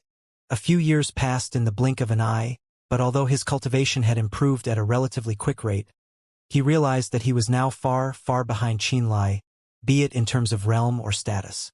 When he had conversed with Qin Lai, he had secretly tried to perceive what heights Qin Lai reached in his cultivation. However, he discovered that Qin Lai was like a bottomless pond whose depths were impossible to fathom no matter how hard he tried. Back then, he and Qin Lai were evenly matched. He had even said that he wished Qin Lai would fight him another time. However, Qin Lai hadn't expressed such a desire from the beginning to the end. Pang Feng knew very well that it wasn't because that Qin Lai was afraid of him. It was because Qin Lai knew that he, Pang Feng, would no longer be at his level. There was simply no need for Qin Lai to fight him. Before he realized, Qin Lai had walked far ahead of him. Moreover, this distance might grow bigger and bigger as time went on. One day, he might have to look up to Qin Lai's achievements when he meets him once more. Pang Feng couldn't help but feel dejected, helpless, and stifled when he thought of such an outcome. Siki, did you know that Pang Feng used to like you a lot? It was rumored that he admired you for a very long time, Lian Ro said softly. She spoke softly to Tang Siki at the back of the group while they were walking towards the exit. What? There was no such thing. Stop talking nonsense. Tang Siki scolded her softly. It's true. You just didn't know about it. Lian Ro let out a soft laugh and subconsciously looked back at where Pang Feng and Songli was with a sigh. Looking back at the past, it's only now that I realize just how acute your intuition was. Qin Lai is way, way, way more successful than Pang Feng. This day, Pang Feng was just a core martial practitioner in a black iron rank force, Cloud Sky Mountain. There were countless late-stage manifestation realm martial practitioners on the Scarlet Tide continent. Qin Lai, on the other hand, was a key figure in Blood Fiend sect. He could control the 8 god corpses and was friends with imperishable realm experts like Li Mu and Duan Xianxia. On top of that, even the #1 practitioner in the Land of Chaos, Forefather Terminator, seemed to think quite highly of him and hoped to take him in as a direct disciple. Qin Lai himself was at the peak of the Nether Passage realm, and he was just a tiny step away from the Fulfillment realm. Be it in terms of realm, strength, wealth, or influence, Qin Lai had long since surpassed Pang Feng on all fronts. In a black iron rank force like Cloud Sky Mountain, their strongest martial practitioners were at best at the peak of Nether Passage realm. Considering that Qin Lai could kill a Fulfillment realm martial practitioner by himself, he alone was enough to destroy Cloud Sky Mountain several times over. The gap between Pang Feng and Qin Lai was like a chasm already, and this gap would only grow wider over time. Yi Yuan may not be as bright as Qin Lai is, but he definitely isn't lacking in insight. Lian Ro pursed her lips into a smile and said, he had already become acquaintances with Qin Lai back when Qin Lai had first stepped into Armament Sect. A few years ago, he resolutely gave up a wonderful future in Purple Mist Sea just to enter the Land of Chaos with me. He may not compare to Qin Lai, but he is still much, much better than Pang Feng. Your Yi Yuan is your Yi Yuan? But Qin Lai isn't my Qin Lai, you know? Tang Siki stared grudgefully at the people in the front. Right now, Qin Lai was chatting happily with Song Tingyu at the front of the group. You need to fight to get a good man. Lian Ro swung her fist into her palm heavily and encouraged Tang Siki. Look at Miss Song. She brazenly chased after Qin Lai while the Ling family's Ling Yushir was not by Qin Lai's side, and she had even stepped into the graveyard of gods with him. She ultimately succeeded in capturing Qin Lai's heart, didn't she? Lian Ro clenched her teeth and said, your problem is that your skin is too thin. You must take the initiative if you wish to get someone like Qin Lai. You need to force him into action and stop him from running away. Tang Siki's beautiful eyes shone with a dazzling light as a blush turned her cheeks rosy red. After a moment's thought, she said softly, I'll try to be more active in the future. That's the way. Lian Ro giggled. Look at Yi Yuan, that bastard. Have I not trained him into a perfectly obedient man? He'll head east if I want him to head east, and he'll head west if I want him to head west. You're most impressive, Sister Ro. Tang Siki was very envious. Inside a huge, dry well at an island known as Ghost Isle on Purple Mist Sea, a rustling sound could be heard. A group of martial practitioners slowly appeared from inside the dry well under cold moonlight as they walked out of the well entrance. "We're finally home." Song Tingyu stretched her back, an unbelievably attractive curve appearing around her chest. The dozens of martial practitioners stationed on Ghost Isle all let out cries of surprise when they saw the group who had emerged out of nowhere. There were plenty of male martial practitioners who immediately grew spirited and lustful the second they saw her astounding beauty and throat-parching curves. They were all martial practitioners of vassal forces under 8 Extreme Temple. "Who are you people?" A Blue Feather Association martial practitioner immediately walked over with obvious lust in his eyes. He looked like he could wait to press his face into Song Tingyu's firm and round breasts. "We're someone whom you cannot afford to provoke." Song Tingyu gracefully made a grabbing gesture with her hand. 5 colorful rays of prismatic light appeared and wrapped around that martial practitioner like ribbons. They abruptly tightened around the man. The martial practitioner immediately cried out loudly in fear and shock. The man's screams grew louder and louder as the light gradually contracted. The corner of his mouth was quickly stained by blood. "I guess it's been too peaceful for the past few years in the Nether battlefield since my profound Heaven Alliance hasn't sent anyone over. All these defenders must be insignificant small fries. I can't believe they didn't even recognize us anymore." Song Tingyu shook her head and smiled softly at Qianlai and Xianxia. "All right, stop teasing them already." Qianlai didn't waste any time. He rubbed his spatial ring and summoned several crystalline war chariots immediately. Crystalline war chariots were small-sized flying spirit artifacts that were relatively common among Land of Chaos Copper rank forces. Because flying spirit artifacts like crystalline war chariots were quite small, they could be put directly into a spatial ring, making them extremely convenient and practical vehicles. When Gold Sun Island had fought against Black Cloud Palace and Heavenly Sea Pavilion, they had gotten a lot of crystalline war chariots as loot. Later on, when Black Voodoo Cult and the 3 great families had attacked the Setting Sun Islands, fought an intense battle against Bloodfiend Sect and Gold Sun Island, and ultimately lost, they left behind even more crystalline war chariots for the winners. Before they had come to the Scarlet Tide continent, the reason Qianlai had acquired a spatial ring with 20 or so crystalline war chariots was exactly because they would make their travel easier. "Sister Tingyu, Sister Jingxian, you two will get a crystalline war chariot each. As long as you put high-grade spirit stones in as fuel, they won't fall too far behind your flowing cloud rainbow butterfly in terms of speed. You girls can return to Profound Heaven Alliance very quickly on the crystalline war chariots." Qianlai gave them 2 crystalline war chariots before turning to Feng Rong, Mo Hai and Tang Siki, saying, "I'll give you 5 crystalline war chariots, and you guys can go either to the Poisonous Bog or Armament Sect's Flame Volcano. Try to seek out and invite those reliable former Armament Sect artificers if possible. Won't 8 Extreme Temple and Profound Heaven Alliance target us on purpose if we go around so ostentatiously?" Feng Rong asked worriedly. They hadn't brought any Bloodfiend Sect experts with them this time. Feng Rong herself was only at the Fulfillment Realm, and Mo Hai's realm was pretty average too. Both 8 Extreme Temple and Profound Heaven Alliance had been warned by Heavenly Sword Mountain not to act against us, so there's no way they dare to act recklessly. As for their Black Iron rank forces, they'll only bring trouble upon themselves if they try to fight you. So there's nothing to be worried about, Qianlai said smilingly. "Don't worry. I'll talk to Father with Jingxian after we return to Profound Heaven Alliance later and guarantee that their vassal forces won't dare to raise a hand against you." Song Tingyu consoled Feng Rong. "That'll be the best." Feng Rong was finally at ease upon hearing this. "What about you?" Song Tingyu looked back at Qianlai with a dazzling smile on her beautiful face. "Are you going to act alone?" "I'm going to meet some old friends before meeting up with Elder Mo at the Poisonous Bog." "That's fine. Hee, this is Profound Heaven Alliance's domain. As long as you're not purposely trying to hide yourself, it should be quite easy for Jingxian and me to find you." After a short discussion, the group quickly ascertained their destinations and departed from the scene on their respective crystalline war chariots. The Ghost Isle Guardians could only watch as the expensive flying spirit artifacts flew away one after another. They were all scared out of their wits. "Report to the Holy Temple.